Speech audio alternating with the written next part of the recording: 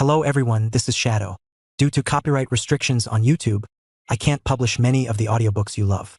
That's why I've created a special paid service where you can enjoy over 300 high-quality audiobooks from platforms like Webnovel, Pocket FM, Audible, Wuxia, and more. Each novel comes as a one-time purchase, no subscriptions, no hidden fees. After payment, you'll receive full access via Telegram, along with all future updates for that novel. You'll find a wide selection of your favorite genres and titles, always in premium audio quality. Check the full list of available novels in the description. DM me now to get your favorite stories in audiobook form and start listening today. Also, you can request any novel so I can turn into audiobooks. Check out our Patreon for more details. Chapter 401 Dr. Zola and 039's Investigation. Chapter 401 Dr. Zola's Investigation. Night. After getting off work at Trident Building, Pierce did not return home as usual, but secretly went to a Hydra base. After entering the Hydra base, Pierce came to a special room where a very high-end computer was placed. He walked to the computer and woke it up after entering a special code. He looked at the mysterious symbols that appeared on the computer and said, "Dr. Zola." At this time, a mechanical synthesized voice sounded. "Captain Pierce, it's been a long time. I thought you were going to contact me at the base in New Jersey." Pierce said nonchalantly, "It's the same for you whether you're here or at the base in New Jersey." Dr. Zola smiled and said, "Haha, you're right. As long as there's internet, it makes no difference to me where I am. Chief Pierce, tell me what you want to see me about." After hearing Dr. Zola's words, Pierce got down to business. He opened the box he had brought, revealing the Dragon Ball inside, and said, "This is an item called a Dragon Ball. There are 7 of them, representing planets 1 to 7. I need you to find all the information about Dragon Balls on the internet, including which people or organizations are currently collecting them." Hearing Pierce's request, Dr. Zola said, "No problem, it's easy for me." Pierce didn't have to wait long, and soon Dr. Zola sorted out all the information related to Dragon Ball on the internet. At this moment, all the computer screens in the room lit up, and all kinds of information related to Dragon Ball were displayed on the computer screens. At the same time, Dr. Zola's voice sounded, "We have collected all the information about Dragon Balls on the internet. The organizations and forces involved in this item are definitely beyond your imagination." Pierce glanced at the screens in front of him. He didn't expect that the amount of information involved in Dragon Ball was far beyond Pierce's expectations. "First, tell me who and what forces are collecting the Dragon Balls." Dr. Zola's voice was a little surprised, and he reported, from online records over the past 3 years, the forces and individuals involved in collecting Dragon Balls include Iron Man Tony Stark, the 10 Rings, the Golden Dagger Club, Xerdes Industries, a vampire-related business, and the Kimura, the former High Table Elders. And those who release Dragon Ball-related information on the internet include Darcy Lewis, Eddie Brock, etc. Besides that, the people and organizations searching for information related to Dragon Ball are even more interesting, including SHIELD, the 10 Rings, the Golden Dagger Club, Tony Stark, Bruce Banner, Darcy Lewis, Black Panther T'Challa, Indian Star Ginger, etc. And I also found a lot of resellers selling Dragon Ball models online. Also, there have been a lot of IPS searching for information about Dragon Ball online recently. However, according to information obtained online, there are 2 ways to distinguish the authenticity of Dragon Balls. One is to shoot directly at the Dragon Ball. If there is no trace and it is intact, it is most likely authentic. The other is that the stars in the Dragon Balls have the same shape from any angle, which cannot be replicated with current technology. Although no one has said the specific functions and abilities of Dragon Balls on the internet, the price of $3,000 million per piece and the fact that so many major forces and individuals are looking for Dragon Balls made Dr. Zola guess that this thing is extraordinary. Alexander Pierce was shocked when he heard that the forces and individuals collecting the Dragon Balls were so complicated, and that many extraordinary people were involved. This basically convinced him that collecting all the Dragon Balls would qualify him to make a wish to the Dragon God. Without these forces and transcendence wouldn't have taken action just because of the Dragon Balls Smith Doyle had set out to fish. After all, Smith Doyle's personal abilities and power were vastly different from what they were now. After figuring this out, Pierce said, "Dr. Zola, I need you to keep an eye on Dragon Balls information on the internet. If anyone sells Dragon Balls, please contact me immediately." Dr. Zola did not refuse Pierce's request but asked, "Can you tell me what kind of magic the Dragon Ball has that attracts so many forces and individuals? Even Hydra needs to get involved." I found out from the internet that the initial appearance of this thing is related to Smith Doyle. Hearing Dr. Zola's question, Pierce was silent for a few seconds, then spoke. The matter of Dragon Ball involves whether Hydra can rule the Earth. Dr. Zola asked doubtfully, more important than the Zola algorithm I'm designing? Pierce nodded and said, it's more important than that. According to the information I received, if you collect all 7 Dragon Balls, you will be able to summon the dragon and have the opportunity to make a wish to it. It is to make any wish come true. Hearing this news, Zola, who had been in the online world for countless years, was also surprised and asked, are you sure you didn't say it wrong? Pierce nodded, I hope I'm wrong, but based on the intelligence I have, this is the result. There are also organized forces that hold Dragon Ball competitions to help others collect Dragon Balls. This is already the 3rd session, which means that at least 2 people have realized their dreams before this. Dr. Zola was also silent for 2 seconds, and then the voice sounded again. This is simply unbelievable. I originally thought that the appearance of the extraordinary was shocking enough, but I didn't expect that there would be a dragon that can make people make wishes. It's like a remake of the Aladdin fairy tale. I will keep an eye on all the information about Dragon Ball for you on the internet. If we can collect all the Dragon Balls, then this time Hydra will completely own the world. Pierce nodded and said, we need to collect all the Dragon Balls before the Dragon Ball War begins. Otherwise, once the battle for the Dragon Ball begins, we won't have an advantage in terms of the combat power of the extraordinary people. Dr. Zola also said with approval, those winter soldiers are about to be eliminated by the new generation of extraordinary people. Although Zola knew that their winter soldiers were not bad, each of them was at the level of Captain America, and their combat power index should be able to reach 50 points. But in this world now, what kind of people are coming out? Smith Doyle, Tony Stark, Ivan Vanko, Thor, Jessica Jones, and the 7 members of the Boys. It can be said that each one of them is outrageous. The Winter Soldier, who was once an unparalleled assassin and destroyer, became ordinary in front of these people. Request recommendation votes and monthly votes for automatic subscription. End of this chapter. Chapter 402 Universal Capsule Group's flagship product. Chapter 402 Universal Capsule Group's flagship product. Pierce also agreed with Zola's opinion, but at the same time he said, although the Winter Soldier is no longer a top-tier fighter, he is still a member of the Extraordinary, and can be said to be in the 2nd tier. And we have a decent number of Winter Soldiers, enough to form a team. We need this kind of combat power on our way to collecting the Dragon Balls. Next, I will order people to activate all the Winter Soldiers. As soon as information about the Dragon Balls appears, I will send all the Winter Soldiers to seize them.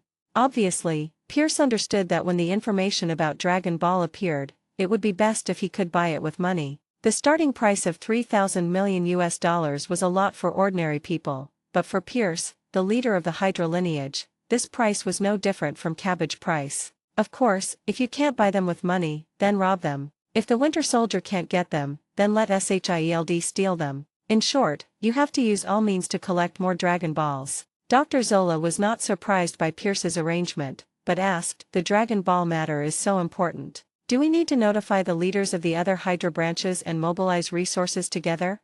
After hearing Dr. Zola's reminder, Pierce began to think. In the Hydra organization, Pierce is currently the biggest leader, but he does not have complete control over all of Hydra. Even the Red Skull back then could not fully control all of Hydra's power, so he is naturally even less capable. After all, not all Hydra branches aim to rule the world. Several of these families aim to welcome back Hydra's original leader, Hive. At first, Pierce didn't believe the nonsense about welcoming back the Hive, and he didn't believe the other parties' claim that there was a Hive on another planet. For this reason, many years ago, Pierce stopped the aviation agency that was dedicated to welcoming back the Hive research. Even the state-owned department was laid off under Pierce's operation. But after the appearance of God's realm in Asgard, Pierce learned of the existence of aliens, and his complete distrust of the existence of the Hive became somewhat skeptical. In addition, there are Hydra branches such as Madame Hydra, Baron Stella, and Whitehall. Pierce was a little skeptical, wondering if the families dedicated to winning back the Hive might have other ideas.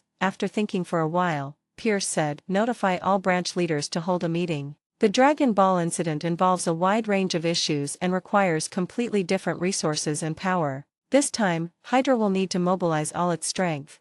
Dr. Zola said, I will notify all branch leaders to hold a meeting. When will the time be set?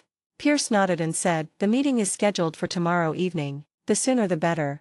Zola didn't waste any more time. After saying, long live Hydra, he began to notify the leaders of all branches. Pierce replied with "Long live Hydra," turned off all the computers, got up and left the Hydra base. He now needed to arrange to activate all the Winter Soldiers. The other side, Assassin's League headquarters. Smith Doyle didn't pay much attention to Tony's anxiety disorder during the day except for complaining about it. After all, Tony should have developed the Prodigal Son armor this time. The mobility of the suit has been improved, and it can be remotely controlled and put on anywhere, which is a good improvement. As for the Extremis virus and Killian, Smith Doyle didn't care much about them. After all, Sue Xiling and the Ten Rings gang had already begun investigating and paying attention to them. When necessary, Su Wenwu will definitely help his daughter, and in this case Killian will no longer be a problem. Without giving Killian any more thought, Smith Doyle came to Bulma's laboratory. Ever since Bulma took the Tesseract from him, he had been staying in the laboratory, and he had just been informed of the success. Pushing the door open and walking into the laboratory, Smith Doyle looked at Bulma, who was full of excitement, and asked, "How's it going? Was it successful?" Bulma was holding an object that looked like a universal capsule and began to speak. "After all these years, I finally succeeded in replicating the universal capsule."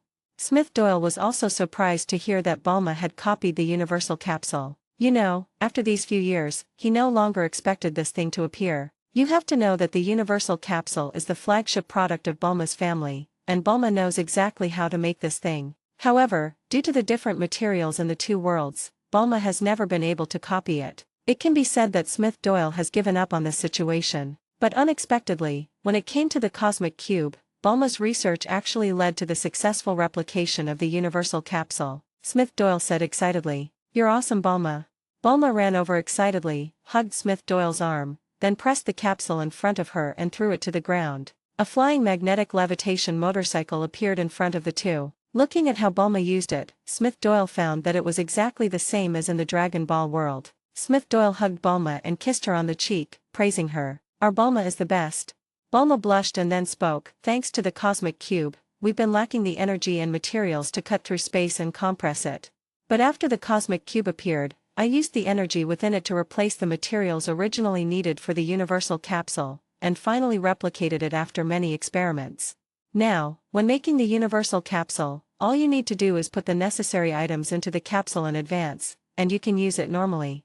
We finally have a flagship product representing the Universal Capsule Group, and we're kicking off a new product launch." Looking at the excited Bulma, Smith Doyle thought for a moment, then said, "The Dragon Ball has revived again, and a new round of battle for the Dragon Ball is about to begin. Do you think the Universal Capsule Group's product launch conference will be held before or after the Dragon Ball War?" Bulma looked at Smith Doyle in confusion and said, "Of course it was before the Dragon Ball War. The product had already been developed, so it was easy for us to hold a product launch conference. But didn't you ask everyone to submit a proposal last time? Is it still the battle for the Dragon Ball?" After hearing Bulma's words, Smith Doyle thought for a moment and concluded that the Universal Capsule Group's new product launch did not conflict with the battle for Dragon Balls, and it would be a good idea to hold it during this time to attract public attention. Then let the group prepare to plan a new product launch conference. There will be enough time before the Dragon Ball battle.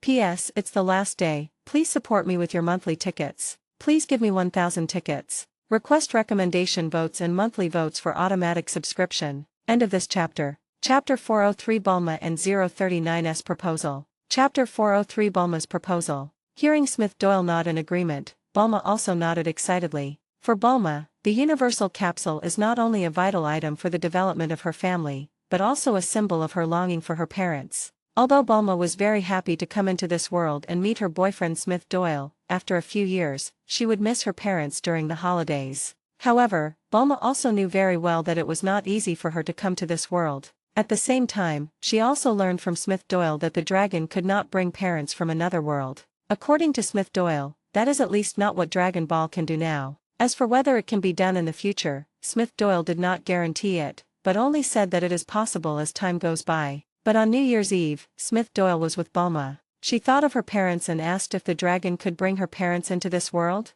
When Smith Doyle heard this, he knew that Bulma missed her parents. After all, Bulma was only 20 years old now. Smith Doyle also thought about this problem at the time, but his mother did not see Dr. and Mrs. Briefs in the partner wish column, and there was no trace of character wishes at all. Instead, Dr. Gero, also known as Android 20, might appear in the future. However, in Smith Doyle's opinion, if the only chance is the Super Dragon Ball that spans multiple universes, or even if one wants to break the multiverse barrier and enter the Dragon Ball universe to take people away, it may require a higher level Dragon Ball that surpasses the Super Dragon Ball to do it, or you just have to wait for good luck, and one day Dr. and Mrs. Briefs will appear in the partner column. Smith Doyle has been concerned about Bulma's matter since that day, although there is nothing he can do for the time being. At this moment, Smith Doyle heard Bulma mention the matter of reforming the Dragon Ball War. Smith Doyle hugged Bulma and sat on a chair, then said, "Speaking of the Dragon Ball War reform, I'm also a bit troubled.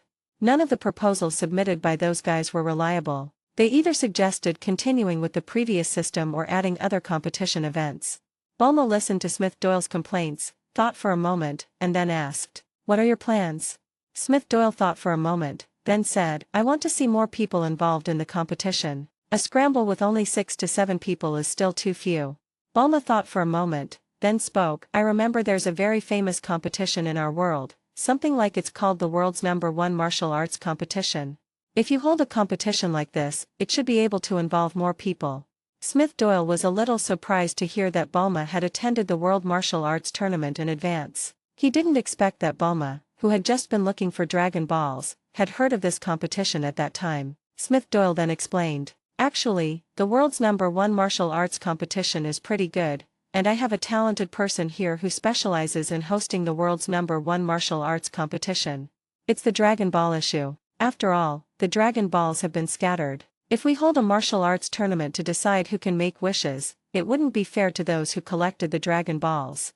Bulma nodded in agreement when she heard Smith Doyle's words. If treating everyone equally is indeed unfair to those who collect Dragon Balls, and if people can participate in the competition and get a chance to make a wish without collecting Dragon Balls, then why bother collecting Dragon Balls? But Bulma soon had an idea and said, "I have an idea. This should be the 3rd Dragon Ball contest. With 3 contests being the final, you can proceed as usual. Starting from the next contest, you can change it to the world's #1 martial arts tournament and invite all Transcendents to sign up, or announce the prize for the champion. As for the Dragon Balls, we collected them in advance to prevent others from obtaining them. But if we just release the wishing information, won't it cause panic among the people and lead to greed?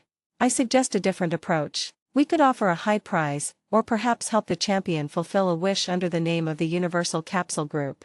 It's still a wish, but it's hidden within the Dragon Ball, which avoids directly publicizing the Dragon Wish. Another option is to directly change this session to the world's #1 martial arts. As for those who have won the Dragon Ball, it means they have already obtained a ticket to the finals. All those who have won the Dragon Ball will enter the finals directly without going through the preliminary selection.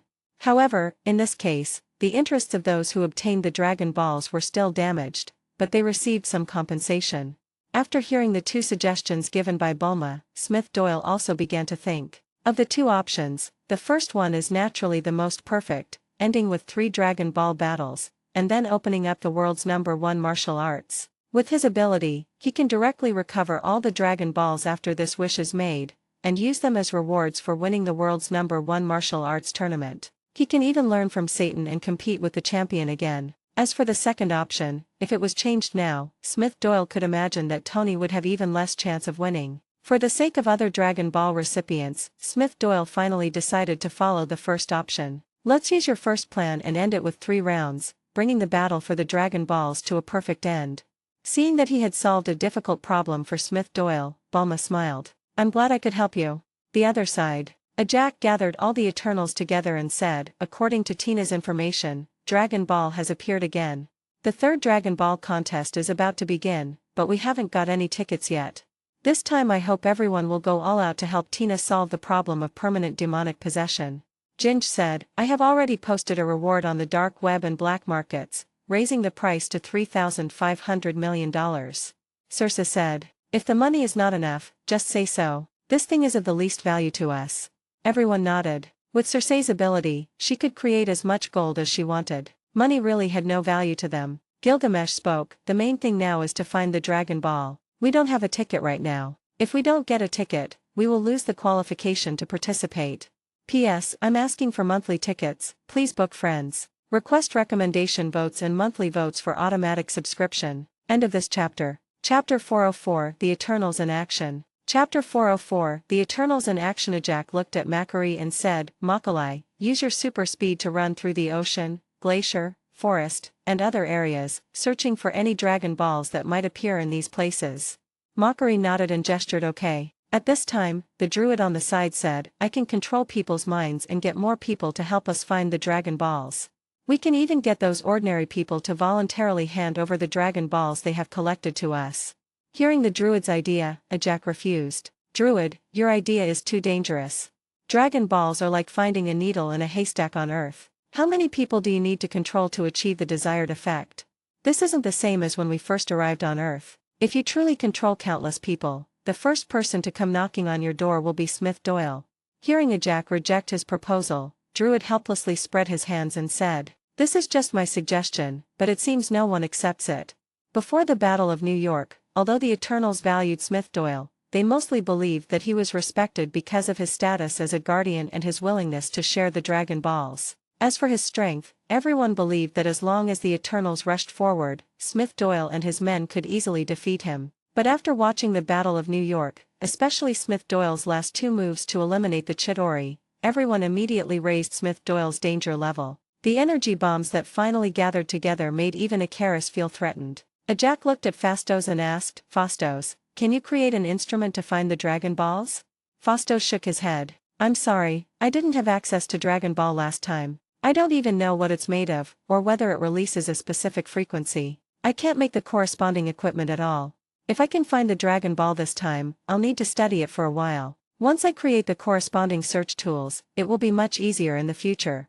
Ajax nodded after hearing this. As for the last time Dragon Ball came into contact with it, no one else had seen it except Tina. But Tina is a female warrior, so it is a bit difficult to ask her to invent tools to find Dragon Balls. At this time, Icarus spoke, Why don't you let me take the spot this time? With my abilities, I believe winning the championship won't be difficult.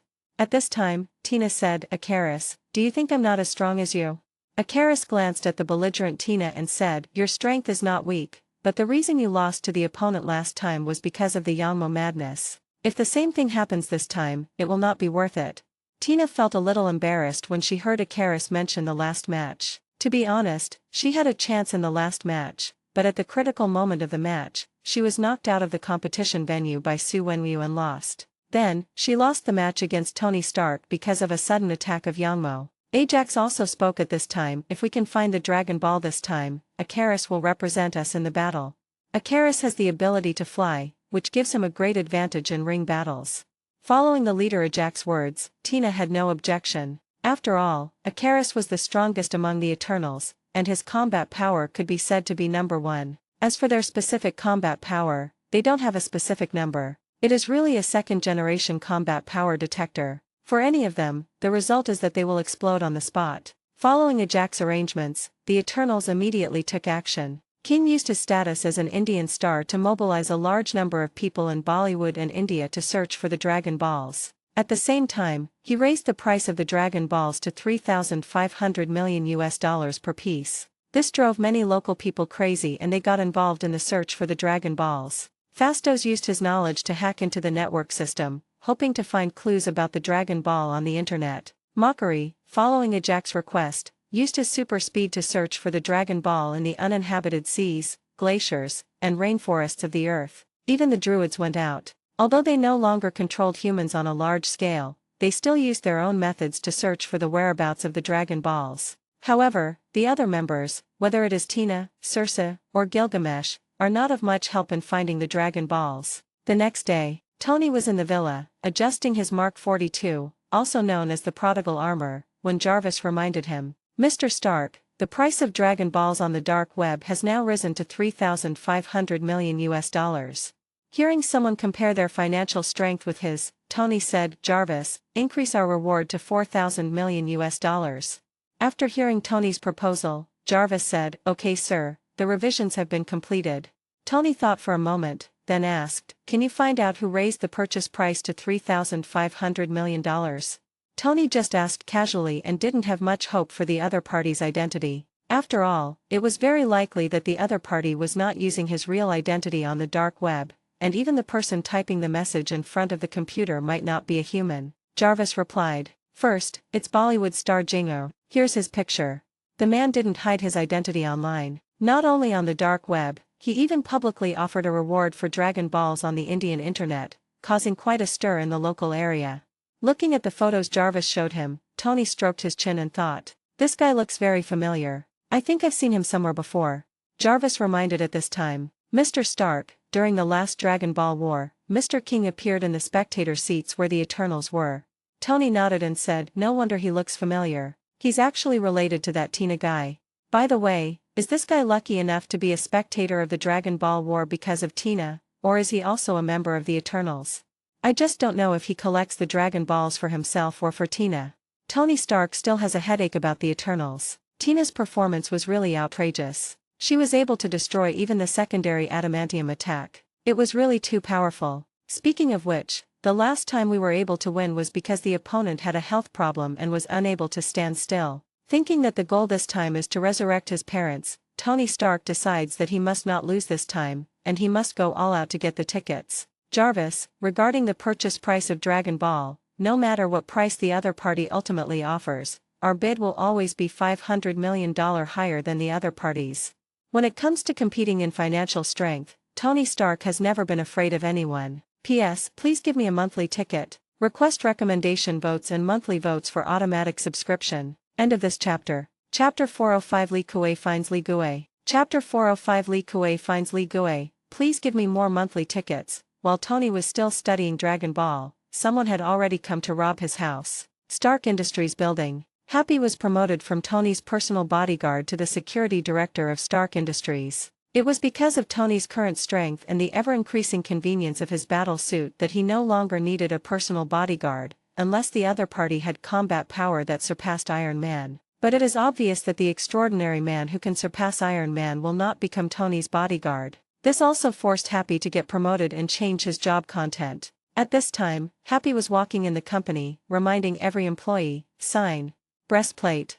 Whenever Happy sees someone without a name badge, he will tell them and ask them to put it on. Seeing Pepper Potts coming to work, Happy went up to her and offered his suggestions. "Pepper Potts, Tony's got a bunch of gear in his basement, and they're all wearing party hats. This is an asset we can use." Pepper Potts said as she signed the document, "You're suggesting I replace all my cleaners with robots?" Happy explained, "I mean, in human resources, people are the weakest link. We should replace them immediately with reliable robots." Pepper Potts asked in surprise, "What?" Seeing Happy still reminding employees to put on their badges, Pepper Potts interrupted, "Happy, I'm glad you're the head of security now. It's a position that suits you perfectly." But, before Pepper Potts could finish, Happy immediately replied with a smile, "Thank you, I appreciate it. My employee complaint rate has tripled since you took office. You don't have to thank me." Hearing Happy's answer, Pepper Potts laughed out loud. "That's not a compliment." Happy said with a smile on his face, "Thank you, it's a compliment. It's obvious that someone is trying to hide something." At this time, Pepper Potts' assistant came over and said, "Sorry to bother you. Miss Pepper, the person you had an appointment with at 4 o'clock has arrived." "Thank you." Then Pepper Potts looked at Happy and said, "Happy, we'll talk later, but right now I have something tricky to deal with." "What's up?" Pepper Potts pushed open the door of the reception room and said, "I used to work with him and he was always trying to ask me out. It's a bit embarrassing." Happy said, "I don't like this either." As the door was pushed open, Pepper Potts was stunned when she looked at the person in front of her. This healthy and mature-looking man was completely different from the one she remembered. Pepper Potts asked in surprise, "Aldridge Killian?" Killian smiled and said, "You look good. You look great." Pepper Potts exclaimed, "My God, you look great." In her memory, Killian was a bit unkempt, limping and needing a cane, and he looked like a Frankenstein monster, but now, Pepper Potts was so surprised that she was speechless. Then she said, "What have you been busy with recently?" Happy behind her was looking at Killian with his eyes. Killian opened his hands and said, "Nothing special. I've been a physical therapist for 5 years. Call me Aldridge." Happy said from the side, "You should wear a security badge." Hearing Happy's words, Pepper Potts felt helpless, then turned around and said, "Happy, it's okay, you step aside for now." "You sure?" "Yes." "Okay, I'll wait outside." Seeing Happy go out, Pepper Potts walked towards the sofa area in the living room and said, "Nice to meet you, Killian." In the reception room, Killian introduced his team's new invention to Pepper Potts, showed his brain, and the prospects of using this technology to improve bioelectricity, recombinant DNA, etc. However, through Killian's introduction, Pepper Potts said, "Unfortunately, it sounds to me like this technology is very much prone to weaponization. For example, transforming warriors and private armies, which is a bit like the direction of artificial extraordinary beings, and Tony." Killian heard what Pepper Potts said and interrupted, "Tony again, Tony. Do you know? I invited Tony to join AIM 13 years ago, but he turned me down. But I can see there's a new talent on the throne now who doesn't need to be held back by Tony anymore and has less of an ego." However, Pepper Potts still refused. "I'd still say no, Aldredge. Though I'd love to help you."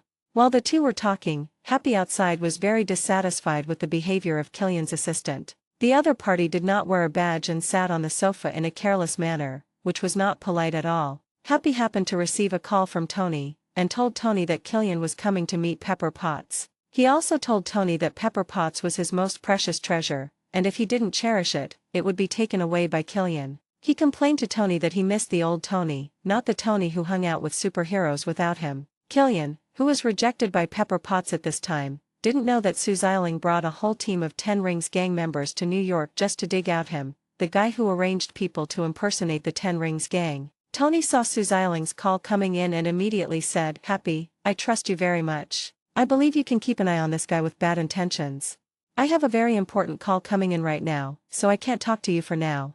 After saying that, Tony Stark immediately hung up the phone, and Happy complained, "Are those extraordinary friends of yours again? I really miss the old Tony more, but I'll still keep an eye on this guy Killian for you." On the other end of the phone, Tony Stark answered Sue Xiling's call. "Mr. Stark, I'm Sue Xiling. I've arrived in New York with my men. I thought we could meet first to discuss the matter of the Mandarin." Tony Stark thought about it and decided to invite the other party to his home directly. He immediately said, "Come to my house and talk. I'll send you the address later." Sue Xiling said, "See you later, Mr. Stark." As the call ended, Tony smiled and murmured, "Let the real 10 Rings gang work hard to catch this fake Mandarin who is pretending to be from the 10 Rings gang. I hope, Sue Xiling, you won't let me down. P.S. I only need 100 monthly tickets to complete 1,000 chapters. I will add 5 more chapters when I get them all. I'm begging all my fellow book fans. Request recommendation votes and monthly votes for automatic subscription." End of this chapter. Chapter 406 The 7 Planets Appear. Chapter 406 A planet appears. Killian walked out of Stark Industries and got into the car, and his subordinate Eric 7 was responsible for driving. At this moment, Killian took out a Dragon Ball from his pocket, played with it in his palm, and said, "Pepper Potts, you have no idea what you're missing. The Dragon Ball in Killian's hand is actually a planet, a meteorite he obtained a year ago." Eric 7, who was driving, glanced at Killian playing with the Dragon Ball through the rearview mirror and asked, "Boss, if we can find the remaining 6 Dragon Balls, can we resolve the side effects of the extremis virus?" Killian said confidently, "As long as we gather all the Dragon Balls, there will be no problem in solving the side effects of the extremis virus. We can even strengthen the potion."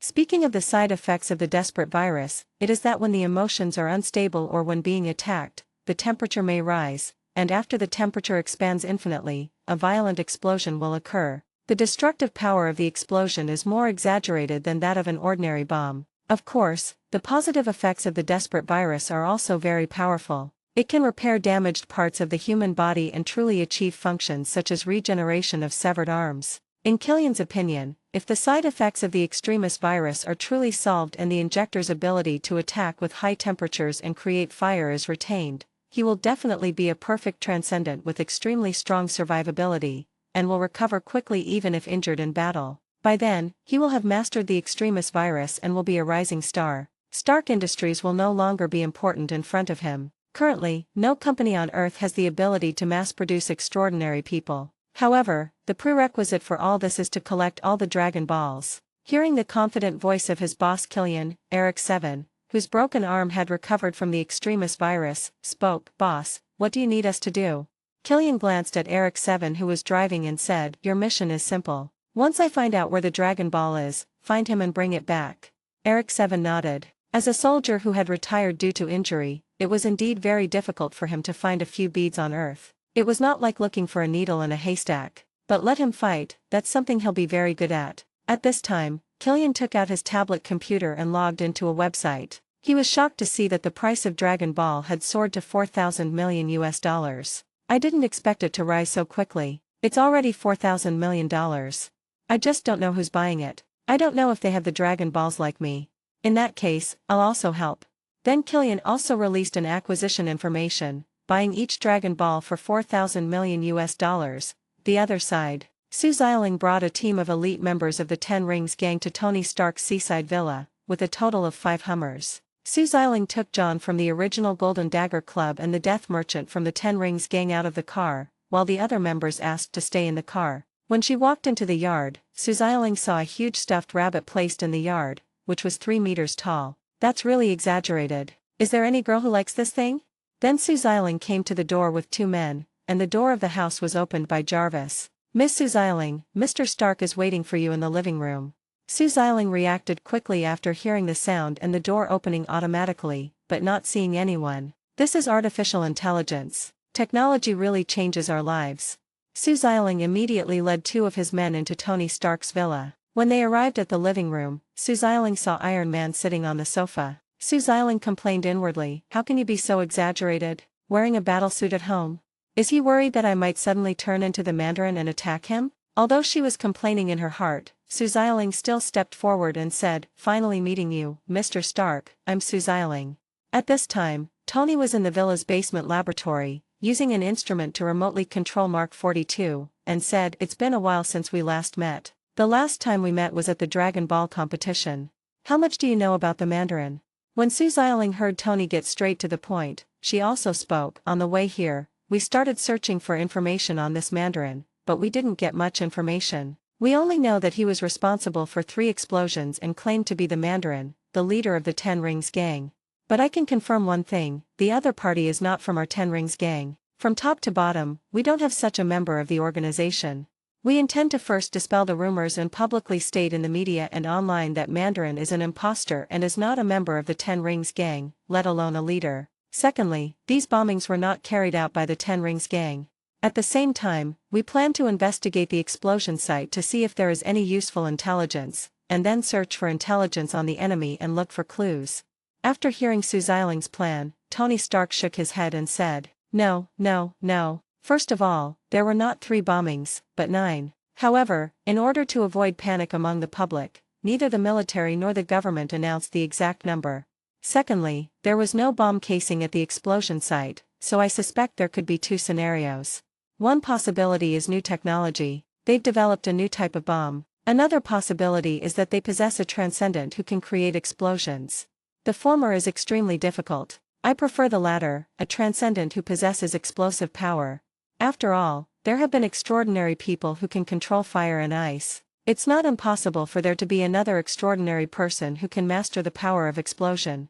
Hearing about the extraordinary people, Su Xialing's expression became solemn, and then she said with some doubt, "If he was a powerful transcendent, why would that Mandarin pretend to be our Ten Rings gang? With such power, wouldn't it be better to form an organization of your own?" Tony then said, "Then you need to investigate this matter yourself. Why did he impersonate you? As for exposing the other party's fake identity, it's up to you. Sometimes, alerting the enemy is a good strategy. You might get unexpected rewards." Su Xialing nodded, then said, "We will contact the media as soon as possible to clarify the matter. Also, Mr. Stark, please share the locations of the 9 explosions with me. I will have someone visit the scene and investigate. Request recommendation votes and monthly votes for automatic subscription." End of this chapter. Chapter 407 Su Xialing and 039's actions. Chapter 407 Su Xialing's actions. The other side. After rejecting Killian's investment invitation and politely seeing him off from Stark Industries, Pepper Potts drove to Tony's seaside villa after finishing all her work for the day. As the car approached the villa, Pepper Potts saw 5 Hummers parked at the door, and next to the cars stood some burly men who looked difficult to deal with. Pepper Potts frowned slightly. Who was this person coming to see Tony? After parking the car at the door, Pepper Potts got out. The members of the Ten Rings gang were not surprised that someone visited Tony Stark's home, and they did not do anything stupid like stepping forward to stop them. After all, their leader did not tell them to do so. When Pepper Potts walked into the yard, a huge stuffed rabbit came into view. A 3-meter-tall rabbit with the words, "Merry Christmas, Pepper" written on it. Looking at this gift, Pepper Potts sighed helplessly, and at the same time was curious about who those guys at the door were. When Pepper Potts entered the villa, he saw a man wearing Mark armor sitting on the sofa and talking with a lady, with two people standing next to him. A closer look reminded Pepper Potts of the people in front of her. She had seen them before at the Dragon Ball competition. The woman was Sue Xiling. She had participated in two competitions, one as a contestant and the other as a spectator like her. Pepper Potts stepped forward and said, "Long time no see, Miss Sue Xiling. I was just wondering which big shot came to visit Tony with those hummers at the door, but I didn't expect it to be your men, Miss Sue." At this time, Tony saw Pepper Potts coming back and said, "Little Pepper, have you seen the gift I gave you? How's it going? Do you like it?" Sue Xiling was a little surprised. The big rabbit at the door was given to Pepper Potts. After being surprised, he immediately said, "Long time no see, Miss Pepper Potts. Merry Christmas. Tony and I have already discussed the matter. I won't disturb your Christmas Eve here." Pepper Potts said politely, "Don't you want to stay for dinner?" Sue Xiling naturally had no intention of being a light bulb, and immediately refused. "Sorry, I have something important to take care of here. I'll treat you next time." Tony also spoke at this time. "Miss Sue has important matters to attend to and doesn't have time." Pepper Potts said, "That's really a pity. I guess we can only do it next time." Sue Xiling said goodbye and left with two of his men. Pepper Potts watched Sue Xiling and her men leave the villa, then looked at Tony and said, "Are you worried about her? You're wearing this in the house. What generation is this, Mark 15? By the way, what did she come to see you about? Is it related to Dragon Ball?" Tony glanced at the MK42 on his arm, but still said, "Oh yes." He did not tell Pepper Potts about his research and development progress. His current armor is already the 42nd generation. It's not related to Dragon Ball. Recently, a terrorist appeared in the media, posing as the leader of the Ten Rings gang. Sue Xiling is here to deal with this matter. Hearing Tony's explanation, Pepper Potts frowned slightly, sat on the sofa, took off her high heels, and said, "So you put on your armor in the living room. What's this hobby? When I saw you in your battlesuit just now, I thought you were going to have a fight." Tony explained, "I was just trying it on. She happened to come by chance. It feels a little tight." Tony controlled Mark 42 to walk behind Pepper Potts and asked, "Hey, you still haven't told me if you like my Christmas present." Pepper Potts said helplessly, "It's a big rabbit, but how can I get that thing in? Can it fit through the door?" Tony also said awkwardly, "Actually, this is a problem. I'll call some people tomorrow to blow up that wall so we can get in." Pepper Potts smiled and said, "Okay." Under Tony's control, Mark 42 gave Pepper Potts a massage and said, "Your shoulders are a little stiff, you naughty boy. I don't want to sound too fussy, but do you like that custom-made rabbit? Do I like it? Just make sure, okay?" Pepper Potts turned around and said, "Wow, that's a creative idea." Then he hugged Mark 42 and said, "Why don't you take off that mask and kiss me?" Ding, ding, ding. "Okay, damn it, it won't open. Do you want to kiss me right here, between our faces?" Pepper Potts stroked the Mark 42's chest armor and said, "Maybe I should run to the garage, find a crowbar, and pry that thing off." "Crowbar, alright." After saying that, Pepper Potts walked towards the basement. Tony immediately spoke up to dissuade him, "It's just that there's a radiation leak over there." Pepper Potts came bounding down and said, "I'll try my luck." Tony continued to dissuade him, "It's too risky." He followed behind him and said, "At least let me get you some protective armor or something." However, when Pepper Potts walked into the basement, she saw Tony wearing a brain sensor and doing stretching exercises on a barbell. Caught. Pepper Potts pushed away the dessert handed over by Benben and said in a somewhat cold voice, "Your tricks are endless. Feel sorry." Seeing that the dinner on the table had been touched, Pepper Potts asked, "You're eating before I even get here? We're on a date tonight." Tony defended himself, "Indeed, I just took a quick bite. I don't know if you're going home or going out for a drink with Aldridge Killian." Pepper Potts asked in surprise, "What? What? Aldridge Killian? What do you mean you're spying on me?" Tony crossed his arms and said, "Happy is worried." Pepper Potts said angrily, "You're spying on me." "I didn't," Tony explained. Pepper Potts was a little angry and turned away, saying, "I'm going to bed." Tony saw Pepper Potts leave and immediately said, "Goodbye, Pepper." Seeing Pepper Potts walk out without looking back, Tony finally couldn't hold it in anymore and said, "Hey, I admit it. It's my fault. Sorry." Hearing Tony's apology, Pepper Potts also stopped and turned to look at Tony. Request recommendation votes and monthly votes for automatic subscription. End of this chapter. Chapter 408 Christmas Party. Chapter 408 Christmas Party, Monthly Pass Plus. Tony says, "I was on edge for a while and I didn't say anything. Everything has changed since that time in New York." Pepper Potts walked down, looked at Tony and said, "Really? I didn't notice anything." Tony said, "You go through things and then they're over and you can't explain it. God, aliens, dragons, Smith Doyle. I'm just a man in a jar. The only reason I didn't have a breakdown is probably because you moved in. Good move, I love you, I'm so lucky. But dear, I can't sleep. You go to sleep and I'll come down here and do what I'm good at. I tinkered. The crisis is imminent, and I must protect the only thing I cannot lose, and that is you. And my armor, they are part of me. Pepper Potts said, the machine distracts you. Tony said, yes. Pepper Potts walked up to Tony, hugged him, held his head in his arms, removed the sensor from his brain, and said, I'm going to take a shower. All right. Pepper Potts took just 2 steps, then turned around and said, come with me. Tony nodded. That's better.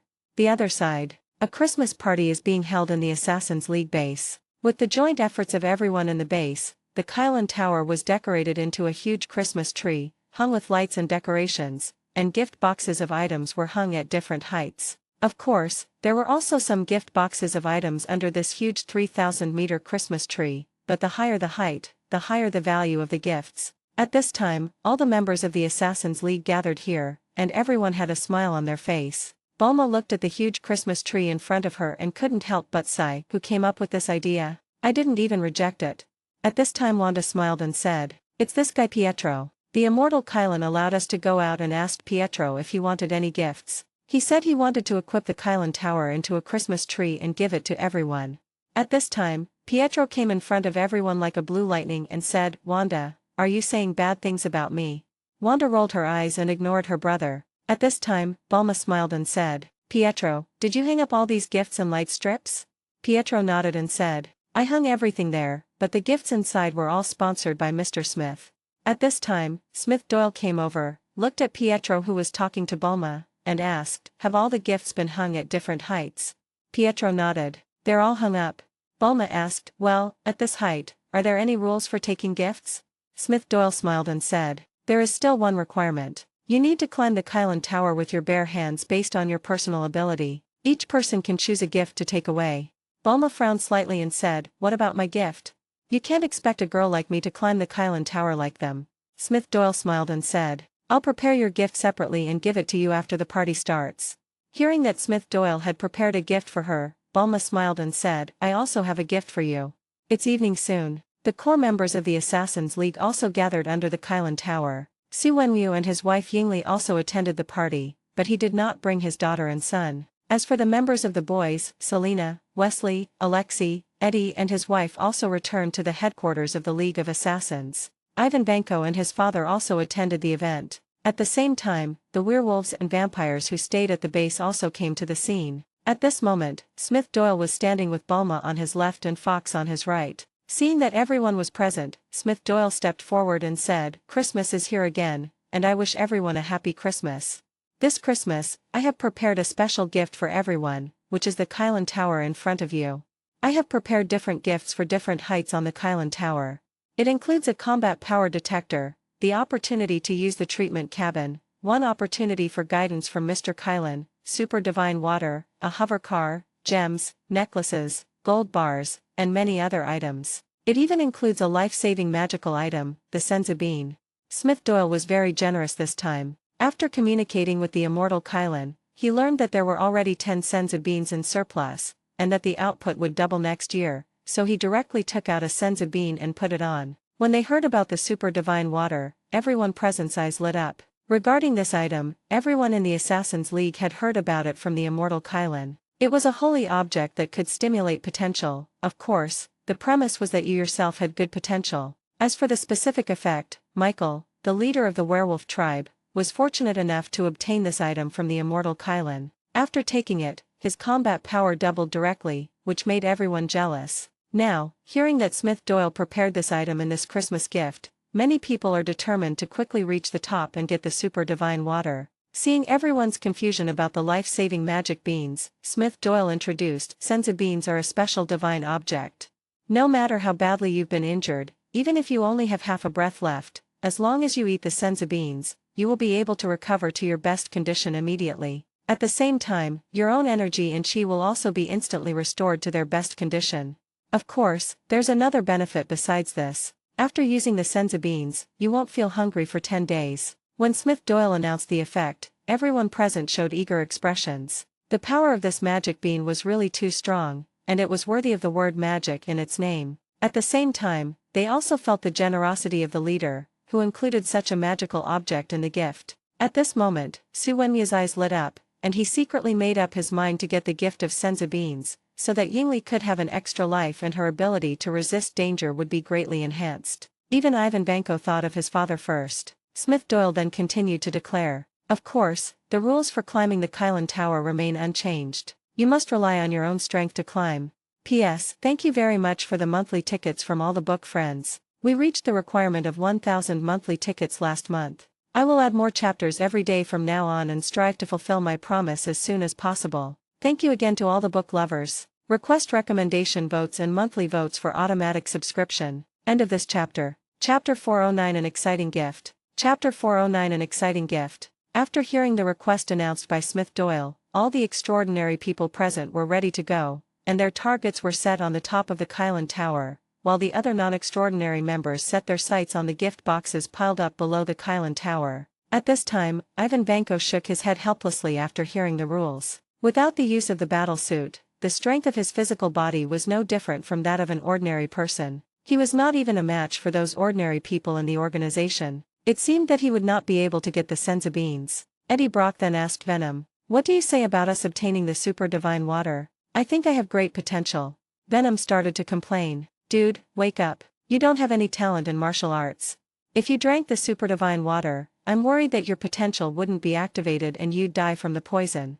But if I drink it, it shouldn't be a problem. After all, as a symbiote, I still have some potential." Hearing Venom's ruthless complaints, Eddie Brock said, "Can't we drink it together? If I can't bear it anymore, you can still help me." After hearing Eddie's suggestion, Venom thought for a moment and said, "Just be lucky enough to get the super holy water first, and maybe you'll go home with a bunch of gold bars." Eddie clenched his fists and said excitedly, "Venom, transform immediately and let's go straight to the top of the tower." At this moment, Suenya glanced at the top of the tower and thought about how much strength it would take to send himself up there. He was determined to get the magical object, the senza bean. Although he didn't know where it was, according to Smith Doyle's description, the higher the location, the better the reward, so he just took the gift box at the highest point. As for the super divine water that could stimulate potential, Suenya didn't care at all in front of the magic beans. At this moment, Wanda whispered to Pietro, "Which gift box is the senza beans in?" Pietro shook his head. "I can't leak the secret, and I won't be participating in this event." Wanda said in disbelief, "How could you be willing to give up such a valuable gift? Who replaced you, my brother?" Pietro's face darkened, thinking, "Am I so bad in your eyes?" Wanda saw that Pietro didn't say anything, so she immediately said, "Since you gave up, I'm going to give it my all. Smith said that I have unlimited potential, and I have only developed a small part of it now. The super divine water is simply prepared for me." Looking at Wanda's excited face, Pietro opened his mouth but ultimately said nothing. As the person who proposed to decorate the Kylan Tower as a Christmas tree and even arranged the scene, Smith did not treat him unfairly at all. Although he gave up this activity, he also received a portion of super holy water. "If my younger sister doesn't get the super holy water in the end, I will give mine to her. It's my fault that I was born a few seconds earlier and became a brother." In fact, Smith Doyle rewarded Pietro with a bottle of super holy water because he thought that Pietro died too early in the original plot and his potential was not developed at all. Perhaps after taking the super holy water, it can even stimulate the X-Men's super speed. After all, in the American TV series Wanda, there is nothing wrong with saying that Pietro and Quicksilver are isomorphs. After all, in the X-Men universe, Wanda and Quicksilver are siblings and even Magneto's children. As for whether Pietro could eventually unlock the Speed Force and reverse time and space with the Flash in the next universe, Smith Doyle held a glimmer of hope. After all, as long as Pietro was alive, anything was possible. Even Alexei excitedly said to Yelena, "Looks like it's time for me to show off my skills. I've climbed this Kylan Tower many times." Yelena complained, "I hope your luck isn't too bad." Smith Doyle looked at the excited crowd and announced, "I now declare the Christmas party to begin, everyone go." As he spoke, Smith Doyle casually detonated a gas bomb in the air, making a loud noise. The moment Smith Doyle made the announcement, Wesley, John Wick, and Eddie Brock instantly entered the symbiote state and rushed directly towards Kylan Tower. The werewolves and vampires present also started transforming directly. All the werewolves transformed into giant wolves, which immediately gave them an advantage in speed. The ordinary members of the vampire clan did not have such an obvious advantage in their transformation, but they were also much faster. Instead, the transformations of William and Marcus, the two ancestors of the vampire clan and the werewolf clan, attracted a lot of attention. It was Marcus's transformation that gave him wings and the ability to fly, which immediately widened the gap between him and others. The giant wolf transformed by William, the ancestor of the werewolf, was so big that it was more than twice the size of an ordinary werewolf. However, compared to others, Su Wenyu hit the ground with the 10 rings on his arms, and then jumped up and flew towards the top of the Kylan Tower.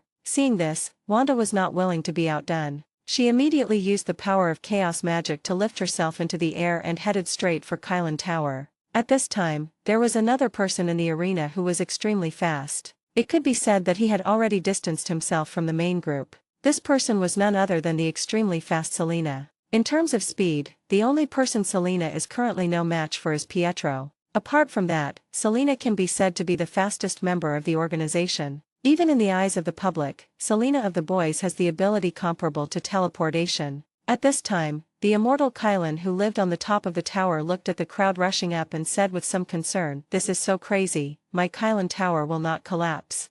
Smith Doyle watched everyone rushing towards the gift area, a smile on his face, and then he said, "Bulma, Fox, aren't you going to get a gift box from under the Kylan Tower?" Bulma smiled and said, "I'm waiting for the gift that Brother Smith prepared for me." Fox looked at Smith Doyle and asked with a smile, "I'm waiting for your individual gift, too." Seeing the looks from the two women, Smith Doyle did not play dumb. He directly took out 2 gift boxes, one pink and one blue, from the system space and handed them to the two women. "This is your gift."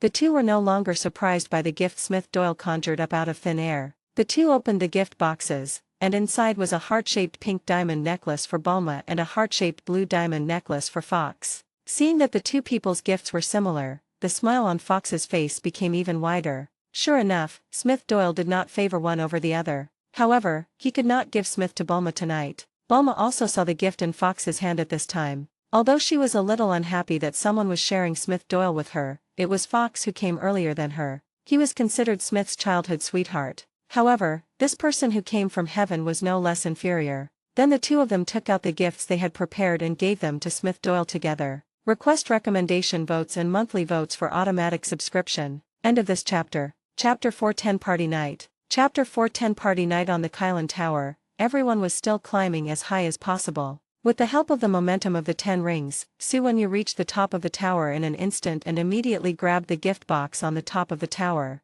However, before Su Wenyu could touch the gift box, a surge of red energy came and knocked Su Wenyu aside. Boom!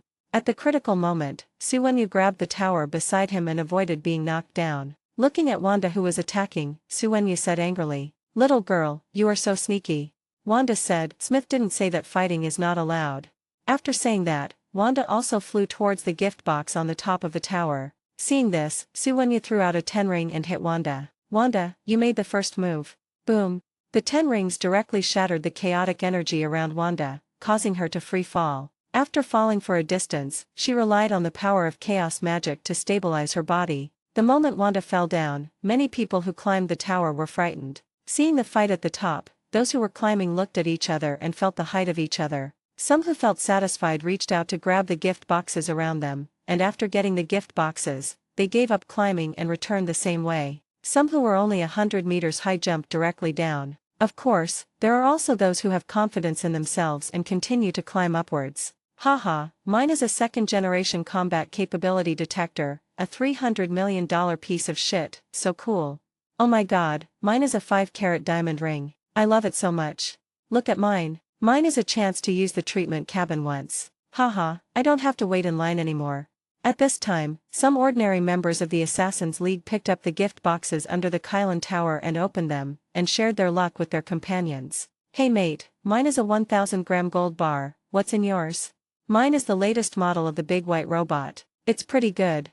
The people under the tower had already started exchanging gifts, and Su Wenyu, who was at the top of the tower, looked towards the gift box on the top of the tower after seeing Wanda float in the air to catch him. It didn't matter what he saw. Selena suddenly rushed out, holding the box and running downwards at a faster speed. Su Wenyu sighed when he saw this scene. He was so busy competing with Wanda that he forgot about the speedster. Now there was no need to attack, so he directly grabbed the second tallest gift box. Because Wanda fell for a while, she did not get the gift box in the second row, so she hurriedly chose one from the third row and left. Instead, Michael, the werewolf leader who had been strengthened by the super divine water, got the second gift box in the second row. As for Eddie, Wesley, and John Wick, they all got gift boxes in the third and fourth rows. Alexei, William and Marcus grabbed the last 3 gift boxes in the fourth row. Selena, who grabbed the gift box at the highest point, came to the ground and opened it. She saw a transparent box inside the gift box, which contained a bean. Is this the senzu bean that can save your life?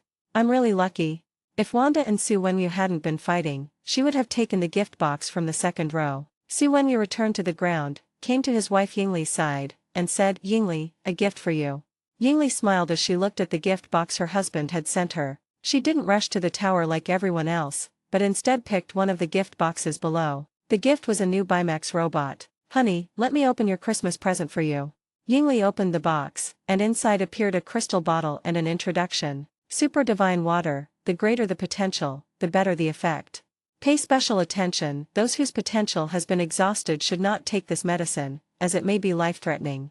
After hearing the words Yingli read out, Su Wenyu said, "Super divine water, it's a good thing. However, we are not sure whether there is still room for development of our potential, so we should not take the risk." Yingli nodded and said, "It's really not suitable for us. Why not let Shang-Chi take it? He just activated the dragon heart and has great potential in his body. There is a lot of room for development. It's a pity for Xiaoling. Without the dragon heart, we dare not give it to her." Su Wenyu also nodded, hugged his wife and said, "I have completely handed over the 10 Rings gang to Xiaoling, so I haven't treated her unfairly. If there is a chance to become a transcendent in the future, I will fight for her."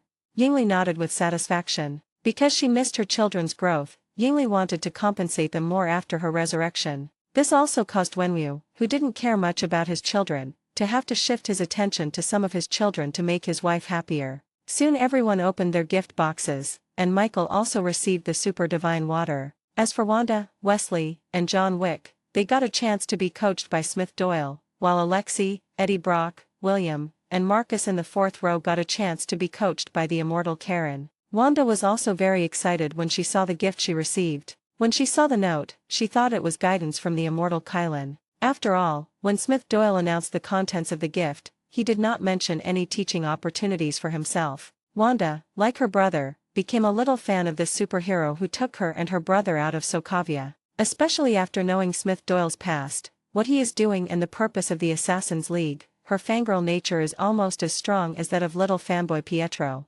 Everyone else also received nice gifts, and everyone continued the party activities with laughter and joy. The entire base was filled with a festive atmosphere, and everyone exchanged gifts and enjoyed the joy of the festival. Smith Doyle was still having a Christmas party night, while Tony Stark fell asleep with Pepper Potts after a fierce applause. Lying in bed, Tony dreamed of the Battle of New York, controlling his iron armor to continuously attack the Chidori soldiers coming out of the space channel. However, this time Smith Doyle did not appear in the dream. Instead, he was besieged by the Chidori soldiers who kept appearing. This made Tony, who was lying on the bed, move constantly because of the dream. His behavior woke up Pepper Potts, who was sleeping next to him. Pepper Potts watched Tony's body tense up and down as if he were having a nightmare, so she hugged him worriedly and whispered, "Tony.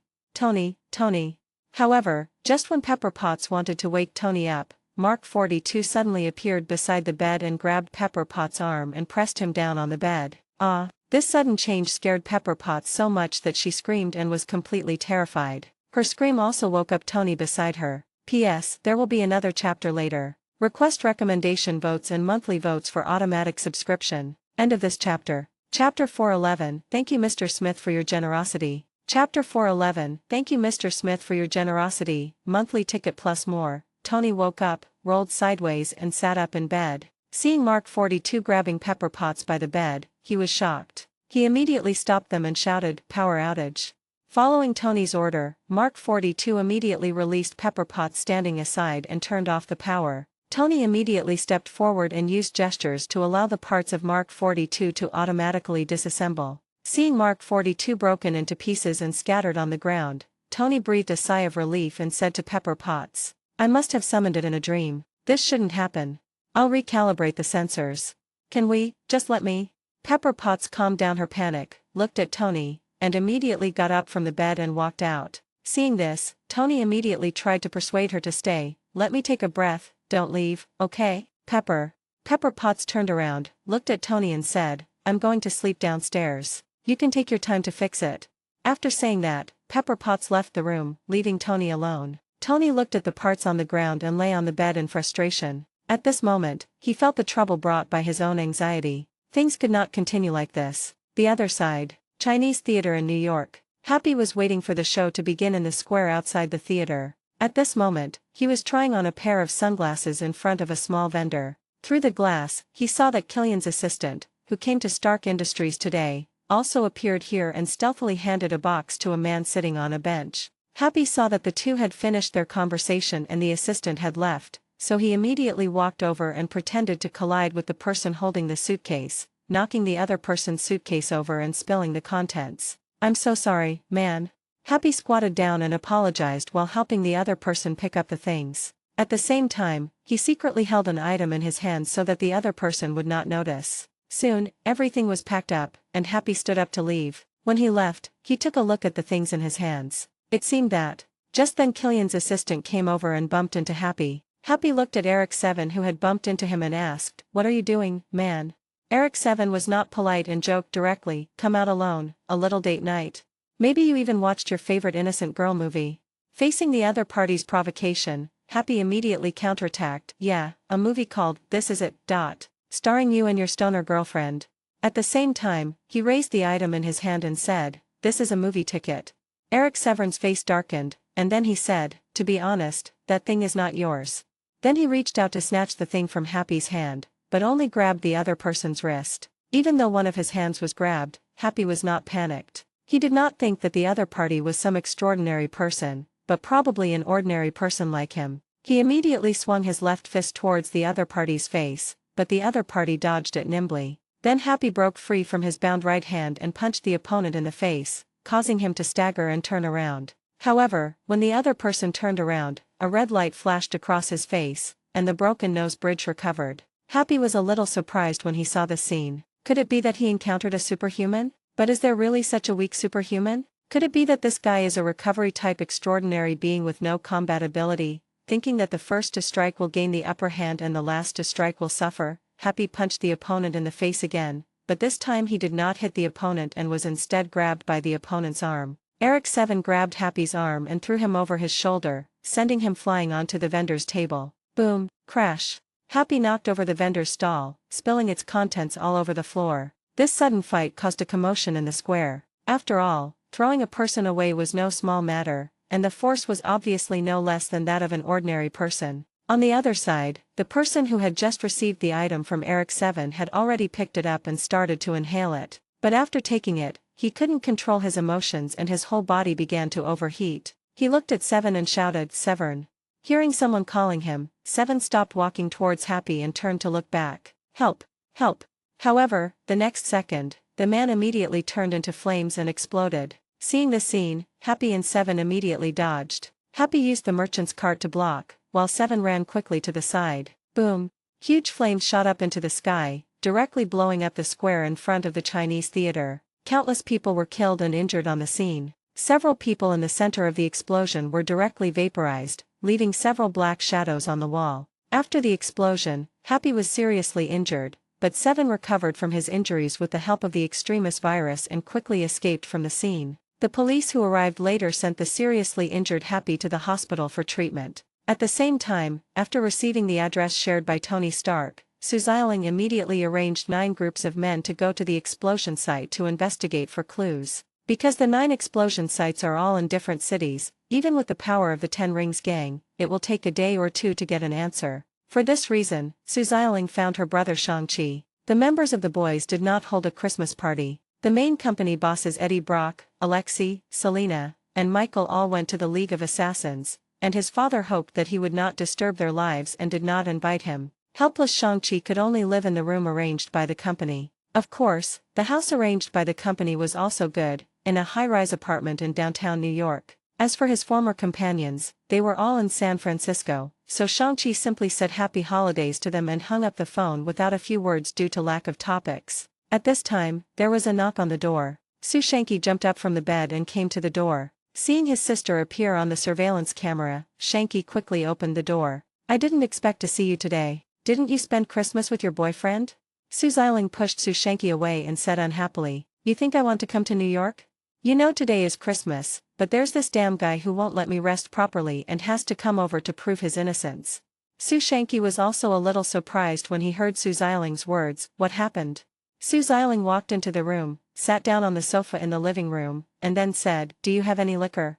Motai or Wolyanjai? Su Shang shook his head in anger. There's only one bottle of bourbon. Want to try it? Su Xiling didn't hesitate and said directly, as a Dongda student, how can you go out without bringing some local specialties? Forget bourbon, so be it. Seeing his sister Su Xiling being so picky, Su Shanky's mouth twitched, but he didn't say much. He took out bourbon from the wine cabinet and poured a glass for his sister. Su Xiling took the glass, drank it directly, and then put it down and said, As expected, I still prefer our own liquor. Just drink it. I tell you, you'll never guess. There's actually a guy who pretended to be a member of the Ten Rings gang and carried out 9 bombings. He said he was the leader of the Ten Rings gang, Mandarin, and took responsibility for this incident. Because of this idiot, Mr. Smith called me and asked me what I meant. Damn, you're a member of the Black Patrol, and your father even joined the League of Assassins. How sick am I that I would lead the Ten Rings gang to act as terrorists? Because of this fake bastard, I have to bring my men to New York on Christmas Day to deal with this matter. Hearing Su Xiling's words, Su Shang was stunned for a moment, then asked in surprise, 9 bombings, such a big thing, how come I haven't heard about it? Su Shanky immediately picked up his tablet and started searching the internet. He soon found the video of Mandarin and information about the 3 bombings. There are only 3 bombings reported online, but what the hell is this Mandarin? There's no such guy among the top brass of the Ten Rings gang. Su Xiling said helplessly. Tony said the government didn't release the real figures to maintain public confidence, but 9 bombings have actually occurred. I've already sent members of the Ten Rings gang to various explosion sites to investigate for clues. Even at the earliest, it'll take a day or 2 for them to report back. As for this Mandarin, I don't know what he was thinking. He actually pretended to be our Ten Rings gang. I've already made an appointment with the media. Tomorrow I'll expose the Merchant of Death. The Mandarin is not a member of the Ten Rings gang. He's fabricating it. Su Shanky was surprised and said, We've made an appointment with the media. Is this appropriate for the Ten Rings gang? Su Xiling rolled her eyes and said, What's inappropriate about this? I've already led the Ten Rings gang through transformation. We are partners in justice. Su Shanky nodded doubtfully, then said, I will bring up this matter at the Black Robe Patrol's meeting tomorrow, so that everyone can pay attention to this incident. I believe Mr. Eddy will not ignore such a thing. After Su Xiling nodded, she couldn't help but complain. I heard you're planning your own movie. Do you still have time to be a superhero? You're not really going to debut as a star, are you? Su Shanky explained. This is all for publicity, so more people can learn about superheroes. Of course, it will also give us a good income, and the treatment of superheroes will also attract more people to join this industry. After Su Shanky explained, he immediately changed the subject. By the way, what are your thoughts on the Dragon Ball's revival this time? Su Xiling glanced at Su Shanky unhappily and said, What ideas can I have? Do I dare to have an idea? Look at what kind of monsters appeared last time. Dad was almost no match for them. Do you want me to collect Dragon Balls and get beaten up? I don't have such a habit. You don't have any ideas, do you? You are a transcendent now, so you can have some ideas. But with your strength, you can only do a little. Su Shanky was scolded by his sister, but he was not angry and said, If we can't do that, we can ask Dad to do it. He's definitely strong enough. And even if I don't participate, just being a spectator of the Dragon Ball battle is a very interesting thing. After hearing Su Shanky's suggestion, Su Xiling thought for a moment and then showed an expression of approval. You're right. I'll try to collect some. By the way, let my dad ask if I can get a ticket to the audience seats or something, or even sponsor it with money. Also, you're so interested in Dragon Ball, do you have any wishes? Su Shanky thought of the people he had seen immersed in the loss of their loved ones. The unspeakable sadness could even consume a person's entire body. Because of the arrival of the Chidori army, many people had lost their families and loved ones. He said, The Dragon Balls can revive the dead. I want my father to make a wish to revive those who died in the Chidori invasion. Hearing Su Shanky's wish, Su Xiling looked Su Shanky up and down and couldn't help but said, Does the life of a superhero change a person so much? But before, the Dragon God only resurrected one person. Can it really resurrect a large number of people? Besides, it's been almost half a year. Is it really appropriate to resurrect a large number of the dead? Su Shanky said, this is a dragon that can grant any wish. The opposite is resurrection, so it should be possible. At this point, Su Shanky felt a little unsure, and then continued, as for the impact after the resurrection, it is enough to allow their families to be reunited and not be immersed in grief. Let the government and politicians worry about the impact. What the people need is the return of their families. Hearing Su Shanky's words, Su Xiaoling fell silent, then patted Su Shanky's shoulder and said, your idea is great, I will find a way for you. But first, I need to say hello to my father. Without his support, our strength won't be enough. Su Shanky also nodded. In fact, it was not worth his while to have the idea of collecting Dragon Balls. As far as he knew, Black Panther T'Challa had changed since he learned about the revival of Dragon Balls. He even returned to Wakanda during the Christmas holiday. It was obvious that he still wanted to intervene in the battle for Dragon Balls. Then Su Xiaoling poured herself some whiskey, raised her glass and said to Su Shanky, Merry Christmas, and may you realize this great wish. Here's to you, our family superhero. Seeing his sister's words, Su Shanky also poured himself a glass, then picked up the glass and said, thank you, Mr. Smith, for giving us this opportunity. Cheers. Request recommendation votes and monthly votes for automatic subscription. End of this chapter. Chapter 412 Team Member Invitation. Chapter 412 Team Member Invitation. Shield, Civilian Division. Melinda May did not go to the so-called Christmas. At this moment, she was stamping the documents when she heard Coulson's voice behind her. Agent May. Hearing the other party's voice, May directly refused. Do not. Coulson walked up to the other party and said with a smile, it seems you already know. May sorted out the documents but said without raising her head, I'm not going back to the field. Coulson looked at Agent May, the only one working overtime in the office, and said, yes, the conditions here are so good. Have you ever considered adding a moat? Hearing the other party's sarcastic words, May looked up at Coulson, and at this time Coulson continued, I only need you to fly the Airbus, liaise with ground transportation, and supervise the scene. This is not a combat operation. May said as she sorted the documents, then you won't need me anymore. Coulson said, if it's useful, I will have an independent team, and I will have relatively greater autonomy. I can make my own decisions on some things without having to go through red tape. Then he looked around and continued, this is where the red tape is. Hearing this, May also laughed at herself. Coulson continued, I've always thought, Melinda May. Before Coulson could finish, May interrupted and asked, you really just want me to fly an Airbus? Seeing that the other party had been persuaded by him, Coulson smiled and said as he walked, this isn't a request, but Airbus is really good. Coulson then left Melinda May's office directly. He needed to deal with the visitors from Asgard immediately after Christmas. If May refused, he would have to leave first. Watching Coulson leave, May also smiled and said, maybe I should consider changing my job. Airbus seems like a good option.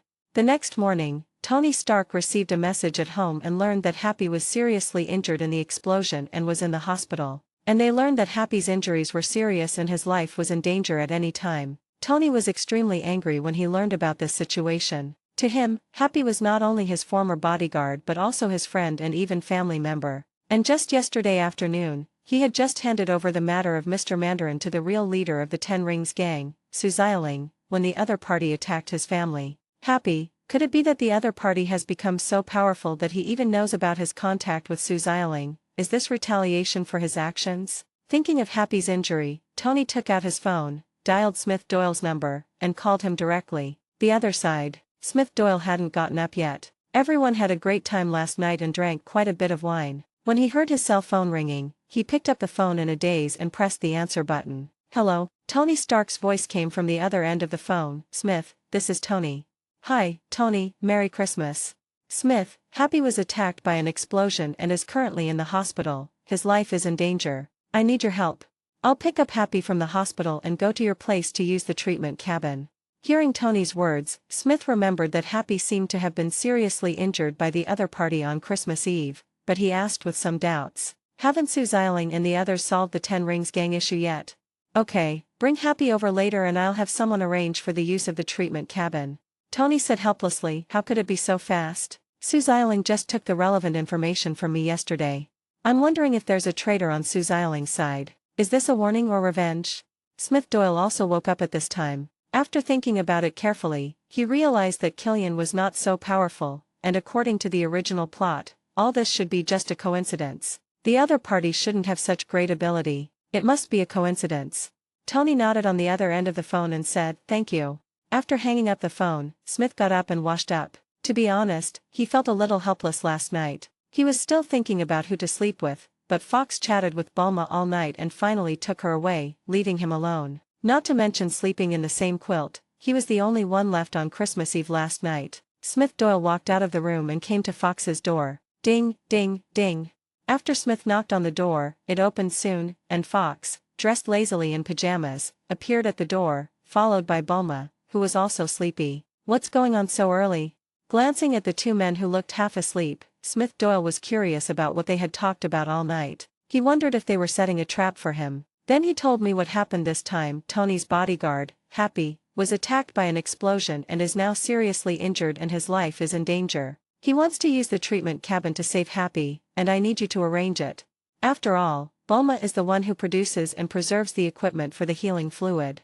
Bulma also woke up at this time and said, "Okay, let me clean up."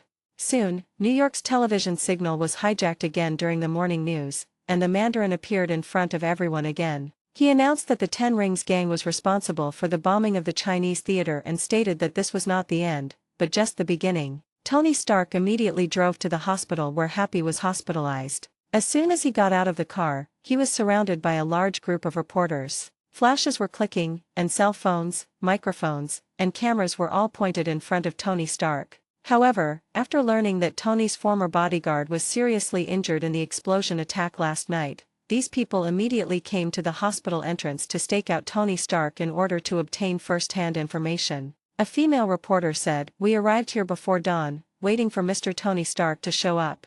We hope he will give us a response, his response to this latest attack. Mr. Stark, look here.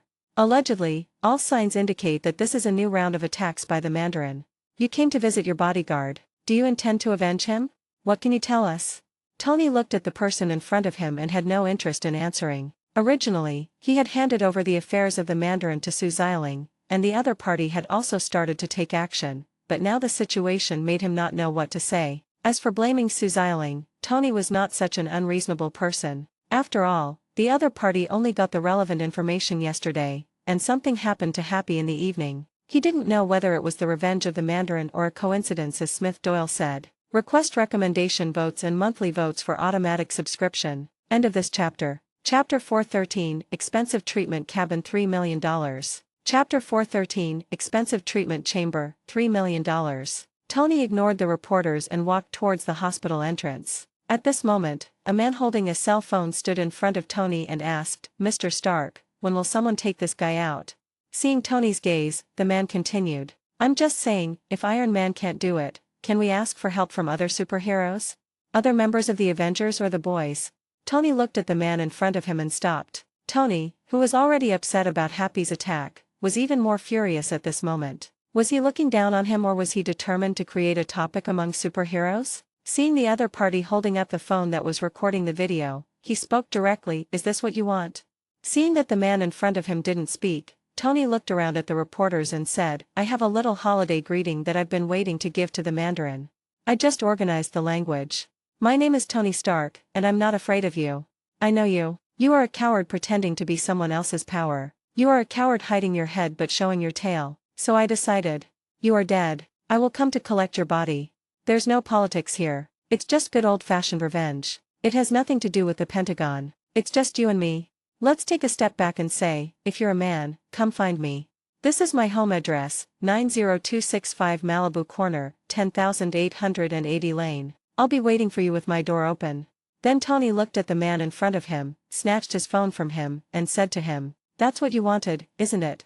Then he crushed the man's mobile phone. "It's on my account." However, the reporters did not let go of the angry Tony. They found a bigger explosive point in his words and immediately asked, "Mr. Stark, you just said that the Mandarin was a coward who pretended to be someone else's power. What did you mean by that?" Tony stopped and said directly, "He's just a coward pretending to be from the Ten Rings gang. The real Ten Rings gang is already investigating him. Believe me, you'll receive information soon." Then, in everyone's surprised eyes, Tony pushed open the door of the hospital and walked in. Because it was a private high-end hospital, the media and reporters did not follow him in. They knew clearly how to interview news under different circumstances. Of course, the explosive news Tony Stark just gave was enough for them to write a news article. Tony came to the ward where Happy was and saw a sterile room made of glass. Happy was lying on the bed in the sterile room with an oxygen mask on his face and full of instruments on his body, wrapped like a mummy. Looking at the unconscious Happy, Tony was very moved and angry. "Doctor, how is the situation?" A doctor in a white coat came up to Tony and said in a low voice, "The situation is very grim. He has extensive burns all over his body and suffered severe damage from the explosion. He has 6 broken ribs and numerous internal injuries. Fortunately, he was not at the center of the explosion, but he has shown no signs of waking up yet and may be at risk of organ failure." Hearing the doctor's answer, Tony nodded to show his understanding. "Doctor, I need to transfer Happy to another hospital now." Upon hearing Tony's request, the doctor said in surprise, "To be honest, his current condition isn't suitable for transfer to another hospital, and our medical resources here are top-notch." As a doctor, he said these words out of a sense of responsibility towards his patients. Of course, he also hoped that a big client like Happy could recover in the hospital, which would be a promotion for the hospital and his personal abilities. Tony shook his head and said, "I have a better treatment plan. Please arrange for discharge." Seeing this, the doctor no longer insisted and reminded, "Okay, I'll handle the formalities for you, but I have to remind you that after you're discharged, all of Mr. Happy's issues will no longer have anything to do with this hospital." Tony nodded and said nothing more. After completing the formalities, an ambulance drove out of the hospital, followed Tony's car, and took Happy to the League of Assassins headquarters. With the arrival of Tony and Happy, the Assassins League, who had been prepared, took them directly to the recovery room and sent the seriously injured Happy to the treatment cabin. As the liquid in the treatment chamber was filled, Tony said, "Happy's condition is very serious, but he can survive." Bulma operated the instrument for a while, then said, "Such injuries may be very serious in hospitals outside, but they are very simple in the treatment cabin. In 24 hours, I'll give you back a lively and cheerful Happy." Hearing Bulma's words, Tony also breathed a sigh of relief and couldn't help but sigh. If the treatment cabin is promoted like the Bimax robot, I can't imagine how much of a blow it will be to medical companies across the United States. I believe countless businesses will go bankrupt and hospitals will close down. Smith Doyle then reminded, "Don't forget the price of his use." Tony thought about the $3 million he paid last time and immediately reacted and said, "Well, this thing really has a hard time affecting the hospital. With a price tag of $300 million, I think few people can afford it except the very wealthy." Tony then looked at Happy in the treatment cabin and said jokingly, "Happy, you're in for a treat. The price of $300 million will not only cure your injuries, but also give you a brand new body. I'm sure you'll thank me when you get out." Hearing Tony's words, Smith Doyle also smiled. It means that Tony and Happy have a deep relationship, otherwise the price of $300 million would be enough to scare away many people. You know, the members who got the chance to use the treatment cabin yesterday were so happy. After all, the price announced internally is $100 million, and the external selling price is $300 million. Even Ivan Vanko's father paid for it when he used it. Of course, there is another situation where it can be used for free, that is, when someone is in danger of death while performing an organizational mission, there is a chance to use the treatment cabin for free to recover. After all, Smith Doyle is not granddad, and he also needs to make money from the work-related injuries of his organization members. "Tony, don't worry about Happy. You'll be able to meet at this time tomorrow." Tony nodded and said, "My friend, I'll take my leave then. This time, I will work with Su Xiaoling to find this so-called Mandarin." Looking at Tony's serious expression, Smith Doyle also nodded. Request recommendation votes and monthly votes for automatic subscription. End of this chapter. Chapter 414 Eddie and Ross and 039's Ambition. Chapter 414 Eddie and Ross's Ambition. Other side. Red Ribbon Group Headquarters. The members of the Black Robe Patrol were holding a meeting in the conference room, and the content of the meeting was about the Mandarin who attacked the theater and caused the explosion. Eddie Brock pointed at the Mandarin on the screen and said, "According to the latest intelligence, the Mandarin, who claims to be the leader of the Ten Rings gang, committed his 10th bombing last night on Christmas Eve. This is an extremely dangerous terrorist who is wreaking havoc around the world. We cannot tolerate such existence." After hearing Eddie's words, Shang-Chi said, "Boss, the Mandarin is not a member of the Ten Rings gang. The Ten Rings gang will release this information in the media today." Eddie didn't care about Su Shanki's interruption and said, "We currently don't know what kind of force or individual he is. He just calls himself the Mandarin. But no matter who he is, for this kind of evil, what we have to do is to eliminate him. According to the intelligence I received from the government, this so-called Mandarin didn't leave any explosion shells at the scene of the explosion. It is currently suspected that a supernatural being was involved. Scorching Flame Man, can your flames achieve the same effect? Chen Heiran thought for a moment, then said, theoretically, if the temperature is high enough, a rapidly heating flame, while simultaneously controlling its internal expansion and explosion, could achieve the same effect. But it's difficult, at least I can't do it to this extent at the moment. Although Chen Heiran's abilities have been greatly improved due to the enhanced serum, he is currently unable to make the flames he shoots out have the effect of a high-temperature explosion. However, he has thought about this development direction before. After all, if one wants to enhance his combat effectiveness by creating the ability to flame, one way is to continuously increase the temperature and melt everything it touches, while the other way is to make the flame he shoots out have the ability to explode and splash. These two directions are exactly what Chen Heiran is currently studying to improve his personal strength. After all, there is currently no news that S.H.I.E.L.D. has any serum that can further enhance his abilities. Eddie Brock heard Chen Heiran's answer and then said, so now we suspect that this Mandarin possesses a supernatural power that can create explosions, which is why there were no bombshells left at the scene. What you need to do next is to investigate the other party's clues through the previous explosion case. Also, I will give each of you a second-generation combat power detector. When you are searching for clues about the enemy, you can use the function of the combat power detector to detect suspicious extraordinary people appearing nearby. Then Eddie Brock pressed a button on the conference table, and his assistant came up holding a box. Eddie took the box and opened it, and found 7 second-generation combat power detectors inside. Then Eddie distributed combat power testers to the 7 people. Everyone took the second-generation combat effectiveness tester and put it on at the same time. Among them, only Black Panther said helplessly, "Boss, is it possible to give me a combat power detector module? I'll try to embed it into the helmet." Eddie Brock shook his head and said, regretfully, "I don't have that right. But you might consider wearing it when you take your helmet off, or just attaching it directly to your helmet. After all, it's not difficult to add a magnetic device."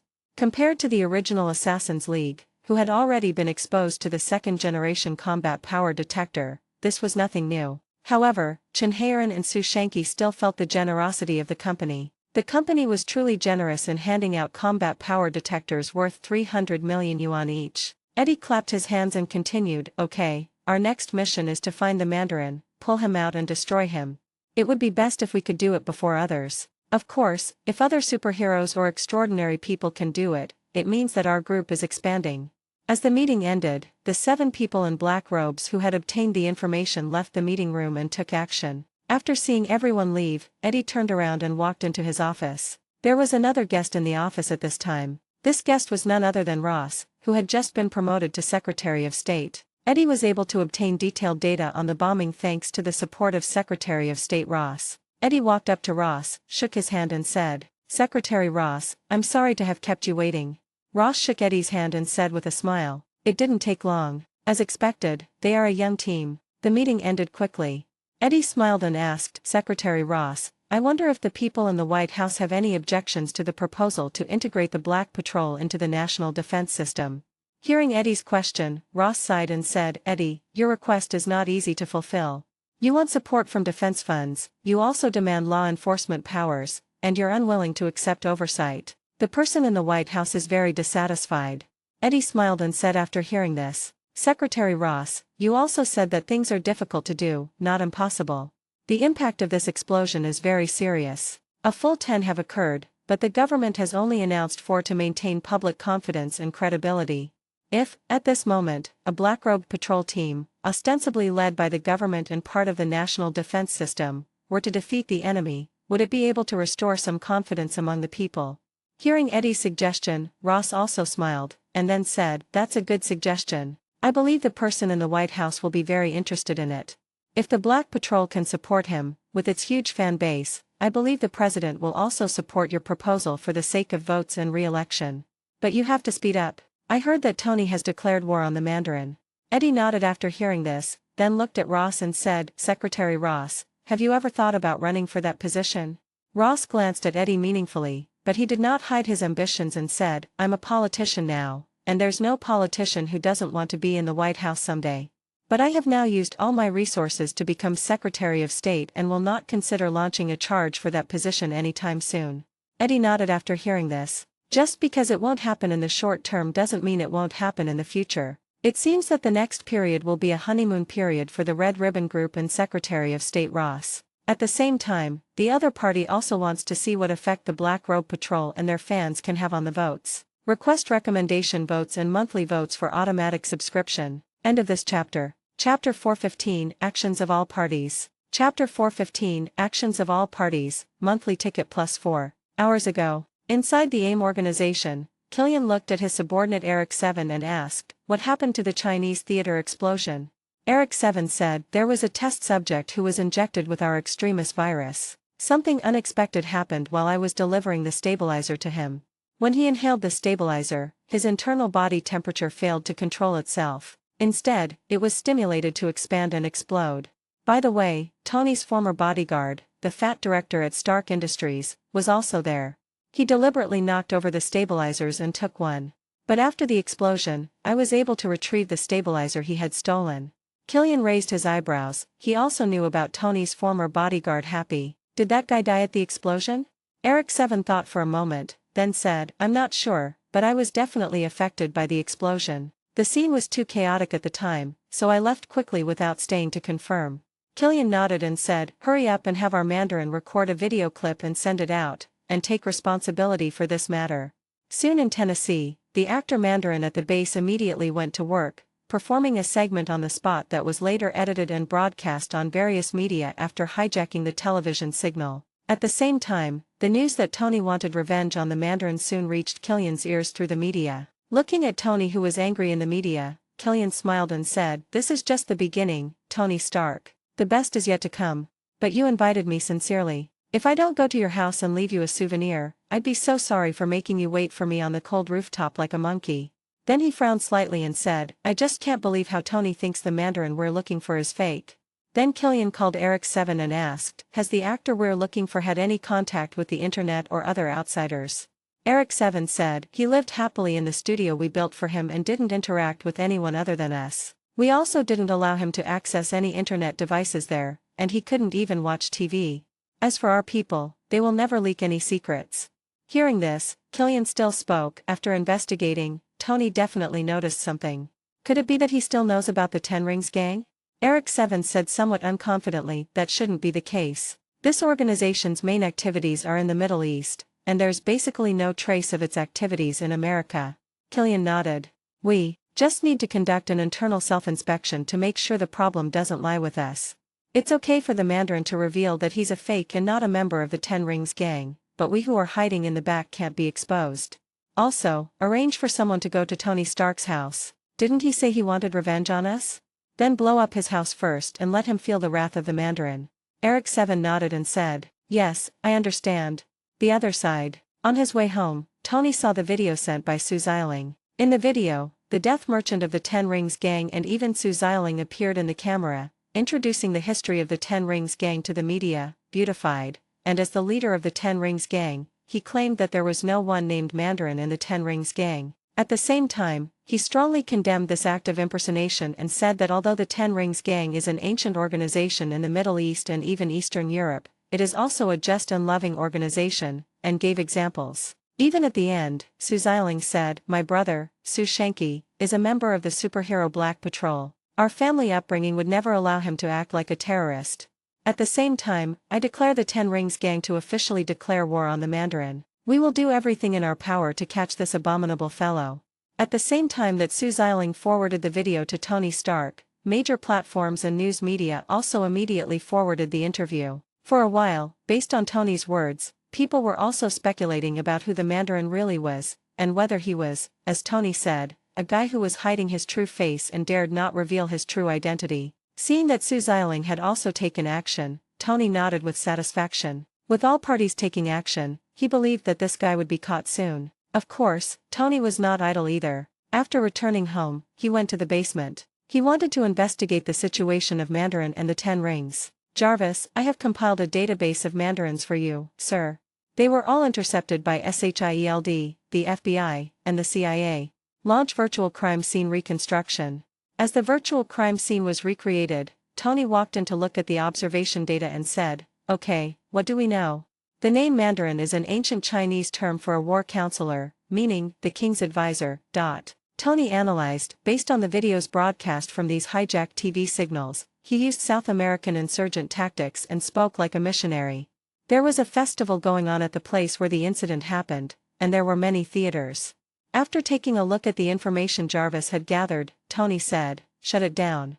Following Tony's words, Jarvis closed the intelligence he had collected and said, "The heat generated by the explosion exceeded 3,000 degrees Celsius. Any object within 12.5 yards was instantly vaporized."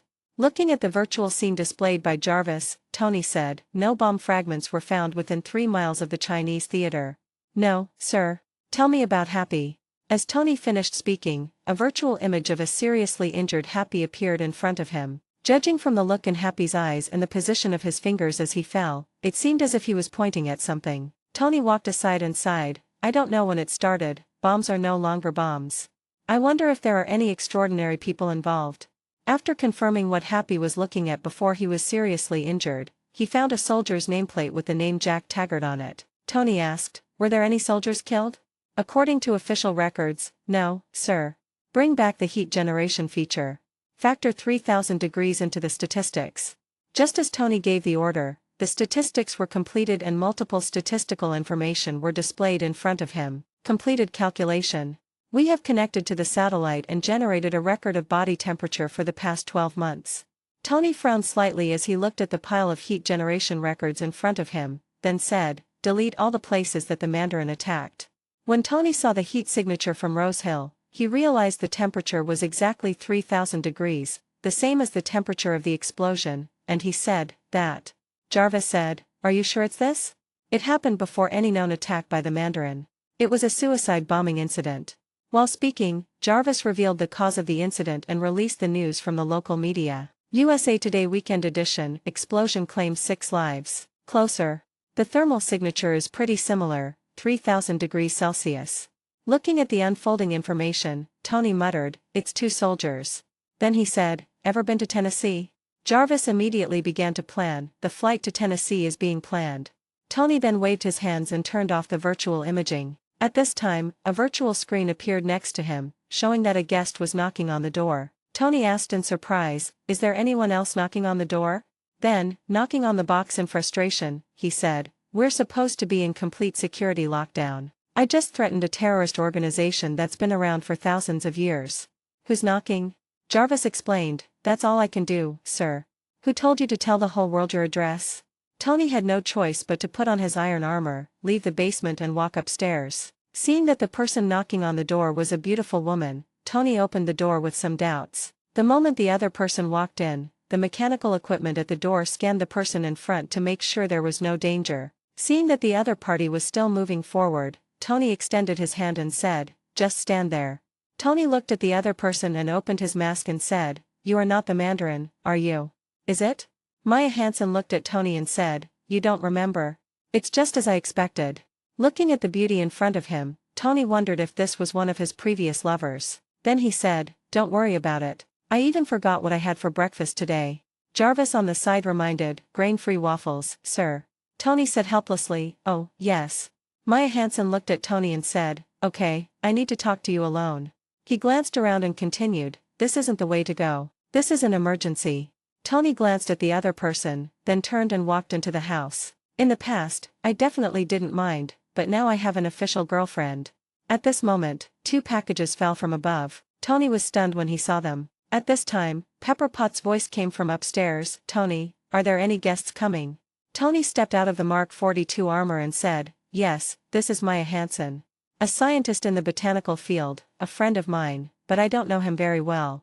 Tony turned and walked up to Maya Hansen and whispered, "Don't ever tell me I have a 12-year-old kid I've never met sitting outside in the car waiting for me." Maya Hansen saw Tony say this and said deliberately, "He is already 13 years old." Tony was frightened when he heard what the other party said. Maya wasn't kidding and immediately said, "No, but I need your help." Tony asked confusedly, "Help with what? Why now?" Maya said seriously, "Because I read the newspaper today, and I don't think you'll live to see the weekend." Tony also said seriously, "I will be fine." At this time, Pepper Potts came down and said, "I'm sorry, Happy is in the hospital. I thought there would be no more visitors." When Tony saw Pepper Potts coming over, he also said, "It's really unexpected." Pepper Potts quipped, an ex-girlfriend. Tony explained, it doesn't look like it. Maya Hansen also said, that's not the case, it's just a one-night stand. Seeing Maya say it directly, Tony had no choice but to nod and say, yes. Pepper Potts looked at Tony and said, that's definitely your style, isn't it? A night of passion. Pepper Potts looked at Maya and said, in that case, you really dodged this jerk. Tony was surprised, what? I'm sure. Before Tony could finish, Pepper Potts said, trust me, we'll get out of here right away.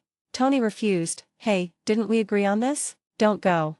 Pepper Potts, go. Tony, men say no. Pepper Potts interrupted again, get out of here right now. Maya Hansen on the side interjected, good idea, let's go now. Tony retorted, sorry, that's impossible, leave her bag alone. While the two were arguing, Maya Hansen saw the TV on the wall, which was playing Tony's address, and said, excuse me, is this situation on TV serious? Tony also looked at the TV and saw a missile flying towards the villa where he was on the live broadcast. Seeing this position, Tony just turned around and looked out the window, and saw that the missile had already hit and exploded instantly outside the building. Boom! The glass of the villa shattered on the spot, and the shockwave generated by the explosion directly blew away Tony and Pepper Potts, who were closest to them. Tony, who was flying in the air, reacted quickly and immediately controlled the Mark 42 to fly automatically and put it directly on Pepper Potts to protect his girlfriend's safety. Tony hit the wall, which made him gasp. You know, he is not a super soldier, and he has not been injected with super serum, so this blow was quite severe. Outside the villa, in addition to the News Corporation helicopter that was broadcasting the entire event live, 3 armed helicopters also appeared outside the villa and turned on their weapon systems. 2 onboard heavy machine guns appeared from both sides of the helicopters and aimed at Tony's villa. Tony, who had fallen to the ground, stood up and saw Maya Hansen, who was knocked unconscious by the shockwave of the explosion. He then looked up and saw the wall above him about to fall. Just as Tony was about to roll over to avoid it, Pepper Potts, driving the Mark 42, blocked Tony's body, resisting the falling cement and said, I'm here to protect you. Tony refused to admit defeat and said, I'll protect you first. At the same time, he found a way out for himself. I told you, we can't stay here anymore. Tony had just stood up and had no time to evacuate when 3 more missiles were launched and hit the villa. The shockwave of the explosion blew Tony to the other side of the villa again. Tony got up from the ground and shouted to Pepper Potts, hurry up, get out of here quickly, they are coming for me. With the bombardment of 4 RPG missiles, the villa could no longer withstand the destruction. The floor beneath their feet broke instantly, separating Tony and Pepper Potts. Seeing Pepper Potts turn over and try to help, Tony immediately shouted, don't come over, go save her. I'm free to do whatever I want. Don't be stupid, go save her, get out of here quickly. Come on. After hearing Tony's request, Pepper Potts put on her mask and went to rescue Maya Hansen first. She knew that she and others were a burden to Tony and needed to evacuate the scene first. Only by leaving here could Tony better display his abilities, such as taking away her battle suit. Pepper Potts immediately helped Maya Hansen up and flew outside. With the help of a palm cannon, Pepper Potts took her out of the villa and came to the open space outside. Request recommendation votes and monthly votes for automatic subscription. End of this chapter. Chapter 416 Pepper Potts and 039's request for help. Chapter 416 Pepper Potts's request for help. Pepper Potts and Maya Hansen had just escaped from the villa when another rocket attacked. Boom. Tony had just stood up when the room shook violently again and the walls began to collapse rapidly, making it impossible for him to stand. Pepper Potts looked at the collapsing villa and exclaimed, oh my god. Then he shouted inside, Tony. At this moment, 3 armed helicopters in the distance continued to fire rockets at the villa. Whoosh. Boom. After this rocket, the building could no longer withstand the pressure and began to tilt towards the sea below the cliff. Tony also took this opportunity to grab the iron frame by the window to steady his body. At this time, Jarvis' voice came. Master, Miss Potts has escaped from this building. Hearing that Pepper Potts had left, Tony breathed a sigh of relief, then turned his head to look out the window and saw the location of the 3 armed helicopters. He immediately began to control the Mark 42 to return to himself. Following Tony's call, the Mark armor on Pepper Potts outside the room began to disintegrate automatically and flew into the villa. At this time, the heavy machine guns of the 3 armed helicopters outside the room also began to rotate, and began to indiscriminately fire at the villa at a rate of 6,000 rounds per minute, and continued to attack with rockets. Da-da-da-da-da, swoosh, boom.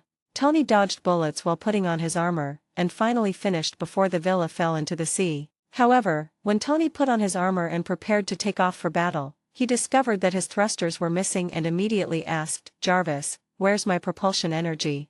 Installing the master, this is a test machine after all. Looking at the 3 armed helicopters that were still firing, Tony wanted to use the weapon system to fight back, but he found that because it was an experimental prototype, the weapons had not yet been equipped. He had no choice but to use the palm cannon to blast the piano into a helicopter in front of him. Fortunately, the aim was good and the shot was successful. But without weapons, Tony had no choice but to run and dodge. Finally, he was bombarded by the opponent's continuous rockets and fell into the sea along with the villa. Because Tony was entangled in the cables in the room, he was trapped on the seabed and unable to escape. The armed helicopter in the air saw that the villa was completely destroyed and that Iron Man no longer appeared on the sea, so it turned around and left. Because he fell into the sea, Tony fainted as the sea water entered the machine. At this time, after Jarvis configured the propulsion device, he rushed out from the bottom of the sea with Tony, and then flew towards Rose Hill, Tennessee according to the previously planned flight plan. Pepper Potts saw the entire villa completely submerged in the sea and immediately ran over to look down, but she did not see Tony flying out in the Mark armor. She cried out in pain, "Tony!" The other side, Assassin's League. With Christmas over, the entire organization began to bustle. Bulma's Universal Capsule Group began preparing for a new product launch, while Fox arranged for the members of the Assassin's League to prepare for the 3rd Dragon Ball contest. Meanwhile, Smith Doyle was about to get a feel for the Dragon Balls, see who had them, and prepare for the distribution of tickets. But before he could act, the phone rang. He took out his cell phone and saw that the caller was none other than Pepper Potts. Smith Doyle frowned slightly. Tony had already left, so what was the matter with this person calling? However, Pepper Potts waited at the ruins of the house for a long time. Even when the police and rescue team arrived and reporters appeared at the scene, she still did not see Tony falling from the sky. Although she believed Tony was fine, she was still worried and finally decided to call Smith Doyle. As the call was connected, Smith Doyle asked, "What's wrong, Pepper Potts?" "Mr. Smith, Tony was attacked at the villa and disappeared. I believe he's fine, but he lost contact, and the media are saying Tony is dead." They all said Tony was just an ordinary guy. If he hadn't put on his suit in time, he wouldn't have been able to withstand the explosion. After hearing what Pepper Potts said, Smith knew that Tony's house had been bombed. At the same time, I thought, hasn't Sue Xiling and the 10 Rings gang already intervened? He even saw the news about the 10 Rings gang clarifying the situation and settling accounts with the Mandarin after Tony left. So why was his house bombed in the afternoon? Shouldn't they have bombed Sue Xiling and the 10 Rings gang? Obviously, even if Killian wanted to blow up Sue Xiling, he didn't know the other party's address. After all, Sue Xiling did not announce the location of the 10 Rings gang headquarters in the media like Tony Stark did. Thinking of Tony's situation, Smith Doyle spoke to comfort him. "Don't worry, Tony will be fine." Pepper Potts said, "At that time, in order to protect me, Tony put the battle suit on me immediately. Later, he took it off after leaving the protection. I don't know if he had time to put it on." After hearing Pepper Potts' explanation, Smith thought for a moment and then said, "Well, I'll come over and take a look at the scene." Pepper Potts said gratefully, "Please, Smith." Tony was attacked and disappeared, and Happy is currently being rescued by the League of Assassins. Pepper Potts doesn't know who else to turn to except Smith Doyle. After all, she is not actually familiar with the other Avengers heroes and doesn't even have their contact information. Maya Hansen on the side asked in confusion, "Who did you just contact?" Pepper Potts hung up the phone, her face full of anxiety, but she still answered the other party's words and said, "I contacted Smith Doyle, he's Tony's good friend, and if anything unexpected happens, I should be able to find Tony. He'll be here in a minute." Maya Hansen was surprised to hear what Pepper Potts said. "God. People on the internet say he and Tony are the best friends. I never thought it was true."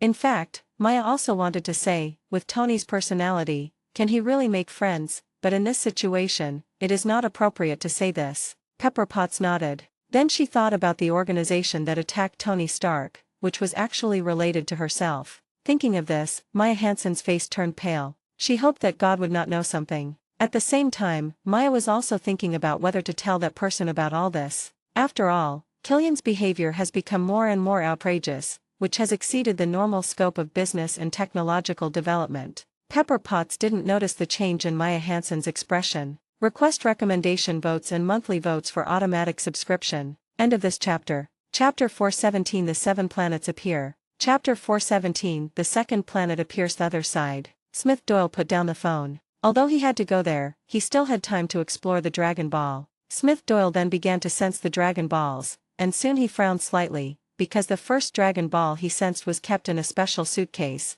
and Smith Doyle could not determine who the holder was for a moment. Smith Doyle quickly gave up on this situation and went to sense the second Dragon Ball. However, the result was the same, it was still packed in a tightly sealed suitcase. Although it is not possible to determine who the winner of the Dragon Ball is for the time being, Smith Doyle can be sure that 2 Dragon Balls have been obtained by someone. He just doesn't know whether it is the same person. However, the specific location can be checked using the Dragon Ball radar. The fact that he had not achieved the desired results for 2 consecutive Dragon Balls made Smith Doyle realize that all the forces that had tried to obtain the Dragon Balls were now very protective of them. Then he checked the 3rd Dragon Ball, and soon a beautiful face appeared in Smith Doyle's eyes. Looking at the face in front of him, Smith Doyle had a sense of déjà vu, but soon Smith Doyle remembered who the other person was. Asgard's banshee Lorelei is known as the humanoid succubus. All men will be attracted to her wherever she goes, and they are even willing to do anything for her after contact, even death.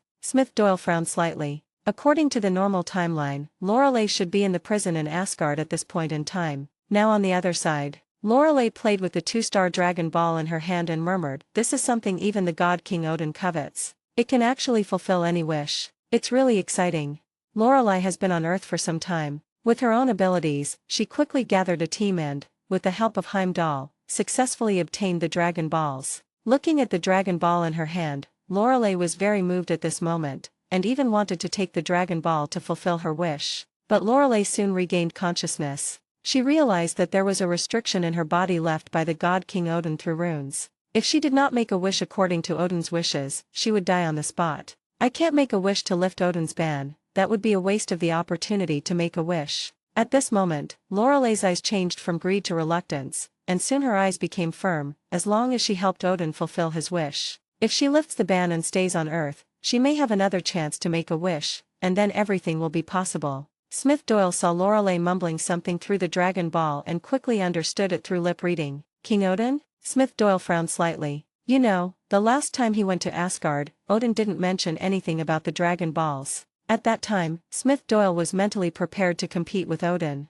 If Odin wanted to break the rules to get the Dragon Ball, he would not agree. However, Odin did not mention anything about the Dragon Balls. Instead, he talked about his daughter Hela and gave him a book on how to use the Cosmic Cube. But now, Odin actually sent the Banshee Lorelei to gather dragons and participate in the battle for Dragon Balls. Things have become interesting. Smith Doyle was a little curious. If Odin really had a wish to fulfill, why didn't he go in person? What was he worried about? Another question is, what would Odin's wish be? Smith Doyle quickly analyzed the situation. There were only 2 reasons why Odin did not enter in person. One was because of face. It was a competition between juniors, and it was embarrassing for the god King Odin to come out and fight for the Dragon Ball. However, this idea was quickly overturned by Smith Doyle. In front of a treasure like Dragon Ball, face is not important. I believe that Thanos, Supreme Lord, Elders of the Universe, and Supreme Evolution in the universe will personally take action if they know about the Dragon Ball. Odin is not a reserved person.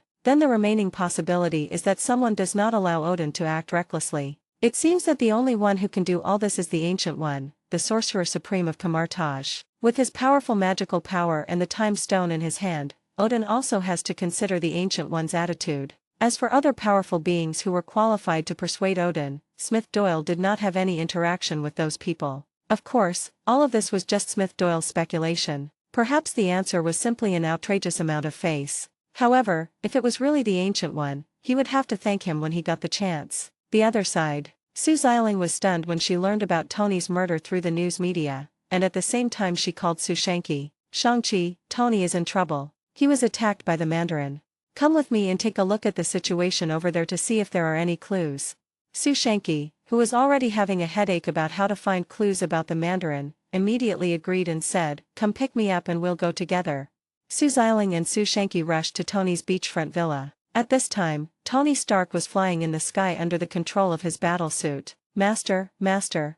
Tony Stark, who had fainted, gradually woke up at Jarvis's call and said, "Got it, clear the alarm, I'm fine." It's an automatic emergency alarm when the energy level is less than 5%. The next second, Tony found that the armor began to fall at a high speed, and finally crashed directly onto the road beside him. After rolling for a while, it stopped. Tony was lying on the ground, sparks coming out of his armor, showing that he was seriously injured. After taking a deep breath, Tony took off his mask, looked at the snowflakes floating in the sky and asked, "Is this snow? Where are we, north?" Jarvis replied, "We are 5 kilometers from Rose Hill, Tennessee." Tony was surprised and asked, "What's going on?" "Jarvis, I didn't arrange it that way. Why are we here? This is totally irrelevant. I want to find Pepper, I want." Jarvis said, "I planned this flight, and this is the destination." "Who asked you to plan it?" Tony was a little helpless, then said, "Open the armor." I have a malfunction, master." "Open it quickly, Jarvis." The next second, the armor opened. Tony sat up from the ground, and said, "I feel so relieved." However, Tony, who was wearing a short-sleeved shirt, felt the coldness of the snow and ice, and finally decided, "I'd better retreat." Request recommendation votes and monthly votes for automatic subscription. End of this chapter. Chapter 418 Sushanki and his sister came to help. Chapter 418 Sushanki and his sister came to help, monthly ticket +5. Jarvis said, "I think I need to go to bed, sir." Jarvis, are you still there? Don't ignore me, man." After confirming that Jarvis had no power and was turned off, Tony felt helpless. It was snowy and there was no one in sight. With his physical condition, he didn't want to freeze to death here. In the end, Tony could only assemble Mark 42 and then drag him away. Tony walked all the way and finally arrived at a Texaco store dragging Mark 42. Seeing a cloak hanging on the doll outside the store, he took it off and put it on himself, then went into the telephone booth. "Stark Security Services, sending to all known receivers." "Pepper, it's me. I know I owe you a lot of apologies, but time is limited now. So first of all, I'm sorry I put you in danger. Because of my complete selfishness and stupidity, I promise it won't happen again. And Merry Christmas, that rabbit is really huge. That's all, sorry. Also, I apologize in advance because there's no way I'll be home on time. I'm going to dig that guy out. I just want you to be safe. I just stole a cloak from the wooden man." After leaving a message to Pepper Potts to report that he was safe, Tony hung up the phone and continued to drag Mark 42 outside. He wanted to find a place to repair the chip in his arm and Mark 42. The other side, Sue Xiling and Sushanki drove all the way to Tony's seaside villa at full speed. At this time, there were many reporters, media, police and rescue teams here. The appearance of Sue Xiling and Sushanki was immediately noticed by the sharp-eyed reporters, who surrounded them immediately. "Mr. Shang-Chi, as a member of the Black Robe Patrol, what are your plans regarding the Mandarin's actions?" Sushanki saw the reporters and cameras coming at him. He was used to this and immediately said, "Just this morning, the Black Robe Patrol has already listed the Mandarin as their next target. Eradicating evil forces and terrorists has always been the top priority of the Black Robe Patrol. We have no sympathy for evil."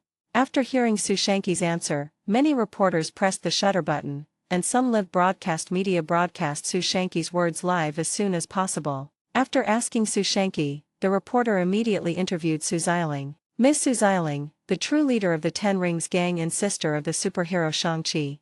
You just refuted and condemned the Mandarin in the media this morning, and you wanted to expose him. But that afternoon, he bombed Tony Stark's villa, leaving his life or death in doubt. What are your thoughts on this matter?"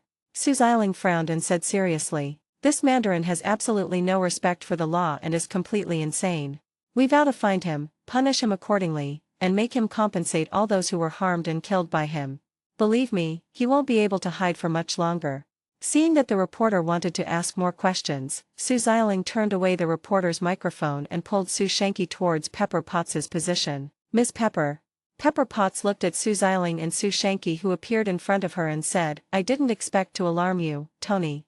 Sue Xiling said, "I believe that Mr. Stark is a man of good fortune and will never be born again. I just didn't expect them to be so ruthless. I just got some information from Tony yesterday, and Happy was attacked that night. And today, even Tony's place was bombed. Believe me, we will make this Mandarin pay the price." Pepper Potts nodded and "Thank you, I'm sure Tony will be fine. But after we were attacked, Tony and the villa fell into the sea. He never came up again, and I have no trace or information about him." After hearing what Pepper Potts said, Sue Xiling looked at the sea beside her, then thought of Sushanki's rising dragon heart, and asked directly, "Did it fall into the sea along with the villa?" Pepper Potts nodded. "I didn't see Tony fly out. Some people speculated that he was buried in the sea by construction debris. Right now the rescue team is using a crane to lift the wreckage, but Tony's villa is too big." Sue Xiling nodded, then looked at Shang-Chi and said, "Shang-Chi, can you go down into the sea and take a look? Su Shanky thought of the abilities granted to him by the heart of the divine dragon, one of which was the ability to move in the sea to a certain extent. He nodded immediately and said, I'll go check first to see if there's any trace of Mr. Stark on the seabed. After saying that, Su Shanky walked to the edge of the cliff and jumped down. Sky. Su Shanky's behavior surprised everyone around him. A reporter brought a photographer to live film Su Shanky jumping off a cliff and explained, this is the remains of the villa where Tony Stark was attacked. Currently, the superhero Shang-Chi from The Boys has arrived at the scene. Oh my god, he jumped right off the cliff. Photographer, move the camera quickly forward and aim at the sea. The reporter continued, he just dived into the sea. Was he trying to find Iron Man Tony Stark in there? I just wonder how long he can last on the seabed without any equipment. After all, Shang-Chi's extraordinary abilities don't include surviving under the sea. Oh my god, 3 minutes have already passed. Could it be that he still has this ability?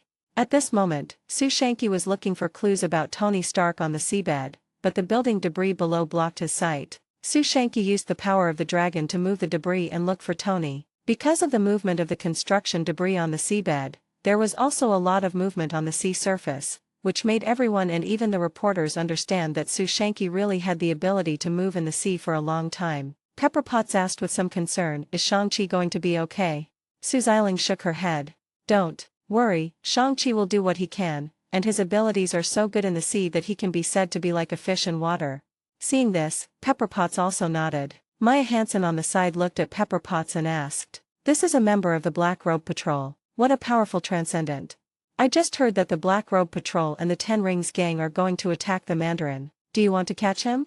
Pepper Potts nodded and gritted his teeth and said, yes, none of them will let Mandarin go. Obviously, Pepper Potts was also filled with anger at the attack by the Mandarin, but she did not have the ability to retaliate. Request recommendation votes and monthly votes for automatic subscription. End of this chapter. Chapter 419 Maya Hansen and 039's explanation. Chapter 419 Maya Hansen's explanation. After some searching, Su Shanky found a lot of Tony's old Mark series suits in his collection, but they were damaged by the explosion. After opening the mask, he found no trace of Tony. Even under some building wreckage, Su Shanky used the power of the dragon to lift it up, but still could not find Tony. Seeing that there was no trace of Tony, Su Shanky felt relieved. As long as the body was not found, the possibility of Tony Stark being alive was very high. At this moment, John Wick drove to the scene, and as soon as Smith Doyle got out of the car, he was surrounded by reporters. God, are you also here to confirm the death of your friend Tony Stark? What do you think about his attack this time? Will the Avengers declare war on the Mandarin over Iron Man's death?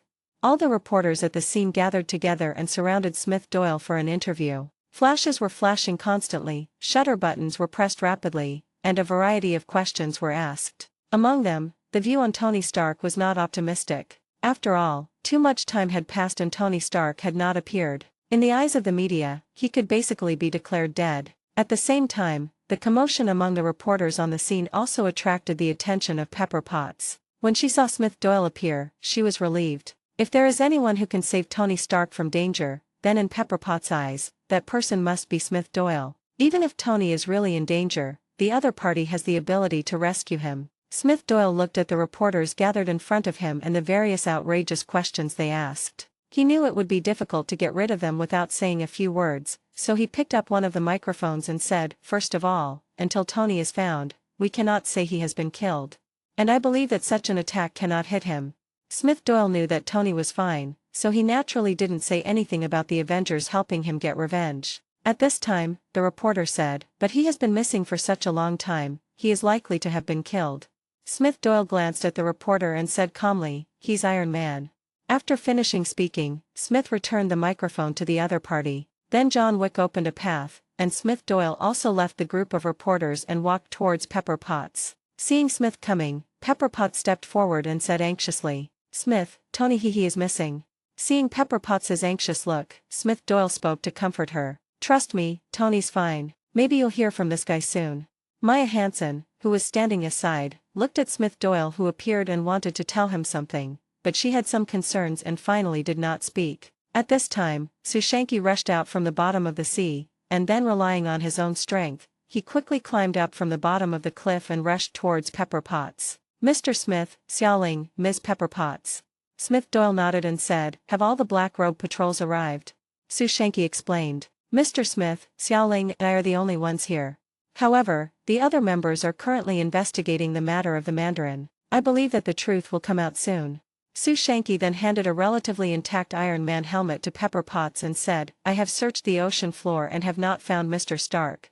I did see several different styles of Iron Man suits, but they looked like older models. I opened the suits, but there was no one inside. This is one of the helmets I took off.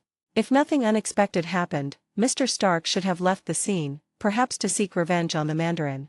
Hearing Su Shanky's words, Pepper Potts secretly breathed a sigh of relief, but still wondered. He doesn't have any information about the other party. Even if he wants to seek revenge, he has to find the person. I don't know where he went. He didn't even leave any news. Smith Doyle said, at least Su Shanky's intelligence tells us that Tony Stark is still alive. If something really happens, I will bring Tony back. Hearing Smith Doyle's affirmative words, Pepper Potts immediately thought of the Dragon Ball's ability to resurrect people, and immediately said, I trust you. If anything really happens, Tony will be in your care. At this time, the Iron Man helmet that Su Shanky gave to Pepper Potts began to flash red. Seeing this, Pepper Potts thought about it and put the helmet on his head. Stark security server, authentication successful. Then Tony's message was played in the helmet. Hearing these words, a smile appeared on Pepper Potts' face. She was completely relaxed at this moment. Tony Stark was still alive. After listening to the message, Pepper Potts took off his helmet and said to Smith, Su Shanky, Su Xiaoling and the others, Tony is still alive and just left a message through the security system. He said he would find out who was behind this and who was the fake Mandarin. After hearing what Pepper Potts said, Su Xiaoling and Su Shanky both breathed a sigh of relief, especially Su Xiaoling, who was particularly concerned about this matter. After all, so many problems arose right after she got the information. At this time Su Xiaoling said, Ms. Pepper, I suggest you check the security situation and systems around Tony. After all, Tony gave me the information right before Happy got into trouble, and now the villa has been attacked. I have to suspect that someone I know is involved. Of course, I will also check myself to make sure the problem is not caused by me. After hearing Su Xiaoling's words, Pepper Potts hesitated for a moment, then spoke, okay, I'll check Tony's security system to see if there are any loopholes. However, Happy at Stark Industries is still receiving treatment. The conversation between the two made Maya Hansen very nervous. If there was anyone present who had something to hide, it was only her. Although she was not the one who caused all this and she did not leak any secrets, she knew that all of this was done by Killian, including the bombings. Of course, the explosion was not intentional. It was just an accident that happened to the user, but Killian used the Mandarin to package it up. Among the people here, Smith Doyle knew very well that there was no one leaking information on either side, but he still glanced at Maya Hansen. But just this one glance made Maya Hansen's heart beat faster and her face turned paler. Pepper Potts also noticed the change in Maya Hansen, but thought that she had not yet recovered from the previous attack, so she shook her hand. Smith Doyle recalled the situation of Maya Hansen. The other party was the scientist who developed the extremist virus, while Killian was more of an investor of Maya Hansen. The main researcher was the person in front of him. Maya Hansen once threatened Killian with her own life to release Tony, but was shot and killed by Killian instead. Speaking of this scientist, his research and development capabilities were decent, though not top-notch. Over a decade, he developed the extremist virus from plants to humans, though the initial side effects hadn't been eliminated. With this in mind, Smith Doyle decided to save the other person's life first. Speaking of the extremist virus, if the side effects are solved, even if the superpower part is removed and it is only used to treat disabled people, it will be a blessing to society. After thinking about this, Smith Doyle said, now that Tony Stark is okay, Pepper, come back to the base with us. After all, no one can be sure whether the Mandarin will take even crazier actions when he finds out that Tony is not dead and is even going to cause trouble for him. You're Tony's family member now, and Happy happens to be recovering tomorrow, so he'll be in your care while Tony's gone. You can stay at the base for a while. Once you've solved the problem with the Mandarin, you can reunite with Tony. After hearing Smith's suggestion, Pepper Potts nodded. She was Tony's weak spot. If the enemy knew that Tony was not dead, it might not be impossible for them to capture her and threaten Tony. You have to know that the Mandarin is a crazy terrorist who dares to do anything. Okay, I'll trouble you during this time. It's Mr. Manchu's business.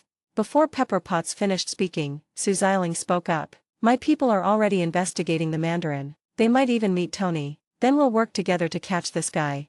At this time, Su Shanky on the side also said, don't worry, Ms. Pepper. This is also the top priority of the Black Robe Patrol.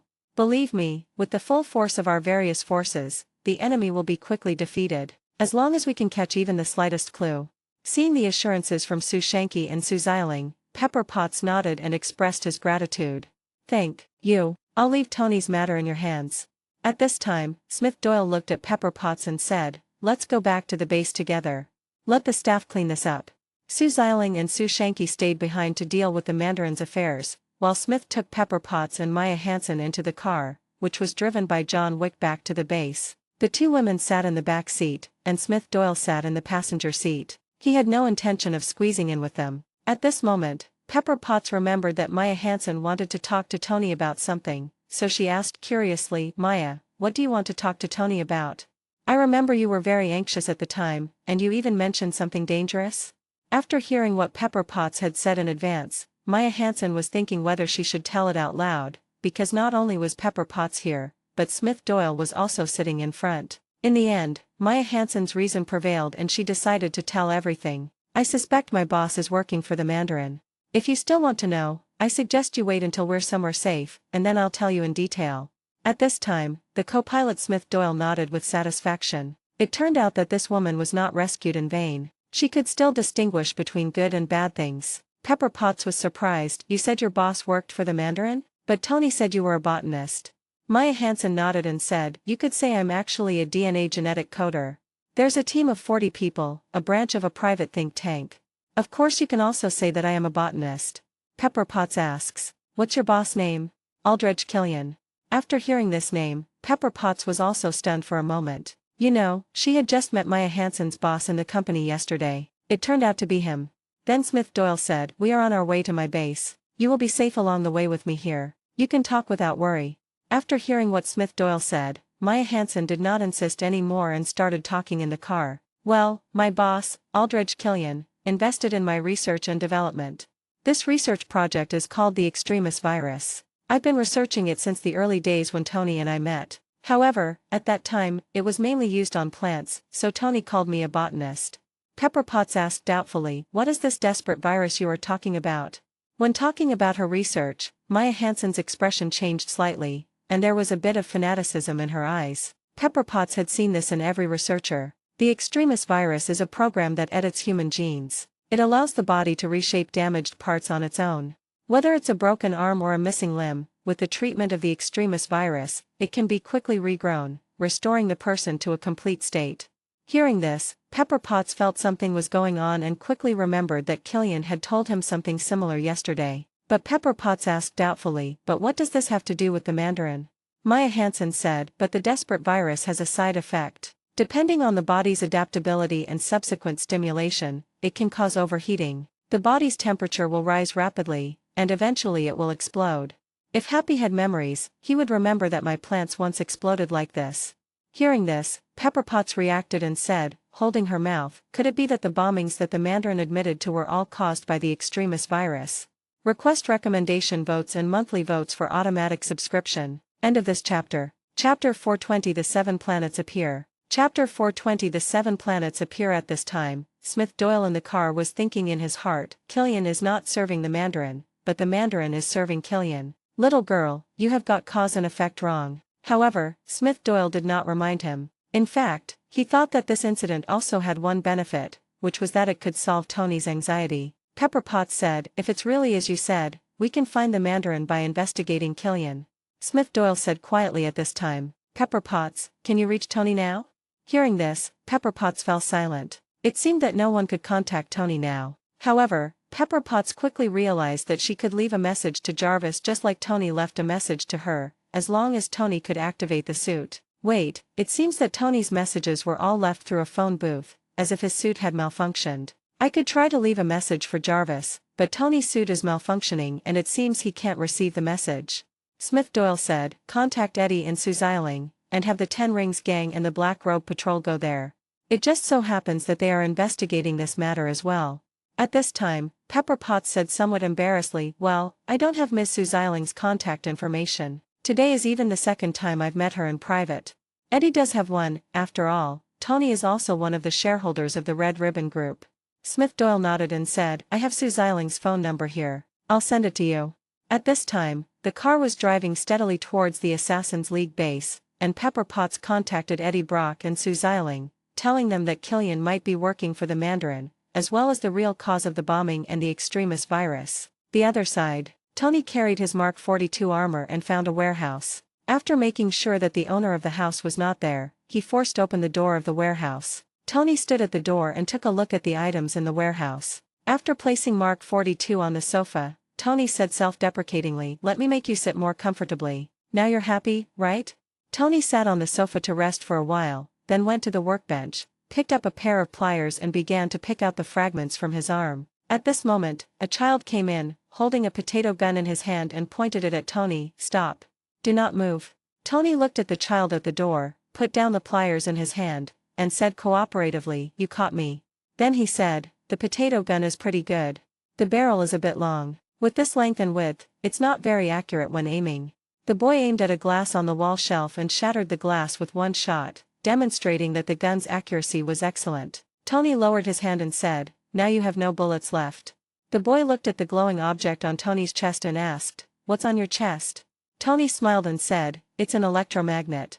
You must know that you have a lot of stuff here." The little boy continued to ask, "What is it used for?" Tony didn't answer, but stood up and shone the desk lamp on Mark 42 on the sofa. The boy's expression changed after seeing it, and he shouted in surprise, "Oh my God! Is that Iron Man?" Tony looked at the boy and said, "Strictly speaking, I am." The boy walked up to Tony, placed a newspaper on his chest, and said, "Technically speaking, you're already dead." Tony opened the newspaper and what caught his eye was his own picture and the headline, "Mandarin attacks, Stark rumored dead." Tony said helplessly, "Okay." Then he threw the newspaper aside. At this time, the boy came to the sofa, looked at the damaged version of Mark 42 and asked, "What happened to him?" "Alive. I created him and I maintain him. I'll fix him." The boy looked at Tony and said, "That's a mechanic." Hearing what the other party said, Tony didn't refute, "I guess so." The boy looked at Tony and said, "Well, if I were to create Iron Man and Whiplash." Before the other party could finish, Tony said, "You are quite ambitious. You even included me and Ivan in this." The young man said, "Anyway, I'll install a mirror." Tony asked, "Mirror reflector?" The boy nodded and said, "Let him become invisible." Tony, "You want invisible mode?" Boy, "Good idea, right?" Tony nodded and said, "That's a good idea. I can build one later." The boy looked at Mark 42's fingers and broke them off out of curiosity. Seeing this, Tony quickly shouted, "Don't do that. Look what you did? Are you going to break his fingers? He's injured and sore all over. Stay away from him." When the boy heard Tony's words, he lowered his head and said, "I'm sorry." Tony asked, "Are you serious?" Then he continued, "Don't worry, I'll take care of it." Then he asked about the boy's family, "Who's home?" "My mom went to work at the restaurant, and my dad went to 7-Eleven to buy scratch-off tickets. I guess he must have won the lottery, because he's been gone for 6 years." After hearing the boy's words, Tony pondered for a moment and then said, "It happens all the time. It's nothing to worry about when a dad leaves his child. I need the following: a notebook, a digital watch, and a mobile phone. The cyclone thread on your little cannon, a map of the town, a big spring, and a tuna sandwich." After hearing Tony's request, the boy asked, "What good will it do me?" Tony thought for a moment and then asked, "What's his name?" "Who?" Tony continued, "The guy who bullied you at school, what was his name?" The boy asked curiously, "How did you know that?" Tony didn't answer. He knew a kid who'd lost his father 6 years prior would be bullied at school. He simply walked over to Mark 42 and said, "This is just what you'd like." He took out a metal can from Mark 42's arm, held it in his hand and said, "This is a can of crickets." "Just kidding, this is a very powerful weapon. Don't point it in your face. Press the button on the top to scare people away. It's just a good way to protect yourself without worrying about your life. What do you think?" The boy immediately reached out to take it, but Tony didn't give it to him. Instead, he continued to ask, "How is it? Deal? Make a deal." After handing the things to the boy, Tony asked, "What's your name?" "Harry, your name is?" Tony replied directly, "Mechanic, Tony." Then Harry said, "Maybe I can restore it, too, with my magic items." After hearing Harry's words, Tony was stunned for a moment and asked uncertainly, "Magic?" After all, Tony had seen the wizards from Camartage and knew that they had magical abilities. "Could this little guy be one of them?" Harry said, "It's a magical item, something I got by chance. It seems to be able to fulfill any wish. I haven't tried it yet." After that, Harry took out a 7-star ball from his canvas bag, held it in front of Mark 42, and said, "O divine artifact, Dragon Ball, please grant my wish and restore the Iron Man suit before me to its original state."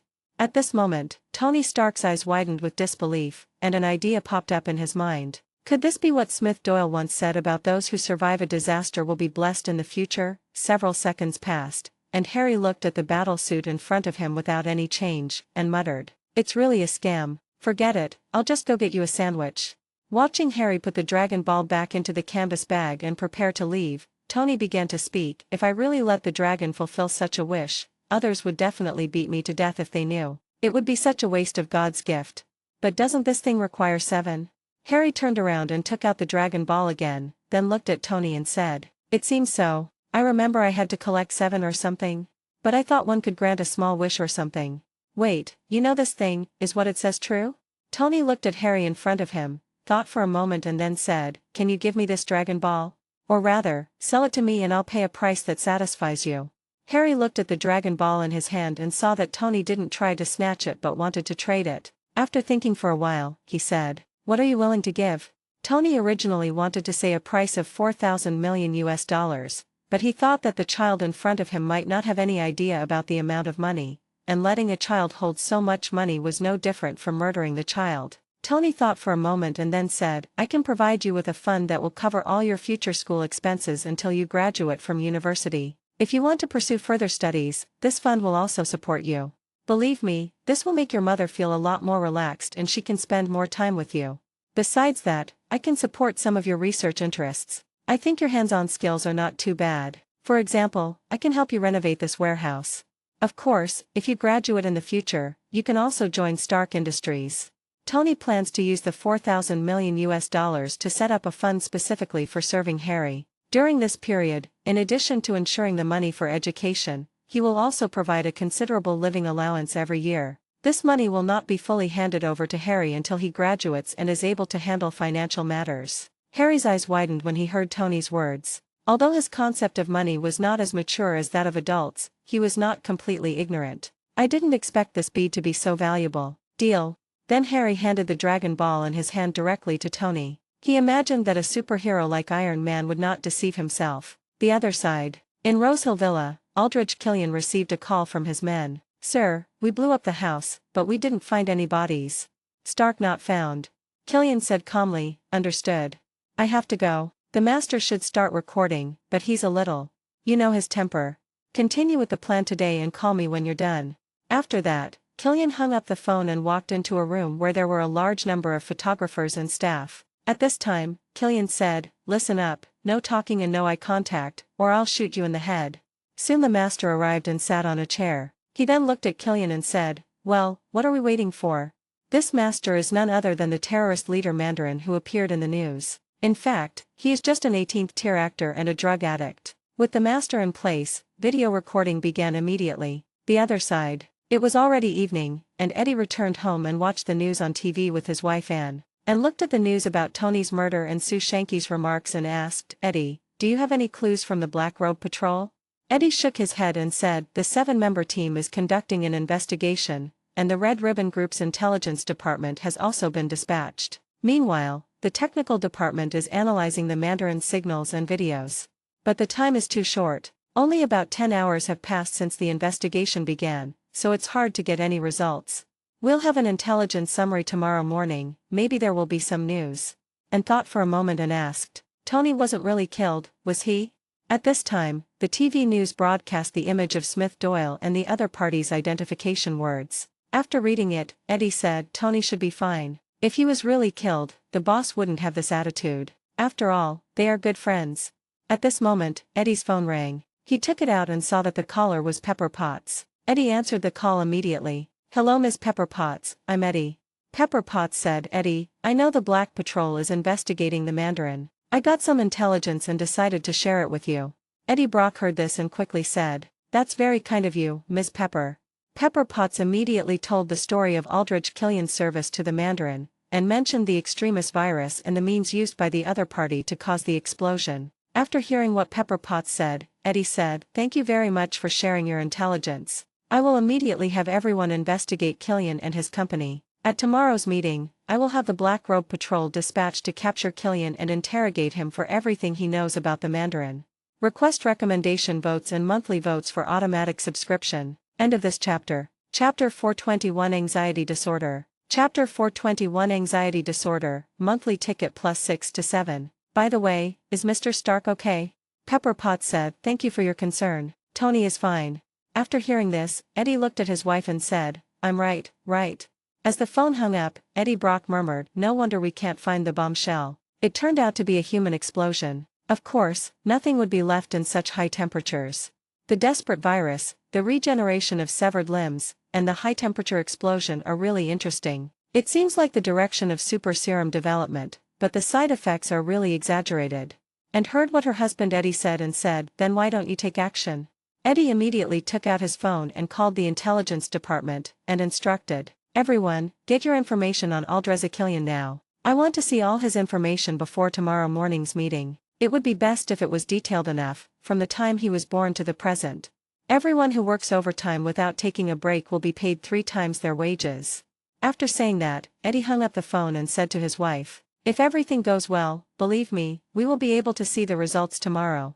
At the same time, Pepper Potts also contacted Sue Zeiling and informed her of the situation. After receiving the shared intelligence, Sue Zeiling immediately ordered the 10 Rings gang to take action to investigate the relevant information about Aldreza Killian and try to arrest this person immediately after obtaining the information. At this time, Maya Hansen in the car watched Pepper Potts notify both forces in succession, and sighed in her heart, I hope you are not in too deep a trap, otherwise you will be finished this time. The other side, Tony and Harry arrived in the town, and Tony complained about what Harry brought. The sandwich is okay, but the spring is a little rusty. For the other materials, just make do with them for now. Besides, you said you would give me your sister's watch. Harry asked in confusion, what's wrong? Tony pulled up his sleeve, revealing the girl's cartoon watch on his wrist and said, I thought it was a watch a little more mature than this. Harry laughed, she's only 6, come on, this is a limited edition. Harry then asked, shall we talk about the New York incident sometime? Tony refused, I guess he won't tell me, just forget it. What about the Avengers, can we say them? Tony refused again, forget it, let's talk about it later. Give me some personal space, kid. But after this matter is resolved, I will give you an audience seat. Believe me, this will completely open up your understanding of the world. Tony decided to put the little boy Harry on the audience list when the tickets for the Dragon Ball tournament were distributed, believing that this would definitely satisfy the little guy's curiosity. While talking, Tony and Harry came to an open space where memorial items were placed and there were several black figures on the wall. Tony asked puzzledly, what's going on here? What happened? Harry came to the center, looked at the things on the ground and said, there is a man named Chad Davis who lives on this corner. When he joined the army, he won a lot of medals. Later, everyone said he suddenly went crazy, made a bomb and blew himself up right here. Tony walked forward and looked at the figure that appeared on the wall. He recalled that he had seen this news when he asked Jarvis to investigate. After observing the situation, he asked, 6 people died, right? Harry nodded. Yes. Tony continued, counting Chad Davis. Yes. Tony came and sat down next to Harry and said, really? That doesn't make sense. Think about it, 6 dead but only 5 shadows. Harry nodded and said, yeah. People say these shadows are the marks of the soul entering heaven. Poor Bomb Brother, he fell into hell, so his shadow went in with him. That's why there are only 5 shadows. Tony asked, do you believe it? Harry didn't say he believed it, but said, that's what everyone says. Tony shook his head. Obviously he didn't believe this reason. Although he believed that the soul knew something about Smith Doyle, the shadow left behind did not mean that it was the soul. At this moment, Harry looked at the deep pit left by the bomb explosion in front of him and said, do you know what this pit reminds me of? I don't know, and I don't care. Harry smiled and gestured with his hands. That giant wormhole in New York. What does it remind you of? Tony looked at Harry and said, you're trying to trick me. I don't want to talk. Harry continued to ask, aliens, will they come back? Possible. Then Tony said angrily, will you shut up? Didn't I tell you I have anxiety? And I've already told you, after this is over, I'll take you to experience a different world and satisfy your curiosity. Now, can you be quiet? Harry asked doubtfully, does this topic make you uneasy? A little bit. Can I take a breath? Harry, however, kept talking and continued to ask, are there any bad guys in Rose Hill? Seeing Tony struggling to breathe, Harry asked with concern, do you need a bag to help you breathe? Have you taken your medicine? No. Do you need any medicine? Possible. Do you have post-traumatic stress disorder? I don't think so. Will you become a psychopath? I can shut up, do you want me to? As Harry continued to chatter, Tony couldn't stand it anymore and said, didn't I tell you to shut up a long time ago? I swear, you're driving me crazy. After taking a look at Harry, Tony couldn't sit still any longer. He immediately stood up from the ground, turned around and ran over, saying, you really drove me crazy, kid. Are you happy now? Harry turned to look at Tony and called out in confusion, what did I say? Hey, wait for me.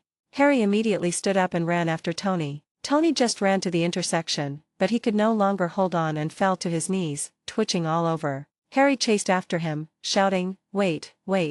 Harry finally ran to Tony's side and asked, what's wrong with you? Tony knelt on the ground, took off his hat and grabbed some snow from the ground, covering his face with it to calm himself down. Then he gathered the snow on his face into his hands, threw it at Harry and said, you made me convulse. Harry was not angry when the snow hit him, and he was still smiling, obviously thinking Tony was very funny. Tony had calmed down by now, put on his hat again and said, okay, business. Where were we? That man is dead. Where are his family? His mother, Miss Davis, where is she? Harry thought for a moment and then said, she stayed in one place, a bar. Tony said to Harry, see, that's where the point is. Take me to the bar you mentioned. Soon Harry brought Tony to the vicinity of the bar. Tony looked at the bar across the street and said, Harry, just wait for me here, don't go in. Harry nodded, and Tony adjusted the brim of his hat and headed towards the bar across the street. When Tony arrived at the door of the bar, he bumped into a woman as he was about to enter the bar and knocked over one of her items. Sorry. Tony turned around, picked up the things the other person dropped, and handed them back to him. Ma'am, your stuff. The other person turned around, looked at Tony, and then took the thing from the other person's hand. Thank you. At this time, a gust of wind blew, blowing up the woman's red hair and revealing the scar on her face. Tony glanced at the wound on the other person's face, was stunned for a moment, and then changed the subject. Nice hair, it suits you very well. The woman also glanced at the watch on Tony's hand and said, your watch is nice, too. Tony raised his arm, pointed at it and said, yes, it's a limited edition. The lady smiled and said, of course. Then he said to Tony, have fun tonight. Seeing the other party leave, Tony turned and walked into the bar. After entering the bar, Tony looked around at everyone in the bar, then found where Ms. Davis was and walked over to her and said, Ms. Davis? Seeing the other person looking at him, Tony made sure he had found the right person and asked, can I sit down? Davis glanced at Tony and said calmly, man is born free. Tony nodded and said, indeed. Tony then sat down, and Davis looked at him and said, okay, if you have something to say, go ahead and say it. After hearing the other party's words, Tony said, I want to say that I'm sorry for the loss of your son in your old age. I want to understand what happened. Davis glanced at Tony and said, I brought you this information, take it and go. No matter what it says in there, it's not what he wants to do. Tony looked at the file and saw it was labeled, confidential file, missing in action.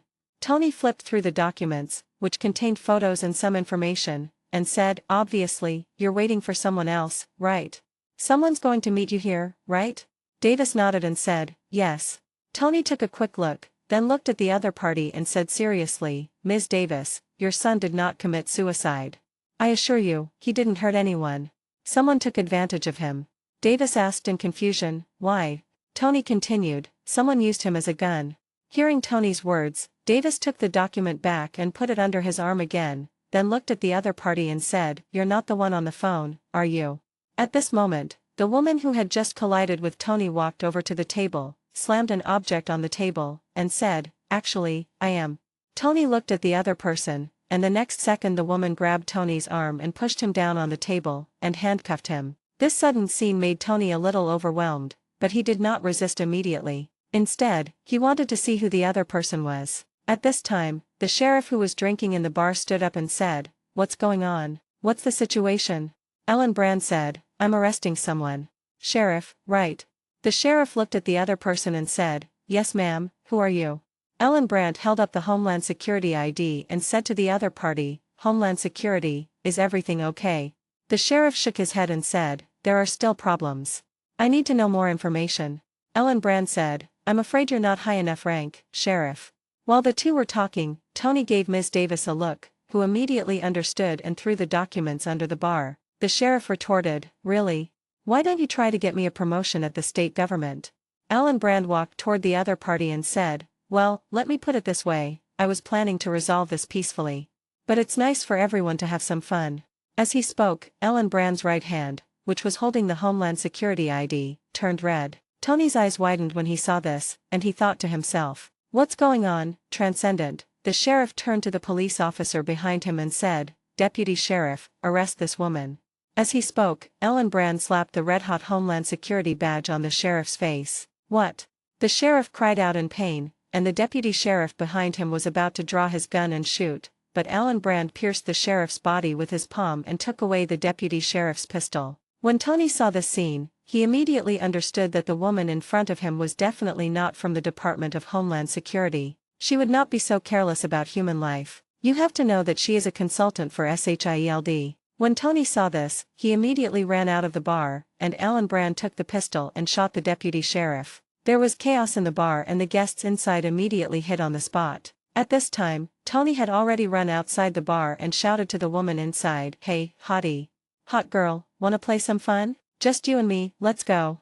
Tony attracted the other party's attention in this way in order to protect ordinary people in the bar from being shot indiscriminately by the other party. However, Tony had just run a few steps when he saw a man get out of a car, open his arms towards him and pour out the coffee in his hand. Tony immediately realized something was wrong and ran in another direction. This man was none other than Eric Severn, Killian's subordinate. Eric Severn took out a pistol and was about to shoot at the running Tony. At this time, Harry threw a snowball and hit Eric Severn's shoulder, but the shot missed the target. Bang, bang, bang. 3 shots missed the target. Although Tony was not injured, he was still shocked. You know, he didn't have a battlesuit to protect him now. Request recommendation votes and monthly votes for automatic subscription. End of this chapter. Chapter 422 Dragon Ball leaked. Chapter 422 Dragon Ball leaked. Tony, still handcuffed, hid behind a car. Looking at the man who was also hiding behind the car, he said, "Isn't that crazy?"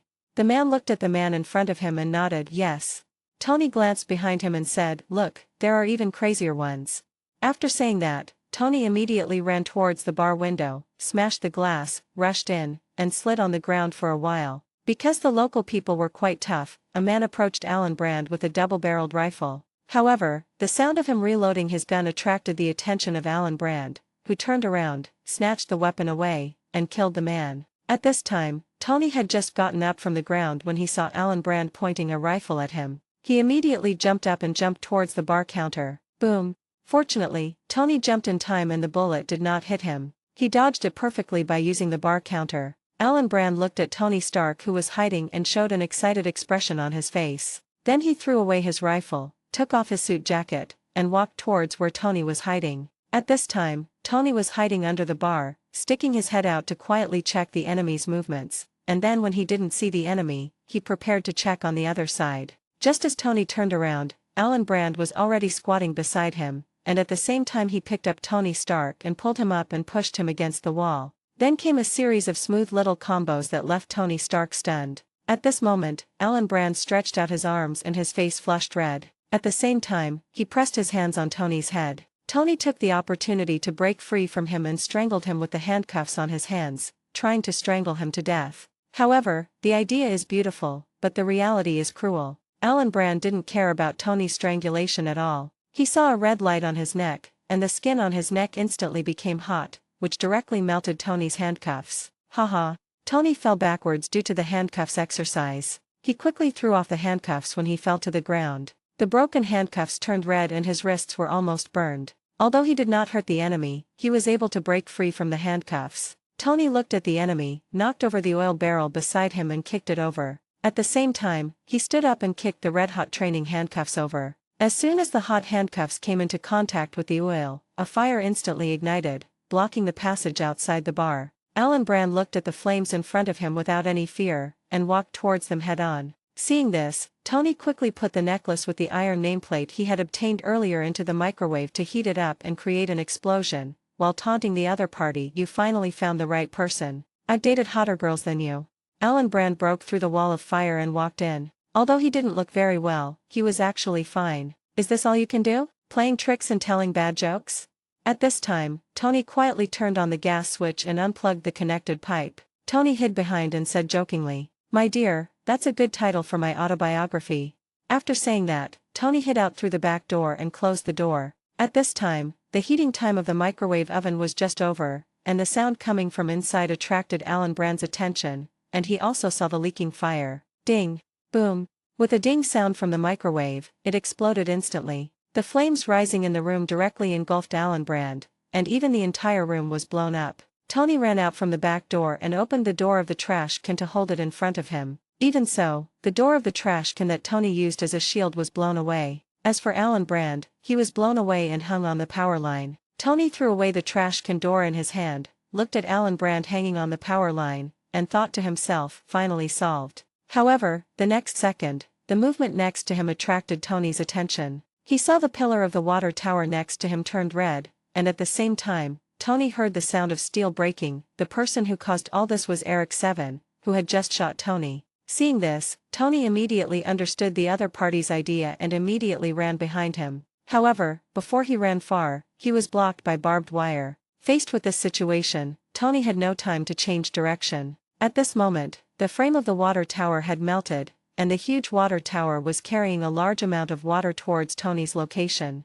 The falling water tower directly smashed a house, and the hundreds of tons of water stored in it poured out instantly, sweeping towards Tony like a waterfall carrying the smashed building debris. Faced with such an attack, Tony had no way to dodge. He could only cross his hands to protect his vital parts, and was then pushed out by the water flow, and the prefabricated steel house behind him disintegrated directly. Fortunately, these water flows were only from the water tower, and the lethality was not outrageous. Although it caused him considerable injuries, he was lucky enough to survive. The water in the water tower flowed in all directions and soon lost its impact. Tony was trapped under the rubble. At this time, 7, the man who attacked him, came over, holding Harry, the little boy who had thrown snowballs at him before. Harry yelled, "Put me down."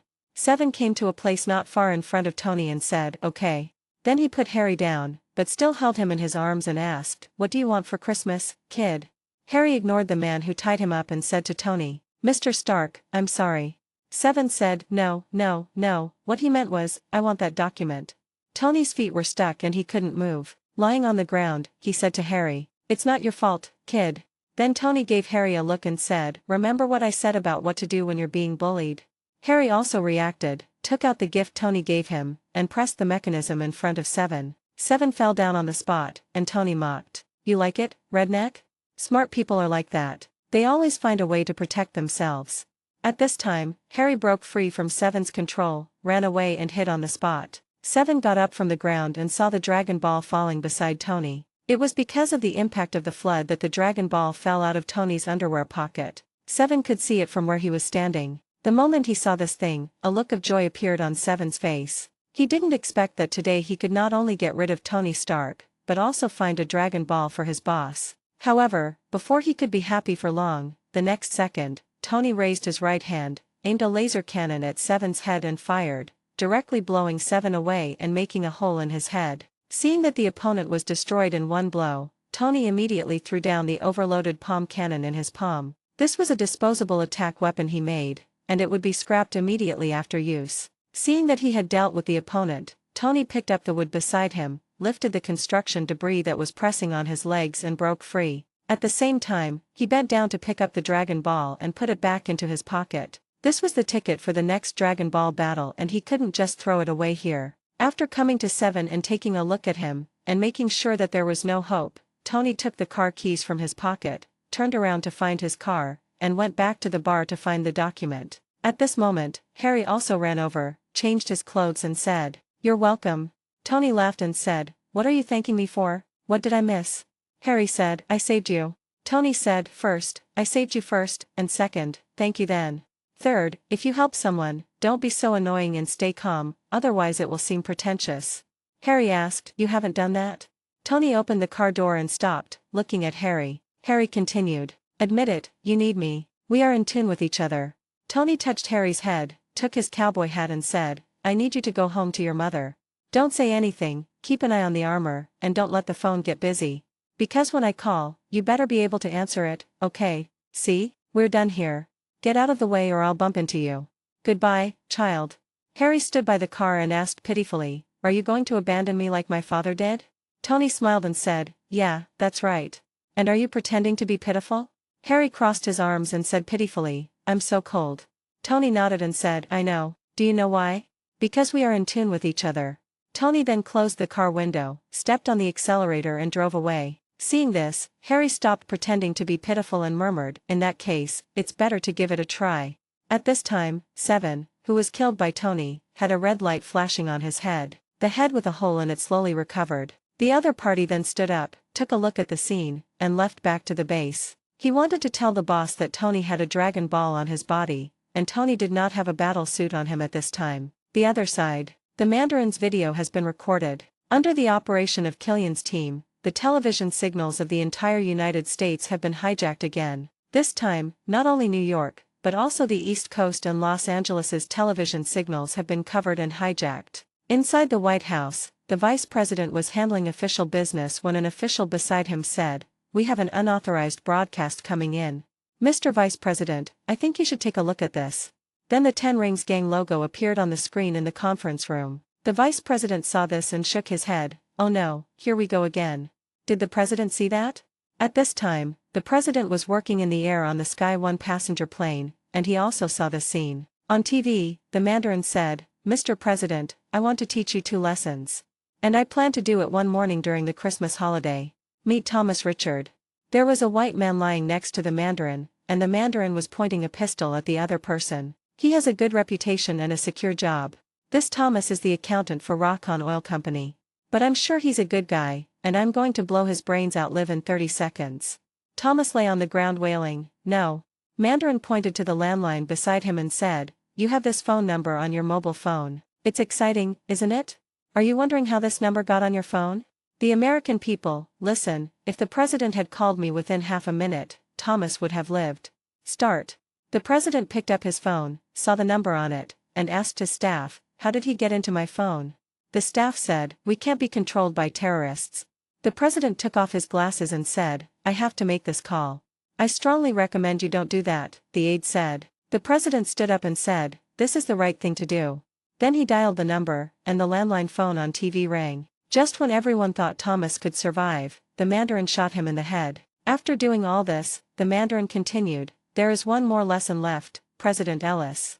Run away, hide, and kiss your children goodbye. Because no one can save you. Your army can't save you, and those so-called superheroes can't save you. We'll see you soon." Then the Mandarin's figure disappeared from the TV, leaving behind the logo of the Ten Rings Gang. The president, who saw all this, said angrily, "Inform Ross that I have accepted the Red Ribbon Group's application. Have the Black Robe Patrol find this lunatic for me." The other side. Tony was driving while checking the documents in his hand. After checking for a while, he saw a document with the words "List of Missing Combatants" and the AIM Company logo on it. When Tony saw the company's logo, he realized something was wrong. Could it be that these people were developed by AIM, a new super serum? I didn't expect that an artificial superhuman would appear here so soon. I wonder what other functions this serum has besides the abilities he has seen. Through the battle just now, Tony discovered that these people could use their bodies to release high temperatures to attack the enemy, and even melt steel, but their strength was not exaggerated. As for their own repairability, Tony only felt that the other party's ability to withstand attacks had increased a little, but it was not very powerful. Because he didn't see the scene of Seven's brain recovering, Tony didn't have a high opinion of this serum. He even felt that the combat effectiveness might be only about 10 points, and even these 10 points were at a temperature that could melt steel. Tony didn't realize at this time that these people could also be suicide infantry. Request recommendation votes and monthly votes for automatic subscription. End of this chapter. Chapter 423 All Members Attack, with Chapter Dragon Ball. Chapter 423 All Members Attack and Bring Back the Dragon Ball, monthly ticket +8. Tony looked at the information in his hand. He knew that if he wanted to get specific intelligence, he needed to hack into the internal network of AIM Company to search for information. Because Rhodes did not get the suit, there was naturally no so-called Iron Patriot. AIM could not participate in the Patriot suit modification plan, and could not log into AIM's website using the suit password. Although the convenience of the original plot was gone, Tony quickly came up with a solution. That is, you can't just rely on yourself. It is difficult to hack into AIM's network database directly from the outside without an account. However, Jarvis does not have this restriction. You just need to contact Jarvis yourself, and with Jarvis's ability, you can quickly get the information you want. But what he needed to do was to find a good network, contact Jarvis through the network and give instructions. Although his home was bombed, Jarvis was not completely ineffective. At Stark Industries, Jarvis was still running safely. After all, the server running Jarvis, an artificial intelligence, was not in his home. At the same time, as long as his suit was restarted, he could still use the Jarvis system inside the suit. At this time, Tony happened to be driving past the Hamilton County Memorial Hall, where the Miss Chattanooga Christmas pageant was being held. Seeing this, Tony knew that the equipment he needed must be there, so he immediately turned around and drove there. After arriving at the place, Tony walked over with a roll of cable, found a satellite car in the square, and then sneaked in quietly. When I got into the car, I saw the communication vehicle broadcasting the beauty pageant in the church. I immediately tested the internet speed of the computer in the car, but found that the speed was not good enough. At this moment, the car owner opened the door, saw Tony in the car, and asked, "Sorry, sir, I don't know who you are." Tony turned, looked at the other person and made a silent gesture. SHHH. The car owner was on the phone at the time and immediately said, "Mom, I'll call you back later. The time to witness the miracle has come." After he finished speaking, he immediately hung up the phone and said excitedly, "Tony Stark is in my car. Keep your voice down." Tony asked the other party to close the car door and get in first. During the conversation, Tony gained a little fan, a fan who had his portrait tattooed on his arm, Gary. Finally, Tony asked the other party to let Gary climb onto the roof of the car to readjust the Integrated Services Digital Network, ISDN, to increase the speed by 40%. At Tony's request, Gary immediately went to operate. With the increase in internet speed, Tony quickly contacted Jarvis and Stark Industries and issued an order to invade AIM to retrieve data. With Jarvis's full efforts, AIM's internal information soon opened the door for Tony. Tony looked at the internal video footage sent by Jarvis. After clicking on it, Tony knew that Killian's AIM company had developed a new type of serum that had the ability to heal severed limbs and regenerate them. At the same time, he saw a man and a woman who attacked him in the video footage. Tony even saw a shot of a person who was injecting himself and blew himself up on the spot because he couldn't adapt to the drug. Seeing this scene, Tony murmured, "It turns out they weren't making a bomb, but rather they were uncontrollably firing the weapon. This thing doesn't always work, does it, man? Despite its flaws, you still found a buyer, didn't you? I sold it to the Mandarin. I caught you." At this point, Tony only thought that Killian had developed this thing and finally sold the item to the terrorist organization, the Mandarin, and he didn't know that Killian was the mastermind behind all this. The other side. After arranging the video playback, Killian began to check Maya Hansen's location through positioning. He learned from his subordinates' reports that this subordinate of his had also appeared at the scene when Tony Stark was bombed. Killian had some guesses about the other party's thoughts, but he was not 100% sure. He needed to confirm the other party's location. As the positioning device carried by Maya Hansen was called up, it was discovered that Maya Hansen was actually in the base of the superhero Smith Doyle. Seeing this location address, Killian cursed, "Asshole, what's going on?" Because of the towering building of Kellen Tower, Smith Doyle's base is no longer a secret and is exposed to the public. However, due to the powerful guards, no one without an invitation can enter. At this time, one of his men said, "Sir, according to the situation at the scene, Smith Doyle led his men to Tony Stark's villa and took pepper pots away. Maya Hansen also left with him at the time." After hearing his men's report, Killian pounded the table. Boom! The desk in front of him was smashed directly by Killian's punch. Obviously, he was also injected with the extremis virus, and he was the best one among those who adapted to the serum. He could exert the strongest power, not only high-temperature attacks. Killian could also release flames to attack the enemy. At this time, Killian was a little annoyed. The extremis virus had not been perfected yet, and the initial initiator of this technology was Maya Hansen, who was also one of the senior members of their team. If they let the other party do nothing, then the loss to them would be relatively large. If the desperate virus had been perfected, losing Maya Hansen would not be a big deal. But the current situation made him very uncomfortable. Pepper Potts and Maya Hansen are both in the other's base, but this superhero is different from Tony. He does not rely on external forces such as the so-called battlesuit, but relies on his own hard power to become a well-deserved god on Earth. You have to know that Killian, with the power of AIM, has also seen the scene of Smith Doyle solving the Chidori invasion. In the face of such powerful ability, his subordinates are like paper. As for using self-destruction to rescue Pepper Potts and Maya Hansen, Killian has no intention of committing suicide. If Smith Doyle really comes to him, he won't be able to withstand it. He still has to collect Dragon Balls to fulfill his wishes and doesn't want to die so hastily. Maya, I hope you didn't talk too much and spread rumors everywhere, otherwise I won't let you off even if I die. After thinking about it, Killian had to give up the idea of bringing back Maya Hansen. He could only hope that he and the other party could walk out of Smith Doyle's base on their own without revealing his situation. He could only take a gamble on Maya Hansen's character, he couldn't just commit suicide. Request recommendation votes and monthly votes for automatic subscription. End of this chapter. Chapter 424, The Winter Soldier Team also comes to intervene. Chapter 424, The Winter Soldier Team also comes to intervene, monthly ticket +9. As for why he didn't dare to touch Smith Doyle but dared to blow up Tony's house, although the two were friends, the degree of threat in Killian's eyes was different. Everyone in the world knows that Tony Stark is just an ordinary person when he takes off his battle suit. This was confirmed at the Universal Capsule Group's press conference when the combat effectiveness detector was first introduced. In Killian's eyes, this was the biggest loophole, and the other party also announced his home address, which gave him a natural opportunity. Secondly, Killian has a great hatred for Tony Stark.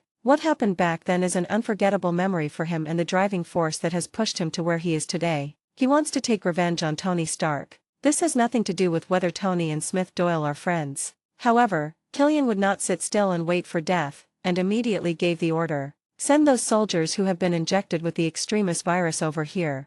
As for those disabled volunteer soldiers who haven't been vaccinated yet, arrange for them to receive the desperate virus injection together. The subordinate beside him nodded and said, yes, sir. Killian plans to send a large number of extremist virus injectors to guard this place so that he can have the courage to face danger. At this moment, Eric Seven rushed back carrying Alan Brand. After returning, Seven handed Brand to his colleague and immediately found his boss Killian. Boss, I found the clue to another Dragon Ball. Hearing Seven's words, Killian's face immediately showed an ecstatic look, and he asked, where is it? Did you bring it back? Seven was a little embarrassed at the moment because he was knocked unconscious by Tony and did not bring back the Dragon Ball, but he immediately reported. It was on Tony Stark. Brand and I found him in the town. When we were fighting him, we saw the Dragon Ball he dropped. He always carried that Dragon Ball with him, so it was obviously real. After hearing Seven's words, Killian asked, he came here wearing an iron suit? Seven shook his head awkwardly, he wasn't wearing a battle suit, which caused Brand and I to be careless and be defeated by his strategy. Killian sighed, at least it wasn't all bad news, and immediately gave the order, notify everyone to find Tony Stark. Even if you have to dig deep underground, you must find him and bring back the Dragon Balls. The other side. Dr. Zola of Hydra hacked into Killian through the internet and captured Killian playing with the Dragon Ball when he called the camera. After confirming that the other party had obtained the Dragon Ball and finding out that the other party was also offering a reward for the Dragon Ball on the internet, he immediately notified Pierce. At this moment, Pierce and Zola were communicating in front of the computer and asked, you mean Aldrich Killian of AIM? He controls one planet and is posting on the dark web about acquiring other Dragon Balls. Zola's voice sounded. Yes, it can be basically confirmed that the planet in his hand is genuine. Hearing Zola's words, Pierce said excitedly, I didn't expect to find the second Dragon Ball so quickly. God bless me, Hydra. I will arrange for the special forces to capture Killian and bring back the Dragon Ball. However, Zola refused, you underestimate Killian. If it were just the special forces, you would return empty-handed and suffer heavy losses. Pierce frowned slightly and said, he's just a military contractor. Although he has some strength, he's completely powerless in front of us. Is there something else I don't know? However, after Zola discovered that Killian had the Dragon Ball in his hands, he conducted a careful investigation and found the experimental information and data of the extremist virus in the internal network of AIM. Zola directly played some of Pierce's experimental information on his computer and said, this is the desperate virus warrior created by the other party. Although the product is still not perfect, it is still qualified as a suicide soldier. Moreover, this ability can be considered as a transcendent. Watching the video played by Zola, a figure suddenly flashed through Pierce's mind, the Mandarin. Pierce knew about the news about this terrorist, but he thought that the other party had been making bombs and was a terrorist. Such things were not the responsibility of S.H.I.E.L.D., and Pierce did not care much about such people. He did not expect this to be the case. It seems this extremist virus shouldn't be underestimated. The explosion it caused was quite a sensation. No wonder it's still unsolved. Turns out they're still using the same human bomb trick. In that case, let's arrange for the Winter Soldier team. I believe that with the strength of the 5 of them, they are enough to eliminate these people and bring back the Dragon Balls. By the way, this extremis virus is also quite good. Zola, copy as much information as possible. I'll also have the Winter Soldier bring back the relevant data, and we'll use it to improve it when the time comes.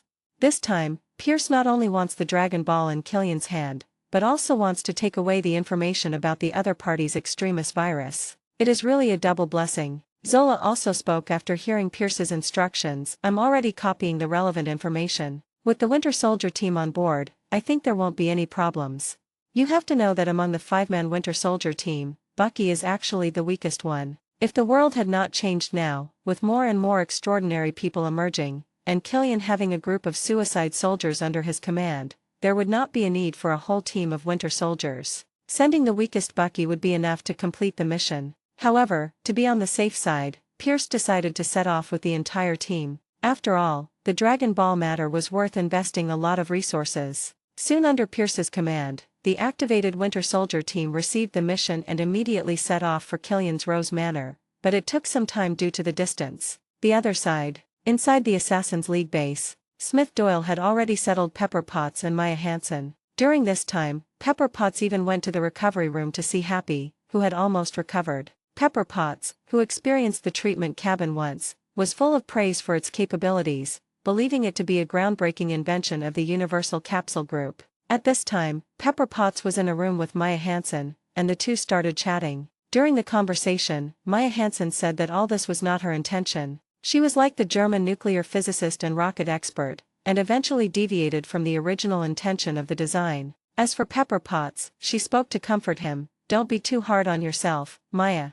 Compared to the conversation between the two women, Smith Doyle did not participate. Instead, he continued his unfinished task of exploring the results of the Dragon Balls. He had only seen the whereabouts of 3 Dragon Balls before. Soon, Smith Doyle saw Harry, Tony Stark and the damaged Mark 42 appearing in the Dragon Ball. Request recommendation votes and monthly votes for automatic subscription. End of this chapter. Chapter 425, The Appearance of the 5-Star Planet. Chapter 425, 5-Star Planet appears, monthly ticket plus 10. Smith Doyle then saw what happened to Tony through the perspective of Dragon Ball. At the same time, Smith Doyle couldn't help but sigh at Tony's good luck. He actually got a ticket to the Dragon Ball battle. You know, this is the last one. Of course, as for little Harry, Smith Doyle also noticed this kid. Compared to that little black guy Ironheart, Smith Doyle still hoped that one day Tony would train him into Iron Boy. At least he would feel more comfortable watching him. What happened next was exactly as Smith Doyle had expected. Tony was lucky enough to escape danger and defeat the enemy. After that, Smith Doyle no longer paid attention to Tony Stark. The men from the Black Patrol and the 10 Rings gang will be there tomorrow at the latest, and Tony's safety will be no problem at all. If you have to say, the man and woman he met before were the biggest threats to Tony, but he has already overcome them. Then Smith Doyle continued to explore, and the next scene made Smith Doyle stunned, because he saw the 5th Dragon Ball appear in Ancient One's hands. You know, Ancient One got one last time, and he was lucky enough to get it again this time. You know, the flight trajectory of the Dragon Ball is different every time. Smith Doyle has already mourned for Tony regarding Ancient One's acquisition of the Dragon Balls. Is this guy going to be doomed again? However, what happened next made Smith Doyle cover his forehead. It was Ancient One who called his student Cassius. Cassius, teacher. Ancient One looked at his student, thought about it and decided to give him another chance. After all, Baron Mordo had failed and ruined his relationship with Smith Doyle. Are you still looking for a way to resurrect your wife? Cassius looked at his teacher Gui, and after a few seconds of silence, he said, Teacher, to be honest, I really hope to be reunited with my family. But with my knowledge and magical abilities, I can't do all of this. As he spoke, the disappointment on Cassius' face could no longer be concealed. Looking at this disciple who was heading astray in the future, Gui thought for a moment and said, I have an opportunity here. Of course it's just an opportunity, for you to fulfill your wish. Hearing Ancient One's words, Cassius knelt down on the ground and prostrated himself, raising his hands in a gesture of worship, and said loudly, Please teach me, teacher. Looking at Cassius's behavior, Gui sighed in his heart, and could only say that his obsession was too deep. You get up first, I can't teach you like this. When Cassius heard what Gui said, he did not insist anymore. He quickly got up from the ground and sat in front of Gui. At this time, Ancient One stretched out his hand, and a Dragon Ball appeared in his palm, which was the 5-star star ball. Cassius looked at the object that appeared and was a little curious about what it was. However, after his last failure, Baron Mordo did not mention the Dragon Ball to his fellow disciples, and the other mages did not know about this item. Master Ancient One said, "This is a Dragon Ball. There are 7 in total, and this is one of the 5-star balls. The Dragon Balls have a powerful guardian, Smith Doyle. In order to give living beings a way out and an opportunity, Smith Doyle released the Dragon Balls, allowing them to appear all over the world. Anyone who obtains the Dragon Ball will receive a ticket from Smith Doyle, a ticket to the Dragon Ball battle. In the Dragon Ball contest, the champion will have collected all the Dragon Balls. Smith Doyle will summon the dragon and grant the champion a wish. This wish must be positive and proactive in order to pass Smith Doyle's review. Of course, this wish can be used to resurrect your wife." After hearing what Gui said, even though he knew that the teacher would not lie, Cassius still couldn't help asking, "Teacher, why have I never heard of this rumor? Isn't Smith Doyle a superhero? You have to know that Camartage has an uninterrupted network, so everyone knows the news about Smith Doyle, and of course they are also aware of his powerful strength." Ancient One smiled and said, "This is the 3rd edition. You should know that the champions of the first 2 editions resurrected their wives. You still have a good chance. Of course, you also have to thank Smith Doyle, the guardian of the dragon. It was he who gave all living beings a chance." Hearing what Teacher Gui said, Cassius said, "Thank you, Mr. Smith Doyle, the guardian of the dragon, and thank you, teacher, for giving me this opportunity." At this time, Ancient One also established the image of Smith Doyle in Cassius' mind in advance, telling him about his great contribution, so that he would not end up like Mordo. Ancient One waved his hand, and the Dragon Ball flew into Cassius' arms. "Protect the Dragon Ball well. Don't lose it before the messenger issues the ticket to retrieve it. Otherwise, this hard-earned opportunity will be completely lost, and you may not get another chance."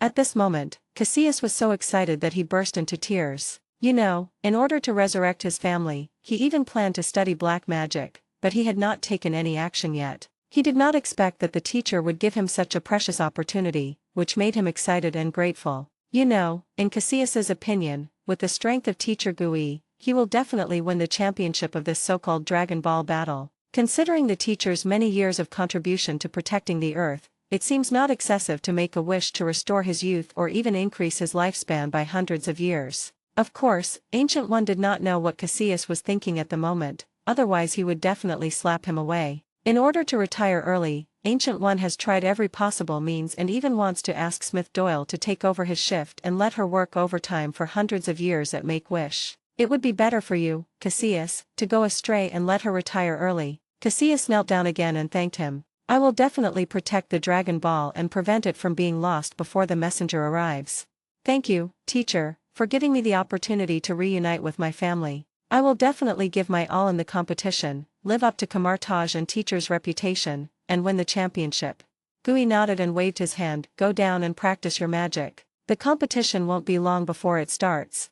Cassius put the Dragon Ball in his arms and protected it carefully, then left Ancient One's room. Next, he would practice magic well before the game started, and he also planned to go to the library of Camartage again to find 1 or 2 killer moves that he could use as a backup for the next game. P.S. I updated 10,000 words today, and I have added 10 chapters this month. The 1,000 monthly votes for the 5 additional chapters last month have all been completed or even doubled. I beg for the monthly votes from all book friends to help me continue to sprint this month. As long as there are enough monthly votes, I will continue to add chapters tomorrow. Please, book friends, request recommendation votes and monthly votes for automatic subscription. End of this chapter. Chapter 426, 7 Dragon Balls appear. Chapter 426, The 7 Dragon Balls appear. Smith Doyle watched Ancient One hand the Dragon Ball to Cassius and was silent for a few seconds. He really didn't expect Ancient One to make such a choice. The first time it was handed over to Baron Mordo. Although Smith Doyle looked down on this guy, he did become the supreme sorcerer in some universes.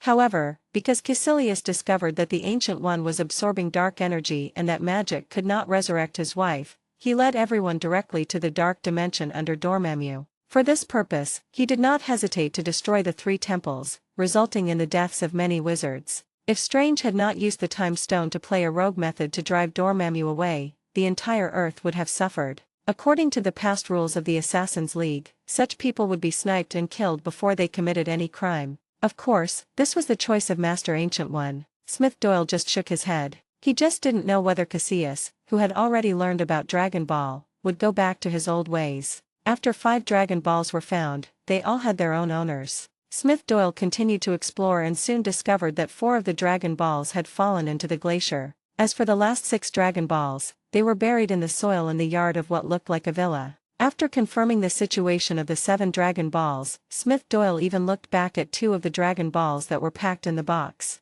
One of them was still in the box, and the view outside the box was still a larger safe. As for the owner of the other one, it was confirmed by Smith Doyle. This person was none other than Killian. After seeing that Killian had taken control of a planet, Smith Doyle shook his head. Judging from the current situation, the other party might not survive the next day. He just didn't know who would eventually get the Dragon Ball. The other side. Tony believed that it was Killian who sold the extremis virus to the Mandarin. After getting this information, he prepared to return to Harry and put on his armor to deal with the enemy Mandarin. Tony, who has obtained a Dragon Ball, is ready to quickly end this revenge battle with the Mandarin. He wants to make full preparations for the upcoming Dragon Ball contest, especially in the mobilization of weapons and battle suits. Tony Stark, who was driving, called Harry and asked, "Harry, tell me what's going on. Give me a full report."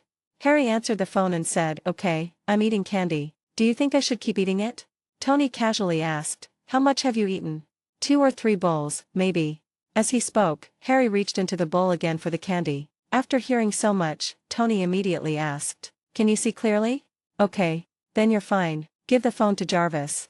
Harry placed the phone on Mark 42's facial armor, and Tony asked, "Jarvis, what's going on?" "No problem at all. I'm doing fine these days. But at the end of the sentence, I always say the wrong thing. And Master, your guess is correct. Every time I access AIM's download link facility, I can find the Mandarin's broadcast signal."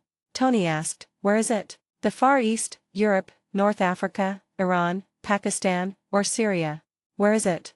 Jarvis replied, "In Miami, actually, Master." Hearing this address, Tony was stunned for a moment, then said, "Okay, kid, I'll teach you step by step to restart Jarvis's voice drive, but not now." "Harry, where the hell is it?" Obviously Tony thought that Jarvis might have made a mistake in his report, so he asked Harry to confirm it again using the location address on the computer. "Look at the screen and tell me where it is." Harry picked up his phone, looked at the location address displayed on the computer screen, and said, "It does say Miami, Florida." After hearing that the address was correct, Tony immediately asked about the armor. "Okay, first things first. I need my armor. What's its condition?" "It won't charge." Hearing that the armor could not be charged, Tony stepped on the brakes to stop the car. At this time, Jarvis' voice came over, "Master, it is actually charging, but there is a problem with the power supply. There may be no way to reactivate number 42. Tony immediately asked, "What's wrong with the electricity? Is everything okay?" "That's my armor, I can't. I won't. I don't want to." Before Tony could finish his words, he immediately took a deep breath, but it was his anxiety attack that struck again. "Oh my God, it's happening again." Tony immediately opened the car door to breathe in the fresh air outside, but he collapsed to the ground as soon as he stepped out. Harry asked with concern, "Tony, are you having another attack?" "I didn't even mention New York." Tony took off his hat and leaned against the car body, and said, "Okay, you said its name when you said you didn't say it." Harry said apologetically, "Okay." Tony said helplessly, "Oh my God, what should I do?" At this moment, his body was twitching constantly and he was completely unable to control himself. Harry shouted, "Breathe, listen to me, breathe. You're a mechanic, aren't you?" "Yes. You said before." "Yes, I did. Then why don't you build something and fix him?" After hearing Harry's words, Tony suddenly regained his composure and stood up. "Okay, thank you, kid." Tony Stark recovered and got up from the ground, got back into the car and immediately drove to the supermarket. He wanted to buy some things to make handy tools and fix the charging problem of Mark 42 and his positioning device. You know, because of a previous accident, Tony pulled out the positioning device embedded in his skin. He needs to repair it so that he can remotely summon Mark 42 to put on the suit. After repairing Mark 42, he can use Jarvis and his own positioning to summon a series of suits hidden in his underground warehouse and the Mark suit on the satellite for remote support. Tony entered the supermarket and quickly bought 2 large shopping carts of materials, then rushed to Harry's house with them. After returning to Harry's house warehouse, the first thing Tony did after arriving at the warehouse was to repair Jarvis's charging problem. After some operations, the various components of Mark 42 could be recharged. However, because Harry's warehouse used household electricity and did not have high-power charging facilities, it could only charge slowly, and this time was much longer than Tony expected.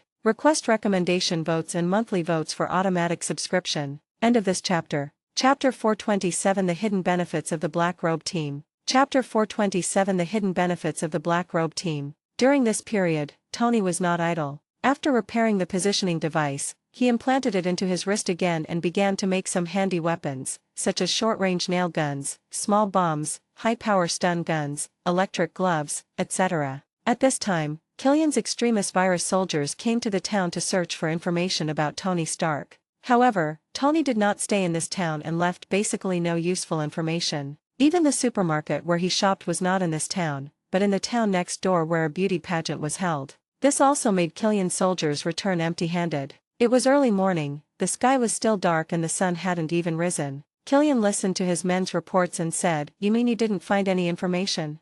"Yes sir, we have no trace of Tony. We even wondered if he had left and returned to New York, since he didn't have his suit with him." After hearing his subordinate's analysis, Killian nodded. If he were Tony Stark, he would leave immediately when he found something was wrong, and then fight back after putting on his battle suit. He immediately ordered, "Notify all extremist warriors to return to base. Have other security personnel and ordinary soldiers search for Tony's whereabouts and expand the search area. Maybe this guy hasn't left yet, and he even wants to play a trick on us." And at this moment, in Harry's warehouse, Tony had already made all the equipment he needed and repaired the positioning device. He glanced at the Mark 42, which was still charging, and said, "Jarvis, how long will it take to complete the charging?" "Sir, it will take at least 4 hours."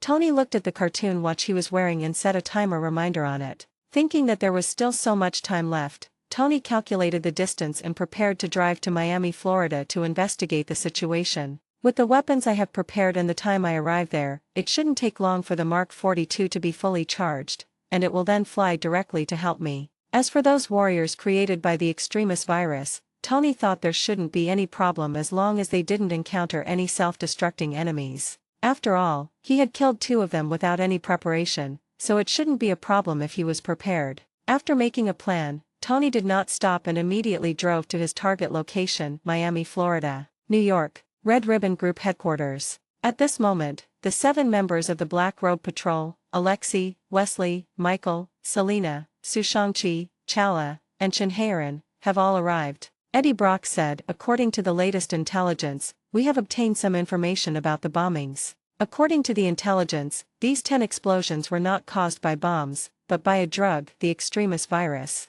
Eddie's assistant then distributed information to the 7 members of the Black Robe Patrol. After everyone finished reading the information, Eddie continued, "AIM's owner is Aldridge Killian. I'm sure you've all seen his detailed profile. AIM is an arms contractor specializing in the modification of military equipment. They even proposed transforming the Bimex robot into a war machine for the government, but their proposal was rejected by the Universal Capsule Corporation, who strictly demanded that Bimex's purpose not be altered. One of the side effects of the extremist virus they developed is that it causes injected individuals to heat up and explode. This is why no explosive shells were left behind in these 10 explosions.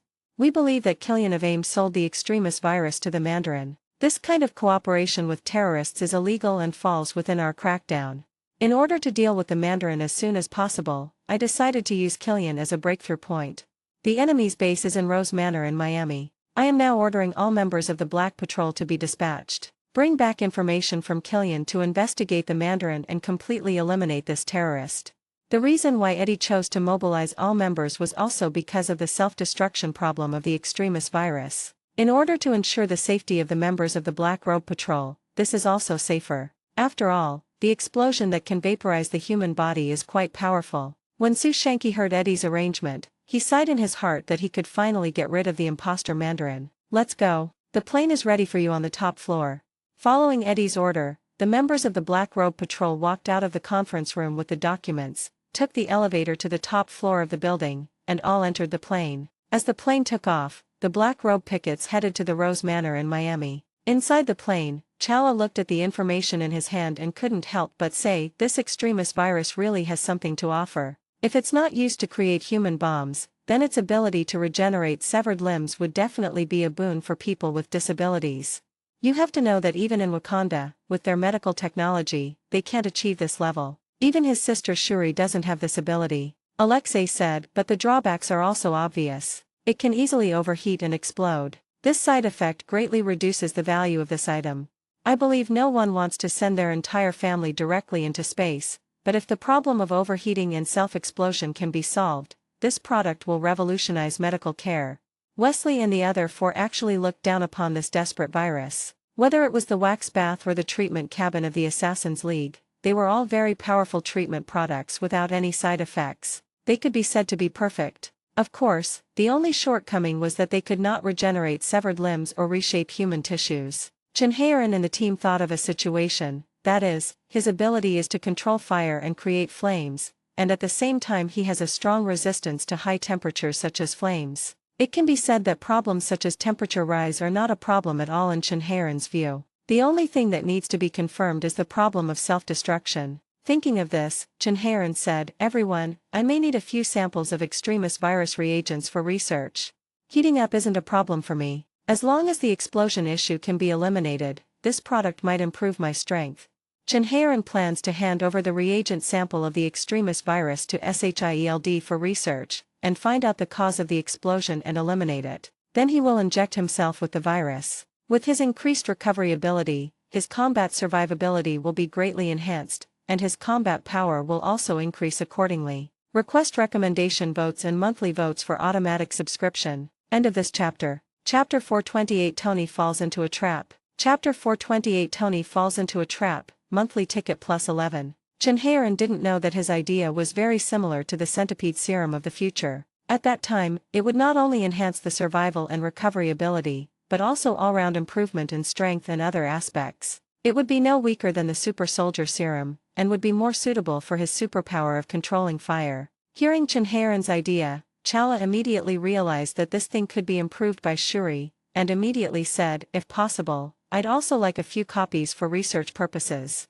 Selena, the strongest captain at this time, glanced at everyone and said, "I can allow everyone to take 2 samples of the extremis virus, but I also have a request. Whoever took the sample is responsible. If another explosion caused by the extremis virus occurs, I will hold them accountable. At the very least, you'll be kicked out of the team, and at the worst, you'll be attacked by other members like Killian." After hearing Selena's warning, everyone was silent for a few seconds, but Chinhaerin still said with a firm look in his eyes, "Captain, this extremis virus may increase my strength. I need it for research." Selena then looked at Chala, who quickly said, "I will be responsible for the samples in my hands and will never let them out." The others also nodded, and the product extremis virus became extra income for every member of the Black Patrol. The 4 members of the Assassin's League decided to hand it over to the organization for research. After all, they personally had no R&D capabilities. Sushenki felt that he didn't need this thing. Firstly, he didn't have a need for it, and secondly, he didn't know how to study it. However, in order to fit in, he didn't refuse. At the same time, Suziling also finished reading the relevant information about Uldrechi Killian compiled by his subordinates, and immediately waved his hand and said, "Let's go to Miami Rose Manor and capture Aldredge Killian." Immediately, the elite members of the Ten Rings gang boarded a plane and headed to capture Killian. At the same time, some weapons were shipped out of secret bases and sent to Miami. The soldiers on the Ten Rings gang side are mainly ordinary people. The only ones who can be considered extraordinary are himself and the Death Merchant, but their combat effectiveness values are not high. Faced with the desperate virus that can self-destruct, Suziling decided to bring some heavy firepower to kill the opponent before he can explode. Compared to the boys in the Ten Rings who had just set out, the Winter Soldier team who set out earlier had already entered Miami fully armed. At this moment, all 4 waves of troops were approaching Uldrechi Killian's Rose Manor. The sky was just beginning to brighten, the sun had not yet appeared, and Tony was about to arrive in Miami, Florida. On Killian's side, all his extremis virus soldiers had been summoned back, and Seven asked, "Sir, what should we do with that actor? Should we continue filming?" When Killian heard his subordinates mention the Mandarin they had created, he also had a headache. He actually had some cooperation with the vice president. He cured the vice president's daughter who had lost her calf, and the vice president protected his company. Before obtaining the Dragon Ball, he reached an agreement with the vice president, that is, the vice president would reveal the whereabouts of the president to him, and what he needed to do was to send his men to get rid of the president, and in the form of terrorism implemented by Mandarin. At that time, due to war and emergency situations, there was no need to elect a new president, and the vice president could directly take office and become the new president. In this way, AIM can successfully bind itself to the new president, and its own business can expand rapidly with the help of policy conveniences. At the same time, the president will also issue a policy to allow AIM to completely improve the extremis virus and make it completely free of side effects. Only after the side effects are resolved will the injection be given to his daughter. However, due to the appearance of the Dragon Ball, Killian has a new idea. That is, instead of relying on the resources of the vice president to overcome the shortcomings of the extremis virus, he will rely on the Dragon Ball's ability to grant wishes. Naturally, the kidnapping of the president is no longer the focus of Killian's attention. As for whether this will offend the vice president, as long as the side effects of the desperate virus are resolved, he will still have the leverage to appease the vice president, because he knows that the vice president values his daughter far more than the president. Keep it for now. Before you make a wish with the Dragon Ball, this guy still has value. Also, arrange for our people in New York to keep an eye on Stark Industries and Tony's bombed-out villa to see if Tony Stark will show up. Yes, sir. Tony drove to the target location and parked on another street. His target location was the Rose Villa in front of him. Tony came to the outside of the villa, climbed a big tree, and used a telescope to observe the details of the guards inside. Tony quickly determined the positions and perspectives of the guards in plain sight. Then he came to a wall, climbed up the high wall with one jump and entered it, then quickly came to the stone stairs. Looking at the guard with his back to him, Tony threw a stone lock to knock him down. He originally thought that the guard would be knocked unconscious by the steps, and even if he didn't faint, he would lose his combat effectiveness. However, the guard was pulled down and quickly turned around and locked onto the enemy who attacked him. At this moment, a red light flashed across the guard's face. Tony cursed his bad luck in his heart. Any guard could be the one who injected the extremis virus. He hoped that this guy would not explode on the spot. At this time, he heard the other party shout, "Found you, Tony Stark. Everyone, please note that Tony has appeared in Area C, which I am patrolling." Tony thought to himself, not good. The other party directly called out his name and asked other guards to come over, which gave him the feeling that the other party was waiting for his arrival, as if he had fallen into an enemy trap. Tony immediately took out the modified nail gun and shot at the guard's neck, but the guard blocked it with his palm. The long nails from the nail gun pierced through the guard's palm, but they were no longer a fatal threat. Another guard who was not far away rushed over as soon as he heard the noise. Seeing Tony Stark committing a crime at the bottom of the stairs, he immediately jumped down. "Caught you." Tony retreated while using the nail gun to attack the enemy, but after losing the opportunity for a sneak attack, the attacks from the nail gun were blocked one by the arms of the desperate virus soldier until Tony cleared the nails. Seeing this, Tony threw away the nail gun in his hand. At this moment, the two extremist virus soldiers pulled out the nails on their bodies. A red light flashed and the wounds healed instantly. Request recommendation votes and monthly votes for automatic subscription. End of this chapter. Chapter 429, The Winter Soldier Arrives. Chapter 429, The Winter Soldier Arrives, monthly ticket plus 12. Tony, who saw this scene, also exclaimed, "What a terrifying healing power." At this moment, the guard who was pulled down by Tony also broke the stone chain on his feet and stood up. At the same time, the sound of running came from all around. Obviously, other guards were also rushing here. Tony, who noticed the situation, also felt the danger. He immediately took out the improvised bomb he made from his backpack and threw it at the other party's feet. The colored ball bomb rolled to the feet of the two people and exploded instantly. Boom! The simple bomb that could have eliminated the enemy was carried by the desperate virus soldier. Although he looked seriously injured with glass shards all over his body, his wounds began to heal immediately after the red light flashed. Seeing this scene, Tony immediately made a gesture to summon his battle suit, then turned around and ran away. "I was too reckless. I should have waited until the suit was fully charged and restarted before coming here." Who knew Killian was such a coward that he actually filled the base with guards made of the extremis virus? Isn't he afraid of blowing himself up? At this moment, Killian, who was in the base in the manor, also received news from his subordinates that Tony Stark had attacked the manor. Upon hearing this news, Killian immediately came to the surveillance camera. Seeing Tony coming alone without any battlesuit, relying only on some simple props he had crafted to attack him, Killian couldn't help but sneer. "Tony, you are so arrogant. But you came here on your own and saved me a lot of trouble. Eric Severn, Alan Brand, the two of you go and bring Tony Stark back to me, along with the Dragon Ball that was on him."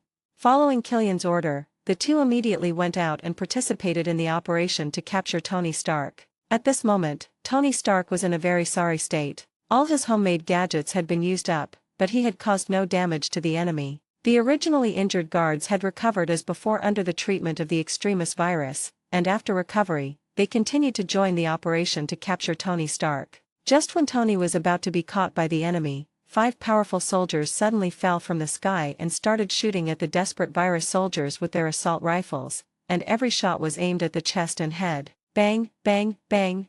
Fortunately, Tony was running and dodging, avoiding the shooting position, otherwise he would have been shot into a sieve on the spot. Looking at the 5 fully armed soldiers, Tony greeted them. "Which department are you from? Are you here to rescue me? Are you still Suziling's subordinate?"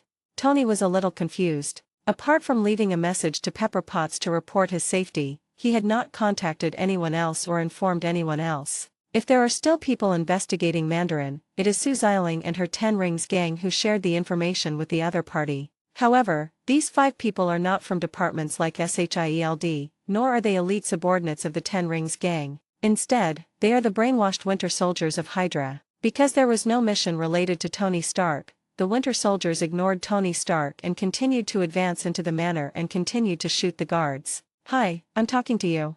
At this time, Bucky, wearing a mask, shot the talkative Tony. When the other party raised his gun and turned around, Tony realized something was wrong and simply dodged in advance, otherwise his head would have been blown off on the spot. Looking at the bullet hole in the rockery in front of him, Tony's pupils shrank. If he hadn't reacted quickly, wouldn't Iron Man have died here? At this time, Tony could also be sure that these 5 people were definitely not regular government and military personnel. Although those people were unreasonable, they would definitely not shoot directly because of his questions. Seeing that Tony Stark didn't show up or nag again, Bucky immediately followed and continued to clean up the battlefield with the other 4 Winter Soldiers. However, the extremist virus soldiers are not made of paper. They are soldiers who retired due to disability and have strong combat capabilities. With the blessing of the extremist virus, they are even more powerful and soon launched a counterattack against the Winter Soldier. The 5 Winter Soldiers had limited bullets, and after using up their assault rifles, they all switched to daggers. Bucky looked at the desperate virus warrior rushing towards him and kicked him away. This desperate virus warrior, who had been shot and recovered, could no longer withstand the high temperature overload at this moment. He was kicked into the air and exploded on the spot. Boom! The violent explosion blew Bucky, the Winter Soldier, away on the spot. Fortunately, he was not at the center of the explosion, and the strong physique given by the super serum saved him from death. Tony, who saw the scene from a distance, also murmured, "I told you these guys would blow the manor up. But where did these 5 guys come from? They are all extraordinary people, but the guns they use are not American guns. Instead, they look like they are made in Russia or even the Soviet Union. The extraordinary is under the investigation of SHIELD, so he can't be someone from SHIELD, right?" Tony's guess was obviously very close to the truth. After all, there was no difference between SHIELD and SHIELD at this time. They were both under the leadership of Pierce, so it was not wrong to say that he was a member of SHIELD. The explosion of the desperate virus soldier obviously alarmed Eric Seven and Helen Brand, who had just run up. The two looked at each other and said, "This guy Tony actually detonated our soldiers?" At this moment, Killian's voice came from their headsets, roaring, "Other forces have intervened. Quickly capture Tony and bring him here, and arrange for manpower to resist."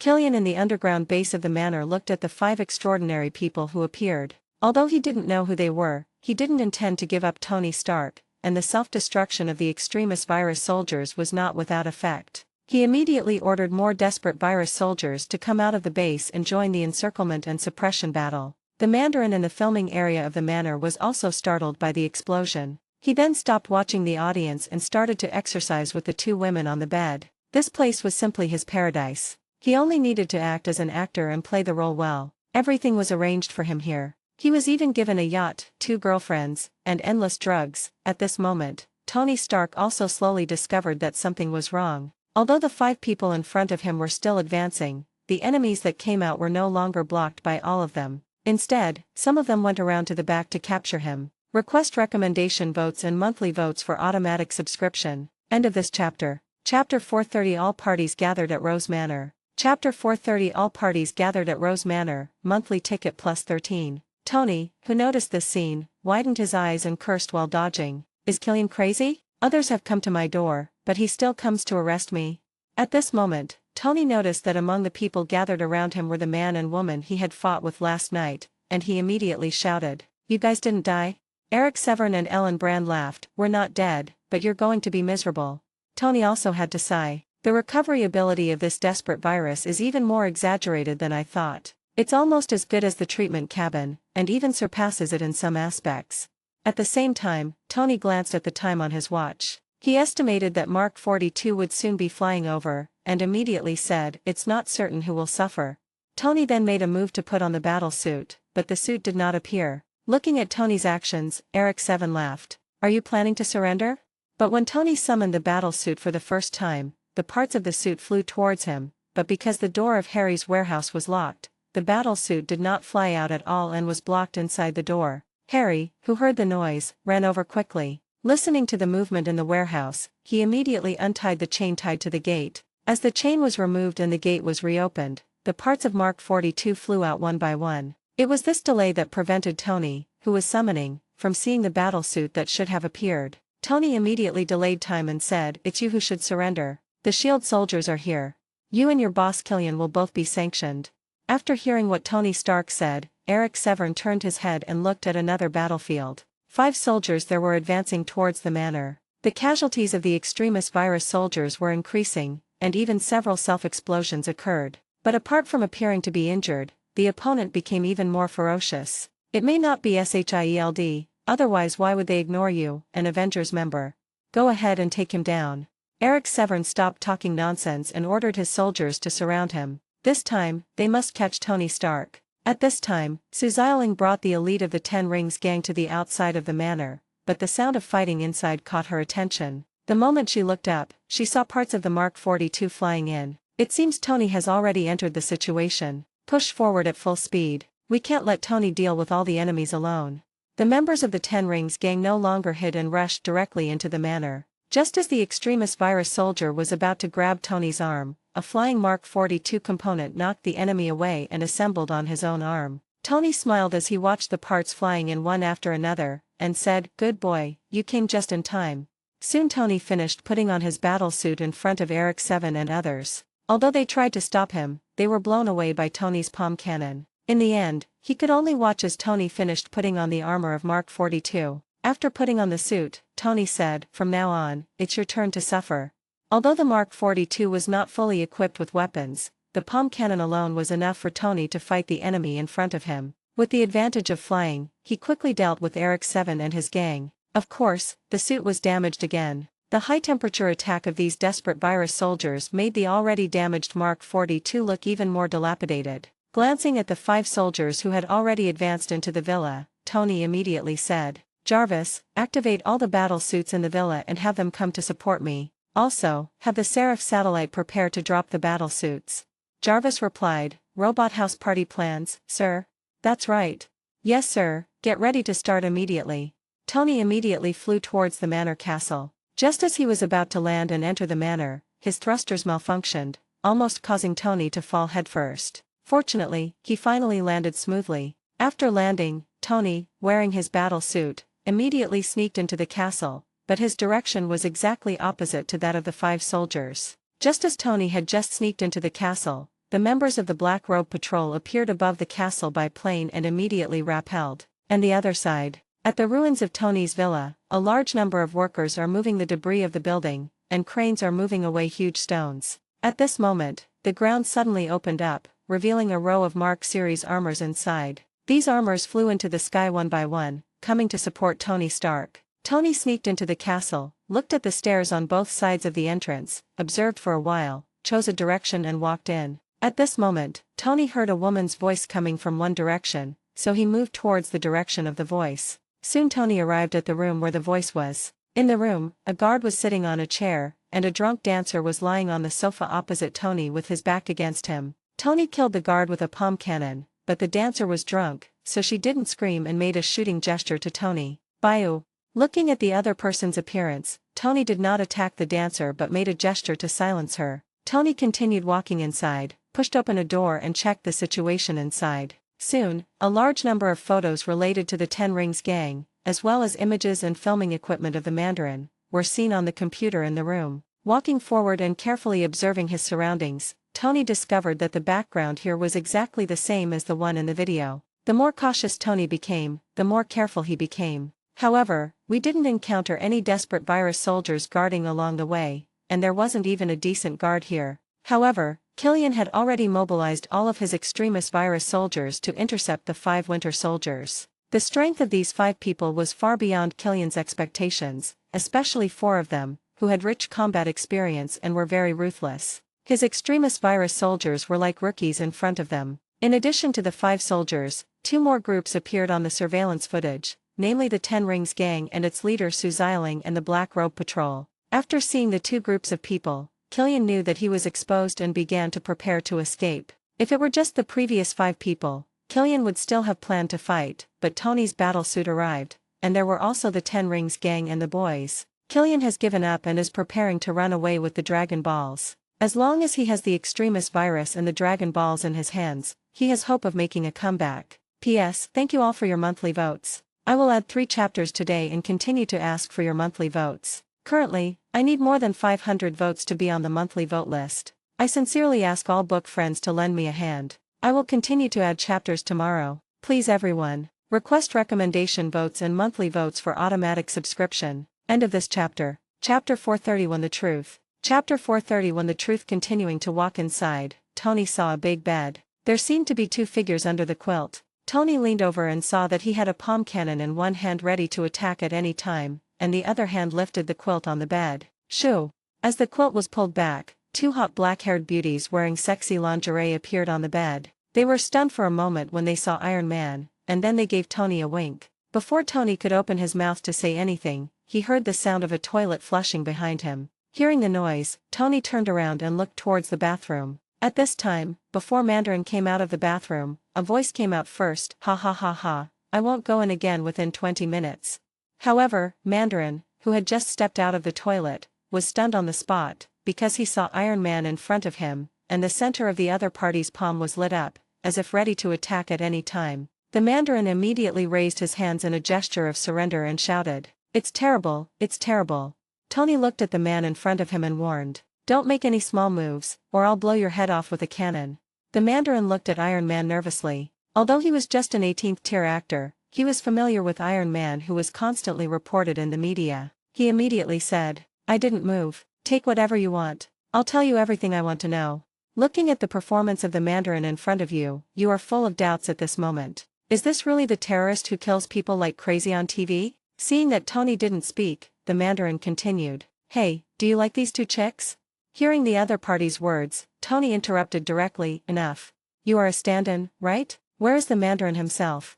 It was obvious from just a few words that Tony didn't believe that the person in front of him was the real Mandarin. Even the Mandarin who pretended to be the 10 Rings gang was not someone that could be represented by this funny clown, especially since the other party first blew up Happy and then bombed his own residence. Tony shouted angrily, "Where is the Mandarin? Where is he?" The frightened Mandarin slumped in his chair, pointed at himself and said, "He is here, but he is not here. Here, but not here." The light of Tony's palm cannon became brighter, and he said to the man in front of him, "What do you mean?" Mandarin held up a finger and said, "It's a complicated matter, hard to explain in a few words." Tony yelled, "Speak now. It's complicated." Boom. At this moment, there was another violent explosion outside the castle. The explosion was so intense that it shook the entire castle. Tony knew that the battle on the other side was still going on, and it also scared the Mandarin. Tony glanced at the 2 women on the bed and said, "Explain it to me clearly, ladies, please get out. Get out of bed and go to the bathroom." Under Tony's arrangement, the 2 ladies hid in the bathroom. Tony took a look and found nothing wrong. At this time, the Mandarin quietly got down from the chair and crawled to the side. Seeing this, Tony fired a palm cannon directly at the ground. Boom. Seeing the palm cannon that had made a big hole in the floor, Mandarin immediately returned to his chair. The Mandarin returned to his chair and said, "My name is Trevor. My full name is Trevor Slattery." Tony asked, "What are you? Are you the bait, or the stand-in?" Trevor said, "You think I'm a stand-in? I'm not." Upon hearing this, Tony immediately raised his right hand and aimed his palm cannon at the other person's head. Seeing this, Trevor immediately shouted, "Don't hit me in the face, I'm an actor. I'll give you a minute to explain." Trevor explained, "I just play this character. The Mandarin itself doesn't exist at all." "So how did you get here, Trevor?" "Well, I had a drug addiction problem once, and I ended up having to do some street crimes. And then? Yet they recommended me for the role. They know I smoke that. Tony looked at the other person and said, "What did they say? Help you quit drugs?" Trevor held up a finger and said, "They said they would give me more. They gave me a lot of things, gave me this palace, and gave me plastic surgery. They gave me a lot of things and a speedboat." Hearing this, Tony asked directly, "Him? The Ten Rings gang?" Trevor shook his head. "No, no, no. The Ten Rings gang and the Mandarin are both fictional beings." Tony was stunned when he heard this. He thought of the Mandarin pretending to be the Ten Rings gang, but he didn't expect that even this Mandarin was fake. "Who are they, and who is your boss?" Trevor looked at the guards who had not arrived yet, as well as the Iron Man in front of him. He thought that guy would be eliminated as well, so he said, "It's Killian." Hearing this name, Tony had no idea that Killian was the one behind all this. He didn't find a buyer for the extremis virus, but was manipulating it himself. To confirm, Tony asked again, "Aldrich Killian?" Trevor nodded and said, "Yes, that's the name." Tony looked at Trevor in front of him, walked up to him and knocked him unconscious with a slap. Now that he knew who the real enemy was, he wanted Killian to pay the price. At the same time, Tony was also curious about the goals of the 5 extraordinary warriors who arrived. Could it be that he has his eyes on Killian's extremis virus? He hasn't completed his revenge yet and doesn't want Killian to be taken away like this. Tony, who knew some of the situation, knew that if someone like Killian was taken away, he might not die and might still be responsible for the research and development and improvement of the extremis virus. This was something Tony would never allow, and through Jarvis' report, his other suits were on the way to support and would arrive here soon. In front of dozens of battle suits, neither Killian and his desperate virus soldiers nor those extraordinary warriors could be his match. Without wasting any more time, Tony immediately rushed in the other direction of the castle, and on the other side, Killian was holding a safe in his hand and preparing to evacuate with a team of extremis soldiers, but was blocked by the Winter Soldier team. After seeing Killian, the Winter Soldier team launched an attack without any nonsense and pounced on him immediately. Because of the previous battle, the Winter Soldiers had used up all their hot weapons ammunition, so they began to use cold weapons and hand-to-hand combat one by one. Killian looked at the 5 people rushing towards him and immediately said, "Stop them." Immediately, 5 extremis virus soldiers came out and blocked the Winter Soldier. Killian looked at the 5 people and asked, "Who are you?" Request recommendation votes and monthly votes for automatic subscription. End of this chapter. Chapter 432, Extremis Virus vs. Winter Soldier. Chapter 432, Extremis Virus vs. Winter Soldier. At first, Killian thought they were Tony Stark's reinforcements, but after discovering through surveillance that the other party completely disregarded Tony Stark's life or death and even shot Tony, he knew that these people were coming for him. However, Killian did not get any answer. The Winter Soldier only had the mission in mind and ignored his questions. Facing the attack of the Winter Soldier, the extremis virus soldier did not rely on pure strength and fighting skills, but instead heated up his arms and attacked in a high-temperature mode that could melt steel. Compared to the extremis soldiers outside, these 9 are the 9 people in Killian's hands who are most adaptable to the extremis virus. It can be said that only Eric Seven and Ellen Brand can be compared with them. Unfortunately, the 2 died at the hands of Iron Man. Seeing that his question received no response, Killian lost interest in investigating and immediately led the remaining 4 people to evacuate.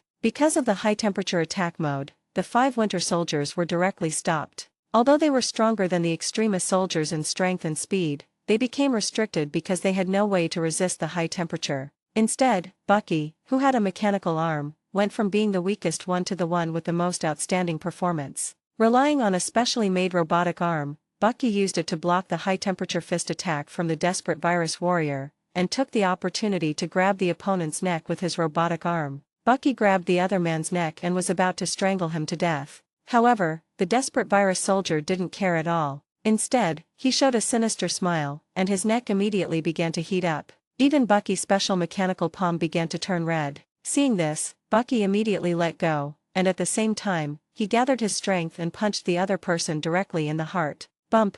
This desperate virus soldier was directly knocked away by Bucky's mechanical arm with a punch. Under the huge force, he hit the wall of the castle and fell down, dead. However, it was Bucky's punch that directly shattered the opponent's heart, and the extremis virus had no way to reshape the heart, causing him to die on the spot. After dealing with the enemy who blocked his way, Bucky immediately chased after Killian's retreat location. The other 4 Winter Soldiers also reacted quickly. Although they did not have mechanical arms, they were stronger than Bucky. They then began to use their strength and speed advantages to avoid the opponent's high-temperature attack and launched a fatal blow to the heart. The other side. As soon as Killian withdrew from the castle, he was intercepted by Su Xiling and his men. Compared to the unfamiliar Power Rangers, Killian saw Su Xiling's statement denying that the Mandarin was a member of the Ten Rings gang. All kinds of monsters and demons are coming here. Su Xiling and his men surrounded Killian. Compared to the Winter Soldier whose ammunition had been used up, Su Xiling's firepower was sufficient, and some of his men even carried rocket launchers and RPGs. At this time Su Xiling said, "Killian, where is the Mandarin?" Obviously, Su Xiling didn't know that all this was Killian's doing, and thought that it was Killian who sold the extremist virus to the Mandarin, as Pepper Potts said. After hearing Su Xiling's words, Killian reacted quickly. He immediately said, "I'll tell you the Mandarin's information, and you'll let me go." Su Xiling thought about it and agreed. "As long as you tell me all the information about the Mandarin, I will let you go. After all, you are just a supplier." Killian was also happy to hear Su Xiling's words. You know, although he was also injected with the desperate virus, the firepower carried by Su Xiling still gave him a headache. Light machine guns, assault rifles, grenades, grenade launchers, RPGs, and some weird weapons, like crossbows flashing with electric light. This gang's configuration is enough to fight a small battle. Killian can only say that they are worthy of being the real Ten Rings gang. It is really outrageous that they can bring these things here. Killian immediately said, "The Mandarin is inside the castle, but he's in Area C. He came here today to inspect the goods, but before we could meet him, you attacked. By the way, you guys need to hurry over, otherwise they might be taken away by another group of people." As he spoke, Killian pointed to the location of Area C of the castle. Su Xiling had no doubts when she heard Killian's words, and immediately waved her hand to let her men make way. At this moment, Bucky chased over, glanced at Su Xiling and others, and rushed in without any hesitation to attack Killian. The other 4 Winter Soldiers also rushed out of the castle after dealing with Grid's enemies, but they were still some distance behind Bucky. Seeing the Winter Soldier appear and heading straight for Killian, Su Xiling had no intention of stopping him. At this moment, she had already led her men towards Area C of the castle. Killian looked at the 5 people who had caught up with him, knowing that he couldn't leave without dealing with them, and immediately roared, "You guys again. Die to me." Killian roared, and flames shot out of his throat, burning towards Bucky. At this time, Su Xiling also saw this scene and was stunned for a moment. She didn't expect that Killian was also a fire-type transcendent. As for the extremist virus, as far as she knew, it would not allow people to master the ability to breathe fire, and at most it could only cause self-destruction. At this critical moment, Bucky, who had rushed forward, changed his running direction and rushed to the side. Boom! The temperature of the flames sprayed out by Killian was not low, it could be said to be very high, which caused the floor tiles outside the castle to crack and explode on the spot. At this moment, Tony Stark flew out in the Mark 42. Seeing Su Xiling, who was closer to him, and Killian, who was a little further away, he immediately reacted and shouted, "Su Xiling, Killian is the mastermind behind this. Don't let him get away." Looking at the Iron Man flying out from Area C in front of him and the words he shouted, Su Xiling was also stunned for a moment. What? He was the one who did it? Su Xiling came down immediately and said, "Catch Killian for me, as long as he's not dead." The Ten Rings gang soldiers immediately turned their guns and attacked Killian. Killian also heard what Tony Stark said at this moment, and immediately stopped attacking Bucky and shouted, "Everyone, cover me, retreat." Faced with the impending 3-way siege, Killian immediately chose to keep running. As long as he got outside the manor, he could take a plane and leave. And inside the castle, there was a third group of people. They were the 7-member Black Robe Patrol. Request recommendation votes and monthly votes for automatic subscription. End of this chapter. Chapter 433, Dragon Ball appears and gains attention from all sides. Chapter 433, Dragon Ball appears and gains attention from all sides, monthly ticket plus 14. At this moment, Selena has arrived at the laboratory in the castle. She inserted the USB drive into the computer and typed quickly with both hands. Soon the USB flash drive started copying. This USB flash drive was not an ordinary USB flash drive. It had its own hacking system that could copy information in the computer and break into the information database. Selena looked at the progress bar and asked, "How is the situation now?" Chala controlled the virtual screen projected on his arm and spoke, "Now, in the entire castle, there are 4 waves of people besides us. A team of 5 Power Rangers, Iron Man Tony Stark, Su Xiling and the Ten Rings, and Killian and his men. I didn't expect that Killian is actually a transcendent and has the ability to create fire. Chinhaerin, this is a bit like you." Chinhaerin glanced at the scene on the screen where Killian was spitting fire to attack the extraordinary soldiers, and said it may not be his own power. I suspect it was given by the extremis virus. No normal extraordinary person would spit fire from his mouth. And look what I found. Then Shinharan opened a box, which contained a row of full orange reagents. I found this in their laboratory, and there are soldiers injecting it on site. I can confirm that this is the extremis virus. Selena took a look and said, "We're lucky, but we haven't found the real owner yet." Just then Michael and Alexei came back, with Michael carrying a man on his shoulders and then throwing him to the ground. The Red Guard and I found him in a room, but he was knocked unconscious. "Is this the Mandarin on TV?" Selena frowned slightly, then asked, "Why is he here? Who else is in the room besides him?" Alexei said, "There are 2 other girls, but from what they said, this guy must have been knocked unconscious by Iron Man. By the way, this man is just one actor. Killian hired him to play the Mandarin. I thought I had found a big fish and that the mission was over."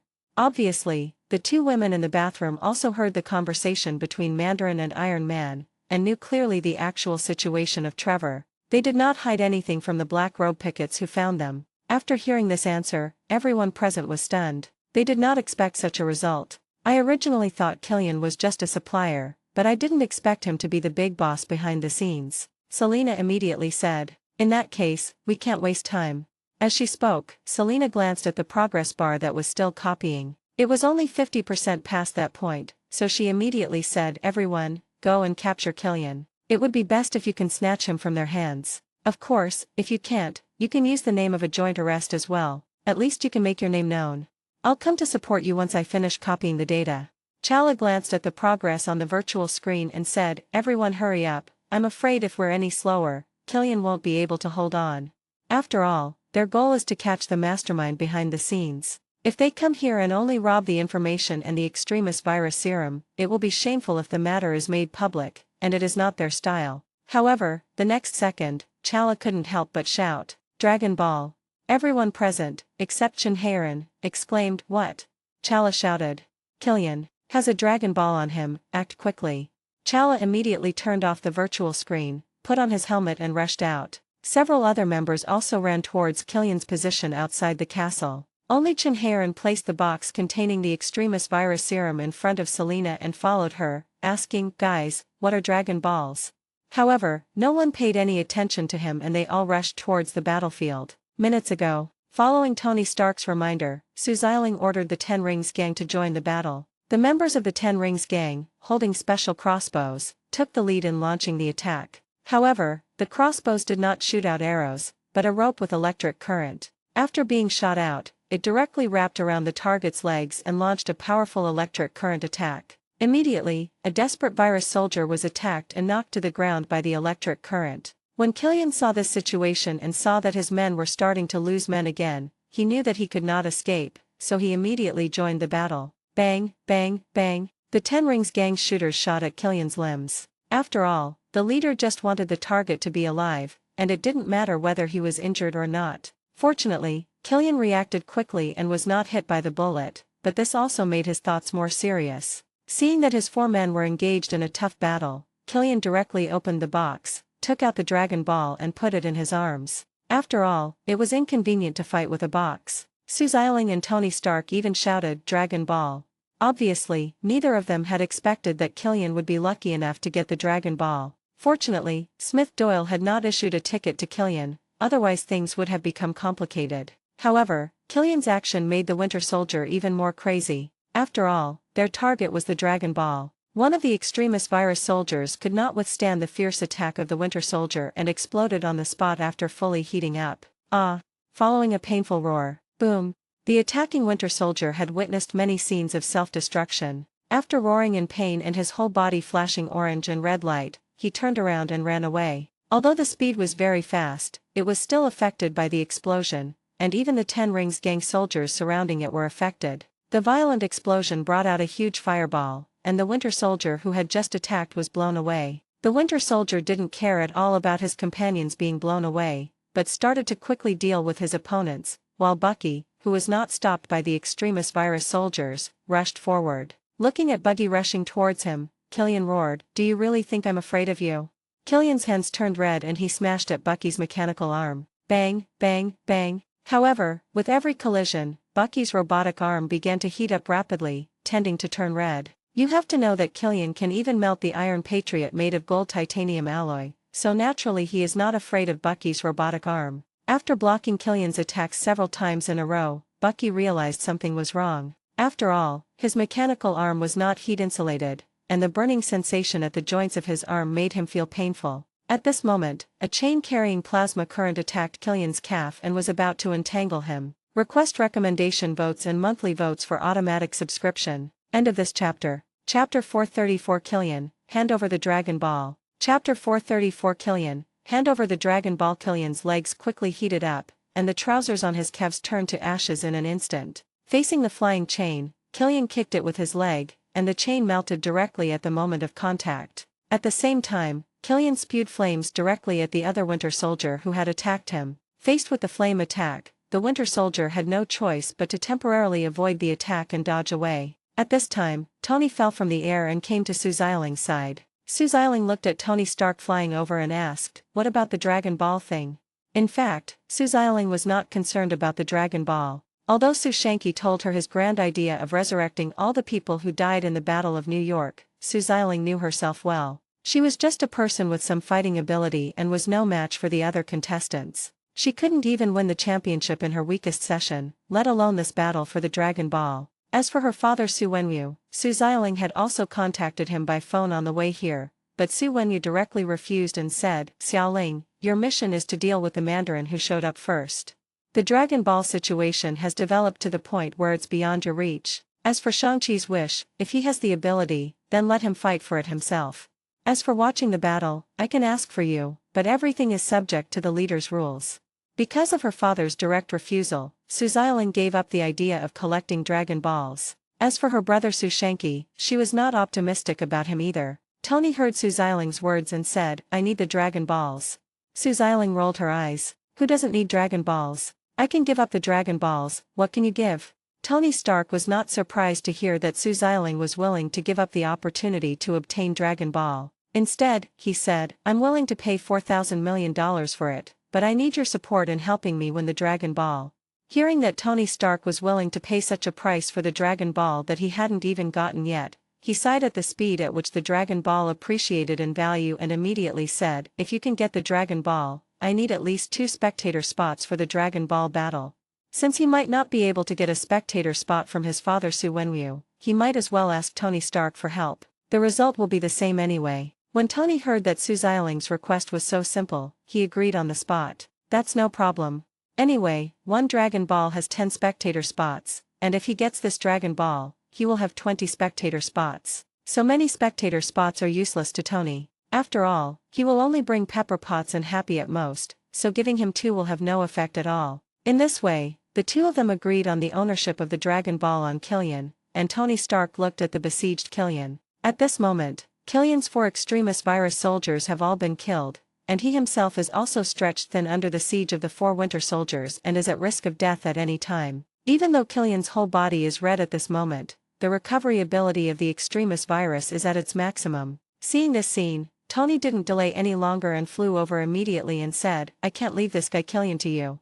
Tony fired a palm cannon at Killian on the spot, knocking him out of the encirclement of the Winter Soldier. Boom! Looking at Killian being blown away, several Winter Soldiers looked at each other. Bucky and a taller Winter Soldiers chased Killian, and the remaining 3 attacked Tony Stark. Seeing 3 of the other party rushing towards him, Tony immediately took a fighting stance, but at this time Jarvis reminded him, "Sir, the propeller is damaged and we are temporarily unable to fly."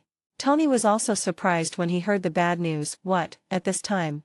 Although Tony's thrusters malfunctioned when he first flew into the castle and he nearly fell from a high altitude, he had recovered at the critical moment. He didn't expect that the same problem would occur again now. Obviously, Tony couldn't create more fighting space by taking off at this time, so he had no choice but to choose close combat. Bang, bang, bang. However, the result was not ideal. Tony's fighting ability was completely insufficient in front of these battle-hardened Winter Soldiers, and he was knocked unconscious by a series of punches on the spot. Tony reacted and shouted immediately, "Jarvis, scan their combat techniques. I'll leave it to you to handle the rest." Tony, who had had this experience, understood that it would be more convenient to leave close combat to Jarvis, the artificial intelligence. After all, he was really not as good as Jarvis in this aspect. At this time, the death merchant came to Su Ziling's side and asked, "Chief, do you want us to help?" The death merchant also heard about the transaction between the leader and Tony, so he asked. Su Ziling felt a little regretful when she saw Iron Man, who seemed to be unable to fight back. Because Tony's performance was far inferior to his performance in the battle for Dragon Ball, she said, "Let the people below support Tony Stark. He's wearing a battlesuit anyway, so our weapons shouldn't be able to hurt him." The death merchant nodded after receiving the order. After the order was issued, some members of the Ten Rings gang directly opened fire at the Winter Soldier who was besieging Tony Stark. Compared to Tony, who didn't dare to kill the other party because he didn't know his identity, and because the arrival of the Winter Soldier saved Tony's life, he didn't even use the palm cannon. The Ten Rings gang did not have this concern. Although they did not use any heavy weapons, they just fired a volley of bullets. Faced with the incoming bullets, the Winter Soldier was the first to notice and dodge, and those who didn't dodge were directly blocked by the bulletproof vest on his body. Ding, ding, ding. Some of the bullets hit Tony's suit directly, flattening the bullet heads and falling to the ground. Seeing this situation, Tony also complained, "Asshole, aim better, you're hitting me." Su Ziling smiled and said after seeing this, "You're wearing a battlesuit, so what are you afraid of? This is to help you out." Tony Stark didn't say anything else. At least that burst of bullets made the Winter Soldiers who were besieging him retreat. At this moment, Chala and a group of members of the Black Patrol rushed out of the castle and headed straight for Killian. Chala shouted, "Killian, hand over the Dragon Ball. Request recommendation votes and monthly votes for automatic subscription." End of this chapter. Chapter 435 Sewing Discord. Chapter 435 Sewing Discord. Tony Stark looked at the black-robed patrol team that rushed out and headed straight for Killian, and murmured, "Another group of competitors has arrived." Su Ziling said, "Tony, our deal is done. You have to pay whether you get it or not."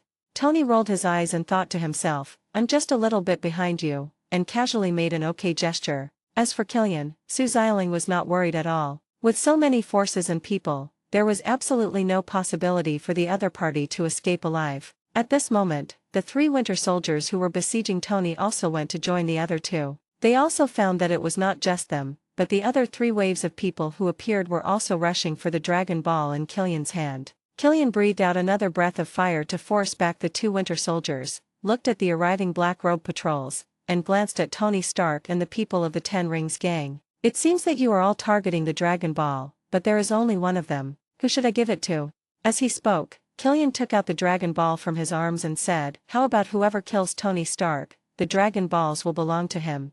Killian originally thought that he could sow discord, but it did not achieve any effect. Instead, the Winter Soldier rushed directly towards Killian. Wesley on the side started to complain, "Even if we kill you, the Dragon Balls will still be ours." Seeing that his plan didn't work, Killian's palm holding the Dragon Ball turned red and he shouted loudly, "If you come any closer, I'll destroy the Dragon Ball." Looking at Killian's red palm, the Winter Soldier hesitated. Their mission was to bring back the Dragon Balls, not cause them to be destroyed. The Winter Soldier had already seen Killian's high-temperature attack, which could definitely melt steel. As for whether it could destroy the Dragon Balls, they didn't know much about it and didn't dare let him try, so they stopped immediately. Seeing the 5 extraordinary people in front of him stop, Killian felt relieved. It turned out that he had to use the Dragon Balls to threaten them. Although the Winter Soldier stopped, the members of the Black Robe Patrol who arrived were approaching Killian. Especially those who knew the details of the Dragon Ball were not afraid at all. If Killian could melt the Dragon Ball, they would admire this guy instead. Killian continued, "As long as you kill Tony Stark, not only will I not destroy the Dragon Balls, I will also give them to you." Tony Stark then spoke, "Killian, I didn't expect you to hate me so much and want me dead all the time. But you can try to increase the temperature and see if you can damage the Dragon Ball in the slightest. Even if you blow yourself up on the spot, you won't be able to destroy the Dragon Ball." Killian looked at Tony Stark and said with gritted teeth, "You're just afraid that everyone will attack you. Nothing in this world is indestructible. As for my hatred for you, it became my motivation as early as Christmas Eve of that year." Tony was a little surprised and said, "I didn't expect there was such a connection between us." Killian curled his lips and said, "Of course a big shot like you doesn't remember what you did." Then Killian looked at everyone and said, "Perhaps one Dragon Ball isn't worth your actions. Then I'll give you another piece of information for free. Tony Stark also has a Dragon Ball on him. My men found it when they attacked him last night." When this news was revealed, everyone's attention shifted from Killian to Tony Stark. The 5 Winter Soldiers looked at Tony Stark deeply. At this moment, Sue Shanky came to Sue Xialing's side and couldn't help but say, "Mr. Stark is really lucky to have obtained another Dragon Ball. Help me take this Dragon Ball from Killian later." Sue Xialing shook her head and refused. "Impossible. I have already completed the deal with Tony. I will not interfere in this matter and will even assist Tony Stark." Sue Shanky looked at his sister in disbelief and said, "Have you forgotten the ideal I told you about? Shouldn't you support me?" Sue Xialing rolled her eyes. She was already a little unhappy with her brother who had deceived her and left without saying anything. It was really unfair that such an irresponsible brother awakened the heart of the dragon. "Father won't help. He said if you have the ability, you should compete on your own and not worry about your affairs." Sue Xialing angrily retorted to Su Shan with just one sentence, "My dad doesn't care and won't let me help." Sue Shanky murmured, "Father, how could it be?" Sue Shanky looked a little gloomy. He had originally thought of letting his father participate in the competition after obtaining the Dragon Ball, but he did not expect that his father was unwilling to show up. Afterwards, Sue Shanky's fighting spirit was rekindled. Even if it was him, he must strive hard to fight for this glimmer of hope. At this time, everyone in the boys' patrol was also sighing at Tony Stark's good luck. Except for Chinhaerin, who didn't understand the situation, and Selena, who hadn't arrived yet, everyone present admired Tony's luck. This was the third session, and Tony's name was mentioned in every session. "I just don't know if he will be a runner-up this time." Just when Killian thought his plan was about to succeed, there were suddenly a lot of sounds of breaking air, and everyone looked up at the sky. A large number of battlesuits flew in the sky and surrounded everyone. These battlesuits were of different models, ranging from Mark 27 to Mark 41. "Killian, you're done. My backup is here." At this moment, a black figure passed through the crowd at an extremely fast speed and came in front of Killian in an instant. She first twisted Killian's arm that was holding the Dragon Ball, causing the Dragon Ball to fall, and then she chopped Killian away with a palm. The person who came was none other than Selena, who had copied the data and brought the serum with her. Seeing Killian being knocked away, Tony Stark immediately waved his hand, and saw a battlesuit disintegrated and flew out and put on Killian's body, and at the same time took off directly into the air. Killian, who was trapped in the suit, had not yet had time to melt the suit to escape, when he heard Tony Stark say, "Let's set off some fireworks, Jarvis." The battlesuit that was carrying Killian into the air suddenly exploded on the spot, setting off a huge firework in the daytime. Boom! Everything happened in a flash, leaving many people present unable to react. However, after the explosion, Killian fell from the sky. The explosion of the battlesuit did not tear Killian's body, but the people present did not think that he could survive. At this moment, the Winter Soldier did not hesitate and immediately attacked Selena, who had obtained the Dragon Ball. Request recommendation votes and monthly votes for automatic subscription. End of this chapter. Chapter 436, Powerful Selena. Chapter 436, Powerful Selena, monthly ticket plus 15. The 5 Winter Soldiers joined forces, each attacking with great force, and the siege seemed to give them a great advantage. But in front of Selena's terrifying speed, everything seemed like a turtle's movement. Selena first put the Dragon Ball into her windbreaker, then held the box containing the Extremis virus in one hand, and with her other free hand, she punched a Winter Soldier away with one punch, and then kicked 2 people away with both feet. In just a blink of an eye, 3 of the 5 besiegers were sent flying. Facing the attacks of the other 2, Selena turned around and dodged their fists, then kicked them again and sent them flying. Seeing Selena knock down 5 people in an instant, Sue Xialing couldn't help but sigh. "I didn't expect her to become stronger."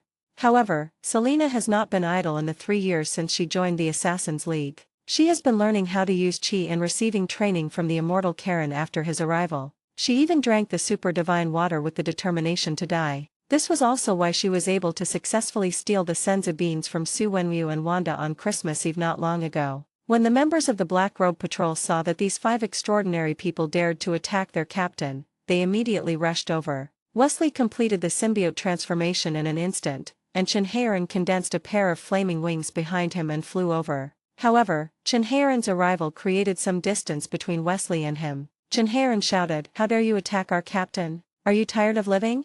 And which department are you from?"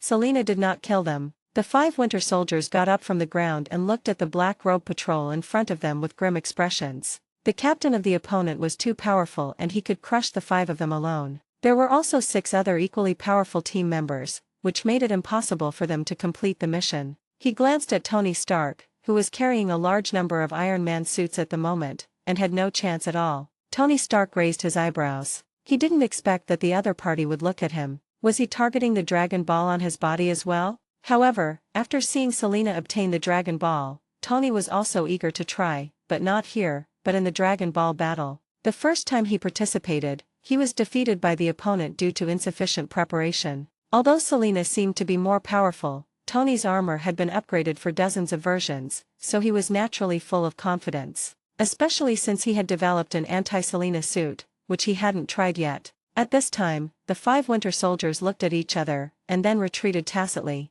As for Chinhaeran's words, they didn't pay any attention at all. Seeing that the other party ignored him, Chinhaeran shouted, "I'm asking you a question, are you mute?" As Chinhaeran was about to step forward to ask for clarification, Selena stopped him and said, "Don't worry about them, let them go."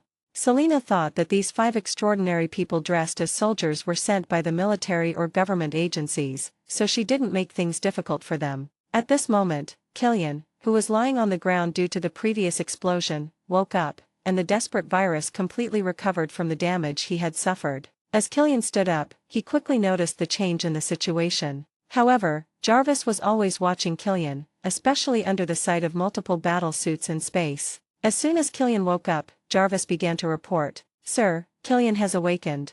Responding to Jeeves's warning, Tony Stark immediately ordered several battle suits to surround him. "Killian, give up resistance. You don't stand a chance." Looking at the iron armor surrounding him and the extraordinary soldiers preparing to evacuate in the distance, on the other side were the Ten Rings gang and the Black Robe Patrol. If it was just Tony Stark alone, Killian would be ready to give it a try. Even if Tony Stark was among these suits, he would plan to self-destruct and drag Tony Stark along with him. But now there were only a few suits in front of him, so he gave up the idea. "I surrender."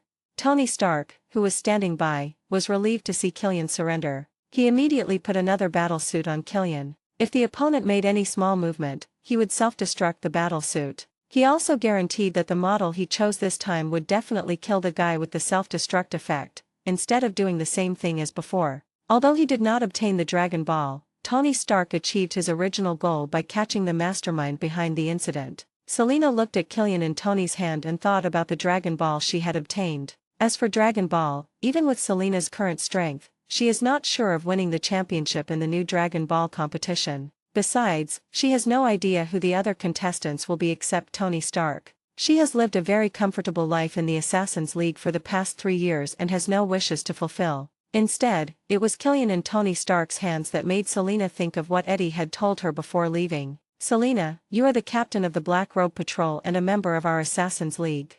The Red Ribbon Group belongs to the boss, and everything I do is in his service. This opportunity is very important to us. It represents whether we can intervene in national defense and security affairs and make all the actions of the Black Robe Patrol completely legal.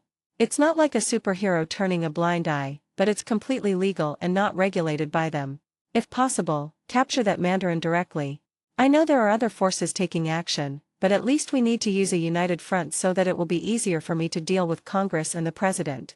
At that time, Selena nodded and said, "I try my best." Thinking of the conversation with Eddie, Selena looked at Tony Stark and said, "Tony Stark, do you want this Dragon Ball?" Tony immediately replied, "I need the Dragon Balls. What can I pay to get them?" Although Tony Stark didn't understand why Selena did this, he was unwilling to give up this opportunity. Sue Shanky on the side shouted anxiously, "Team leader." At this moment, Chinhaeran was still a little confused and asked puzzledly, "What on earth is this thing good for?" Alexei roughly guessed Selena's thoughts and said, "Shang-Chi, bring out the Mandarin we just captured." After hearing the Red Guard's words, Shang-Chi opened his mouth, but finally walked towards the castle. Request recommendation votes and monthly votes for automatic subscription. End of this chapter. Chapter 437 The Dust Settles. Chapter 437 The Dust Settles, monthly ticket plus 16. Selena said, "I'll trade the Dragon Ball for Killian in your hand, and you'll owe me another favor."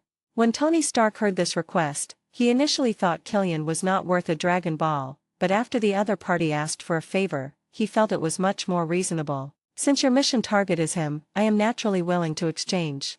As for owing favors, I agree."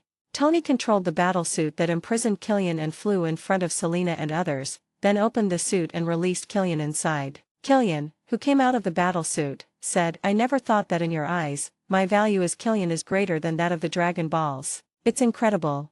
Selena looked at the man in front of her and said, "Chinhaeran, I'll leave Killian to your care."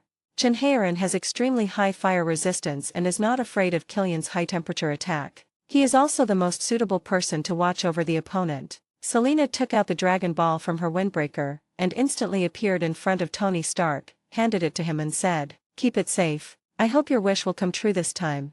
Tony Stark walked out of Mark 42, took the Dragon Ball from Selena's hand, put it in his arms, and said, "I will definitely give it my all this time."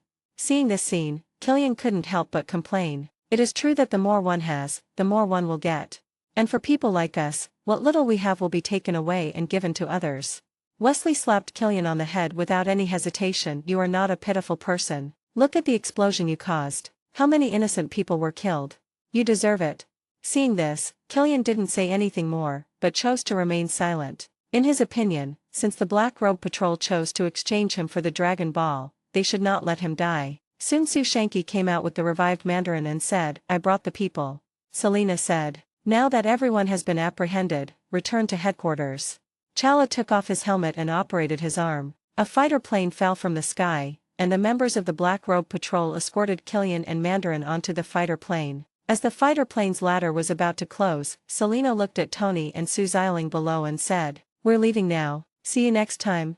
As the ladder door closed, the fighter took off and evacuated directly. Watching the Black Robe Patrols evacuate, Tony opened his arms and said, "Jarvis, give me a suit."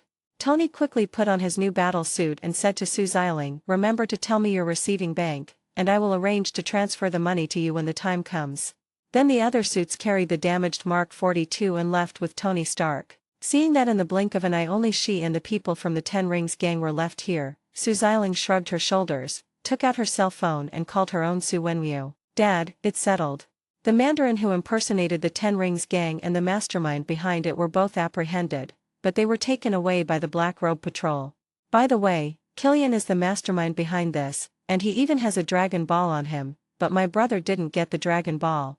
It was their captain Selena who got it, but she made a deal with Tony and gave the Dragon Ball to him.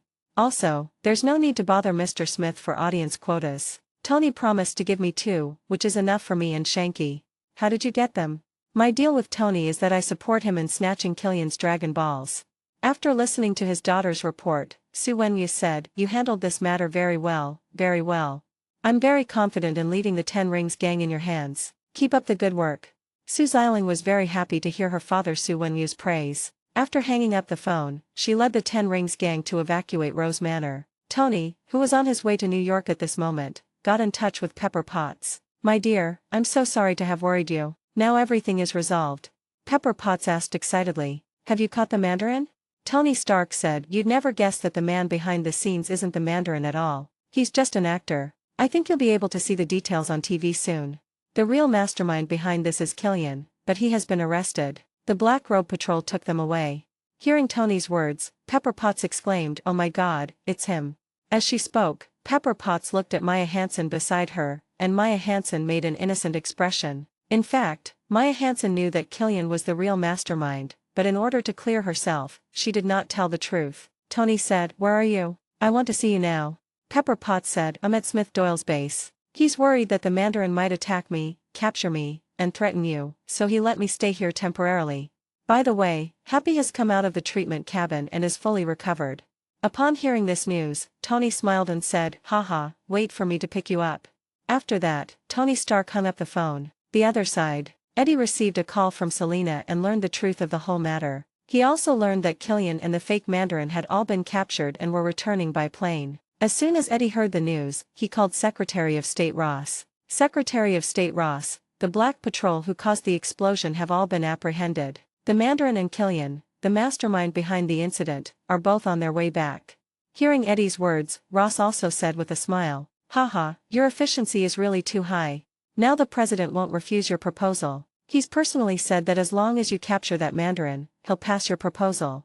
I will notify the president immediately and arrange for reporters to go to the Red Ribbon Group to capture some footage of them escorting them back." The smile on Eddie's face grew even wider, and he immediately spoke, "Then follow your plan. I will also arrange for media coverage to let the public know the truth as soon as possible, telling them that the terrorists have been apprehended and that they no longer need to worry about terrorist attacks." After hanging up the phone with Ross, Eddie began to arrange for a large number of media to come. This time, the Black Robe Patrol was going to make a big splash. P.S. I will continue to ask for monthly tickets. Please give me more and more monthly tickets. I'm begging all the book friends. Request recommendation votes and monthly votes for automatic subscription. End of this chapter. Chapter 438 7 Dragon Balls. Chapter 438 Dragon Ball. On the return flight of the Black Robe Patrol, Sue Shanky couldn't help but ask, Captain, why did you trade the Dragon Balls to Tony Stark?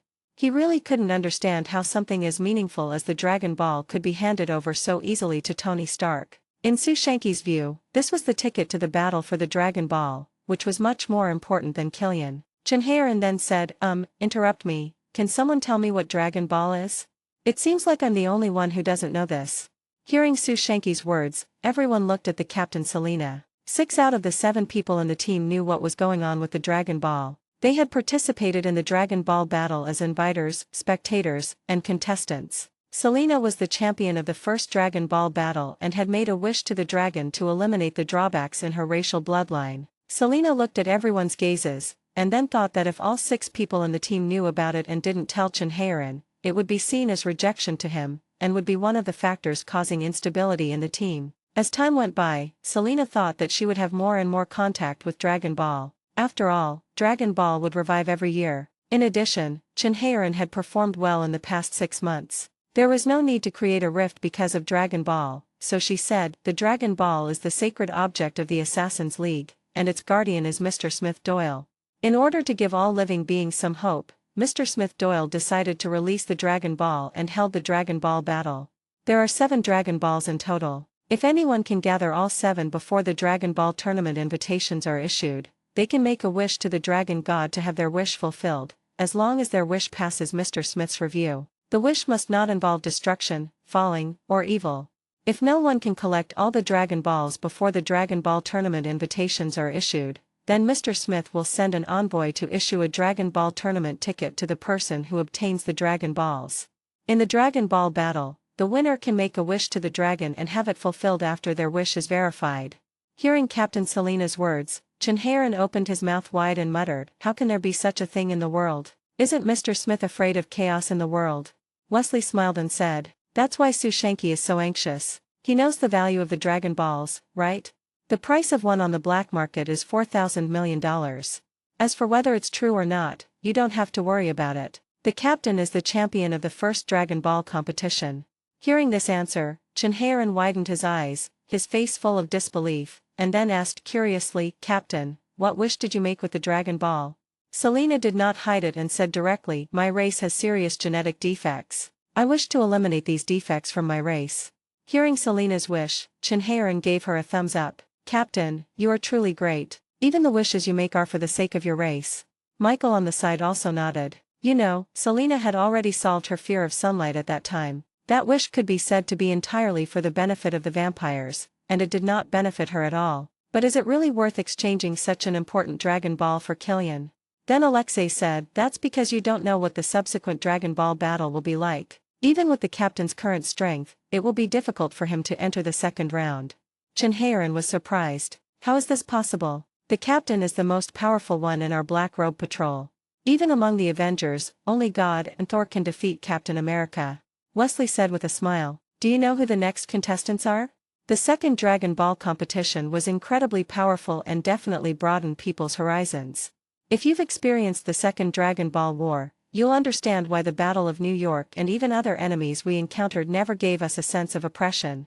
Wesley then gave Chinharan a brief introduction to the players who appeared in the second Dragon Ball competition and the situation of the on-site battle. Chinharan was so excited after hearing it that he hoped that one day he would be able to compete with these masters on the same stage. As Wesley finished speaking, Chinharan also understood. No wonder the captain gave up the Dragon Ball. At this time, Chinharan looked at Sue Shanky and asked, Shang-Chi, the captain's current strength can't even make it past the second round, so why are you insisting on Dragon Ball? Is there a wish that must be fulfilled? At this time, Selena also looked at Sue Shanky. You know, Sue Shanky's father was the champion of the previous session, and their family's wish to resurrect their mother has been realized. Could it be that Sue Shanky has some ambitions that he shouldn't have or has encountered something again? Looking at the gazes of the crowd, Su Shang sighed and said, I'm a little self-righteous. Honestly, I have little hope of winning this Dragon Ball competition. Actually, I want the Dragon Balls, not for myself, but because I saw the grief of the families who lost their loved ones in the Battle of New York. I want to make a wish to the dragon to revive those who died in the Battle of New York." After hearing Su Shanki's wish, everyone present fell silent. Su Shanki's wish was truly selfless. At this time Michael asked with some doubt, "Can the Shenlong resurrect people in large numbers? Can't you only revive one person at a time?" In Michael's impression, the dragon resurrected one person twice, that is, the other person's wife. Shang-Chi was also stunned on the spot, and said in a daze, "Oh, can only one person be resurrected? It seems I'm overthinking it." Because the dragon only resurrected one person at a time, everyone assumed that it could only resurrect one person. Wesley even said that shouldn't be possible. Mr. John Wick killed everyone for his beloved dog, but in the end he only resurrected his wife. I suspect if it had been possible, he would have taken his dog with him. Chen Heiran was a little confused and asked curiously, "Who is this Mr. John Wick? I remember the second champion you just mentioned wasn't him." Everyone who knew about this laughed, but this time no one explained to Su Shanki who John Wick was. At this time, Captain Selena spoke up, "We're about to land. Chen Heiran, you and Su Shanki will go and escort Mandarin and Killian." Chen Heiran and Su Shanki nodded, and then they went to the separate detention area inside the Airbus to bring out Mandarin and Killian. Request recommendation votes and monthly votes for automatic subscription. End of this chapter. Chapter 439 Become Famous. Chapter 439 Become Famous. A large number of reporters gathered on the lawn outside the Red Ribbon Group. This is the Daily Globe, and I'm Ginny, the on-site reporter. According to the latest news released by the Red Ribbon Group, the Black Robe Patrol has successfully captured the Mandarin, who was responsible for numerous bombings and impersonating the leader of the Ten Rings gang, as well as the leader of the organization behind him, and has destroyed the organization in one fell swoop. Next, the Black Robe Patrol team will escort the other party back. At this moment, a gust of wind blew from above, making the reporter's hair messy and her skirt sway. The reporter looked up and saw a huge Airbus plane falling vertically from the sky towards the open space in the middle of the lawn. This Airbus aircraft appears to have adopted the technology of the Universal Capsule Group, overcoming the difficulty of vertical takeoff and landing for civilian passenger aircraft. I hope that one day this technology can be launched into the market by the Universal Capsule Group. Now, please come with me to see the Black Robe Patrol. As the Airbus landed vertically on the lawn outside the building, the ladder on the belly of the plane opened and the members of the Black Robe Patrol team walked out together. The people who just came out were faced with a large number of reporters and media. There were so many media that they surrounded them in 3 layers inside and outside. The boys were aware of the arrival of reporters. After all, Eddie contacted Selena and informed her about it, but no one expected there would be so many. Immediately, flash cameras flashed continuously as if to blind everyone's eyes, and some media reporters shouted, "Captain Selena, you once again led the Black Robe Patrol to crush the terrorists' plot. Now some people on the internet are even comparing you to another captain, Steve Rogers. What do you think about this?" Selena frowned slightly. Why was the first person to rush over a gossip reporter? Selena said, "Mr. Steve Rogers was a superhero during World War II. He crushed the Red Skull's conspiracy in one fell swoop, and now he is a member of the Avengers. His spirit is worthy of learning for every member of the Black Robe Patrol. It is my honor to be compared with him." Hearing Selena's flawless answer, Eddie nodded with satisfaction and immediately arranged for the reporter he had contacted to come forward. Soon, as the Black Robe team moved, these sharp-eyed reporters discovered the captured Mandarin and Killian, and took a lot of photos immediately. At this time, a reporter broke through the security area and came to interview. "Hello, Captain Selena, I'm a reporter from the CBA. I heard that during the capture of Lord Pao Mandarin and his mastermind, a large number of extraordinary people appeared to obstruct them. I wonder how risky this mission is and whether anyone was injured." Looking at the Black Robe team members next to her, Selena felt helpless. It was easy to tell at a glance whether they were injured or not. Even Killian had no scars at all after recovering from the desperate virus. Selena replied, "This time we dismantled a terrorist organization led by Uldrechi Killian. The so-called Mandarin is just an 18th-tier actor hired by the other party to impersonate him. The videos on TV were actually recorded at their base. As for the cause of the explosion, it was because they were conducting a human experiment, which caused a huge explosion. All the explosions are caused by this. In addition, during this arrest operation, we received support from other personnel, including Iron Man Tony Stark, the real Ten Rings gang, and its leader Su Xiaoling. This is also the reason why we didn't suffer any casualties amidst the large number of self-destructing super warriors. Although Selena exchanged Killian for Tony Stark, she did not take credit for it and still reported the support of Iron Man and the Ten Rings in the media, but the main credit still went to the boys. Tony Stark, who had already arrived at the Assassin's League, watched the live broadcast and said with a smile, "We already agreed to the exchange, but I didn't expect Selena to mention me again. Epsilon, Omicron, Psi." Looking at Tony Stark's appearance of wanting a beating, Smith Doyle said with a smile, "This is Selena giving you face so that your revenge plan won't go unnoticed." Tony also remembered his boast in front of the media. He glanced at Happy, who looked fine beside him, and said with a smile, "As expected of a long-lived vampire clan leader, he's even better at behaving than that old popsicle stick." But judging by the scale of this incident, the reputation of the Black Robe Patrol is truly going to spread throughout the world. Smith Doyle nodded and said, "Don't forget that you are also a shareholder of the Red Ribbon Group. You made money again this time." Tony Stark nodded and said, "I won't stay here long. See you at the Dragon Ball battle. I need to prepare well this time and there won't be any mistakes." "Thank you also." Smith Doyle nodded, then waved goodbye to Tony Stark, Happy, and Pepper Potts. Not only Tony Stark saw the news at this moment, but Alexander Pierce, who was working in the Trident building, also saw the news. Pierce frowned when he saw that it was the Black Robe Patrol who arrested Killian from AIM. Unexpectedly, he sent out the Winter Soldier team at the fastest speed, but Killian was eventually captured by the other side, and it seemed that there were also two forces, Tony Stark and the Ten Rings gang. I just don't know if the Dragon Ball was brought back by the Winter Soldier. It was nighttime soon. After leaving the unit, Pierce secretly went to the Hydra base, where all the Winter Soldiers were. After entering the base, Pierce asked, "How is it going?" The Hydra member in a white coat said, "The Winter Soldier suffered varying degrees of damage, and Bucky's robotic arm needed repair." Hearing this, Pierce nodded. It seemed that a skirmish had occurred, but he didn't know whether the enemy was Killian or the Black Robe Patrol. Coming to the Winter Soldier Bucky, Pierce said, "Soldier, report your mission." Bucky said expressionlessly, "The mission failed. No Dragon Ball was brought back. We were attacked by the Black Patrol, the Ten Rings, Killian, and Iron Man. We determined that there was no hope of success and had no choice but to retreat. Selena, the captain of the Black Robe Patrol, defeated the five of us in an instant."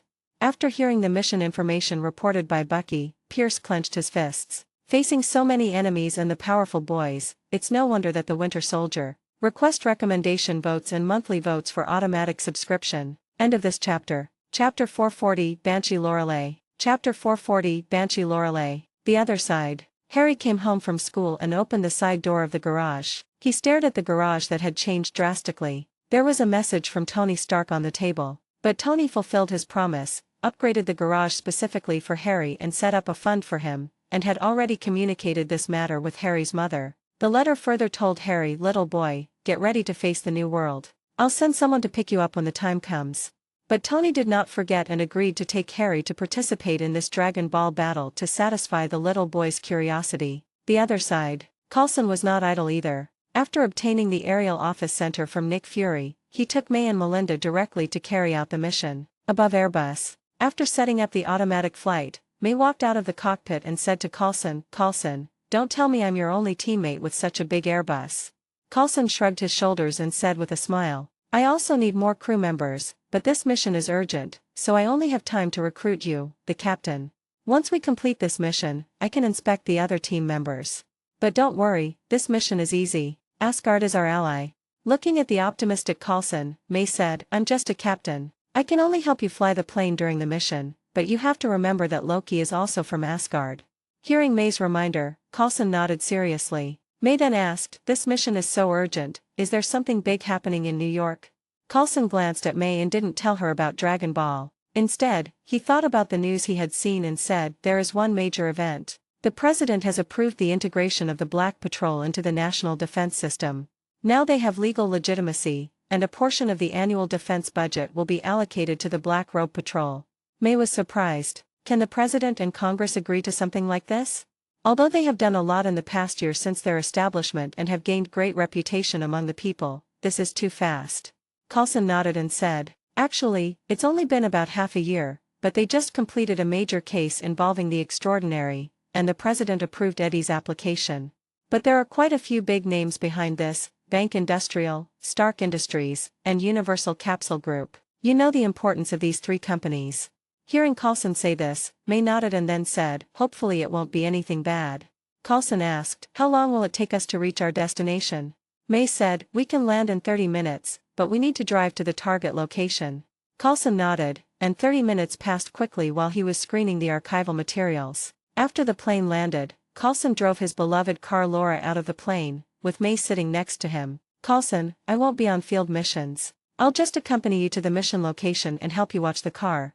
Carlson was not surprised by May's request. After all, when he asked May to join the team, he had said that she would not be on field missions. But now there are only 2 of them in the team, so Melinda has no choice but to accompany Carlson. Carlson drove his car towards the destination. After driving for a while, he asked, "May, how far is it?" May looked at the instrument in her hand and said, "We're getting closer, but it's not very reliable. This is, after all, a technology we don't fully understand yet." Carlson heard May's words and said with a smile, "I know, but don't worry."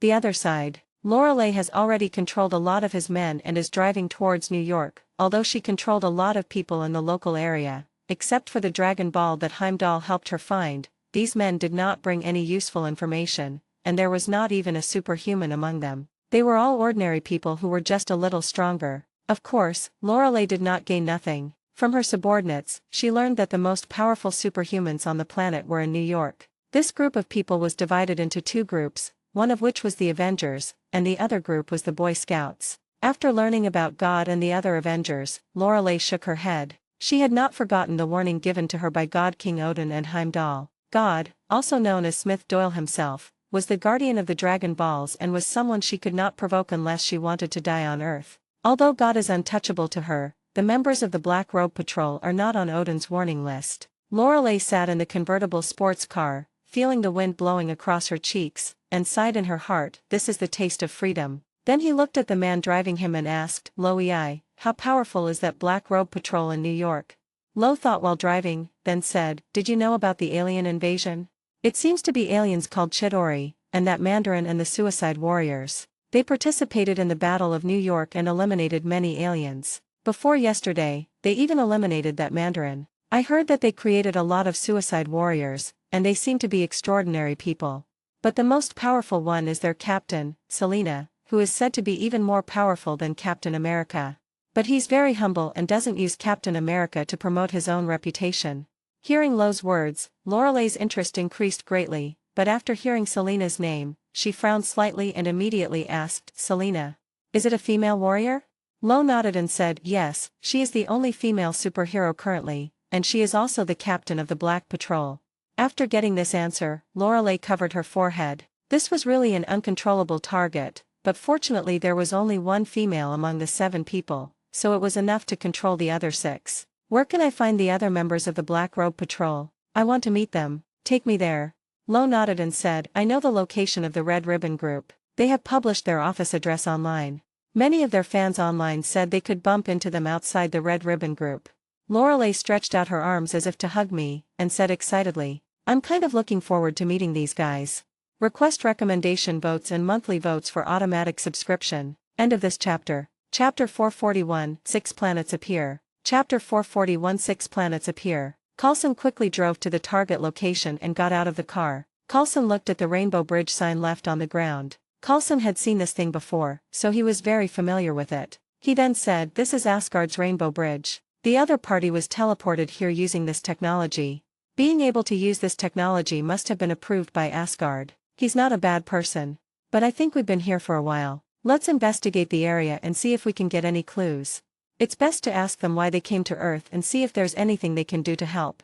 May nodded. It would be best if it was an ally. That way, there would be no need to worry about anything or encounter any danger. The other side. Steve Rogers, who had been awake for more than a year, still could not forget the person he loved in his life, and heard the news about Peggy Carter from Nick Fury. Although more than 70 years have passed, Peggy Carter did not die. Instead, she lived in a nursing home specially built for her. This is why Peggy Carter is still alive after so many years. After getting the address, Steve Rogers rushed over without stopping. This place was not New York, and it had just rained heavily. The soil around the sanatorium was a little loose, and Steve Rogers felt a little uneasy as he walked on the road after the rain. More than 70 years have passed, and my lover has grown old. You have to know that at the beginning, I owed him a date and a dance. But can my lover still dance with me? At this moment, Steve Rogers was feeling both anticipation and panic. He didn't know whether this meeting would be good or bad for Peggy Carter. Although he was full of expectations, even though his former lover was old,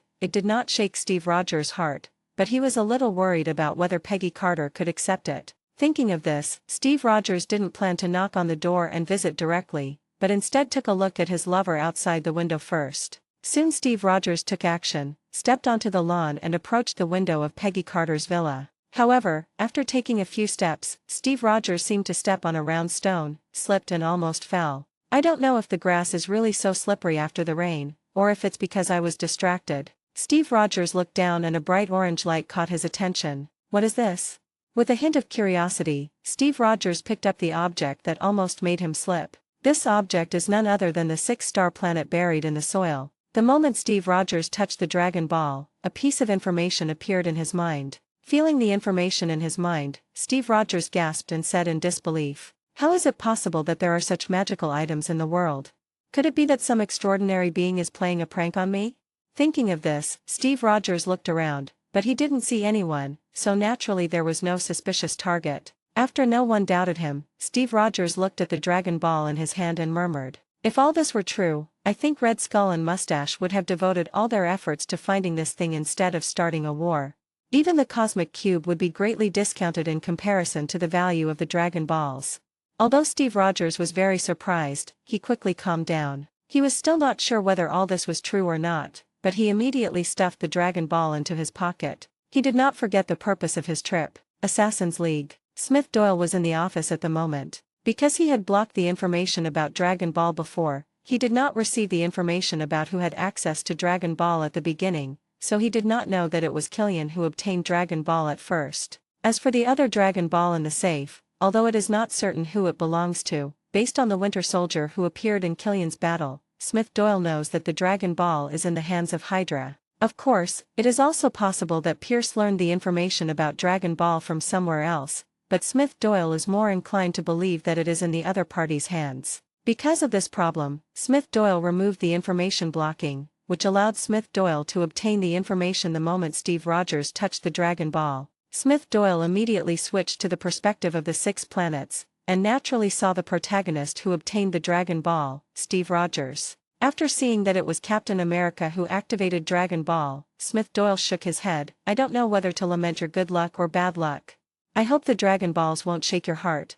In Smith Doyle's opinion, even though Steve Rogers obtained the Dragon Balls, he still didn't have the strength to win the championship. Although Steve Rogers seemed to be on equal footing with everyone in the movie universe, he believed that in the battle for the Dragon Balls, no one was evenly matched with him. If you can beat them, you can beat them. If you can't beat them, you can't beat them. Although he was not optimistic about Steve Rogers, Smith Doyle was also a little curious about what the captain was doing at the moment, so he did not look away. Steve Rogers looked out the window at the woman who had been haunting his dreams. She was now lying on the bed with white hair. Although she was old, Steve Rogers recognized her at a glance. After watching from a distance, Steve Rogers finally decided to meet Peggy Carter. Without hesitation, Steve Rogers knocked on the door and walked in. Steve Rogers was led to the bed by the servant. Obviously, Nick Fury had already informed the residents of his arrival and cleared out many people from the sanatorium. This was the reason why Steve Rogers had a smooth journey. The servant was not surprised when he saw Steve Rogers and took him directly over.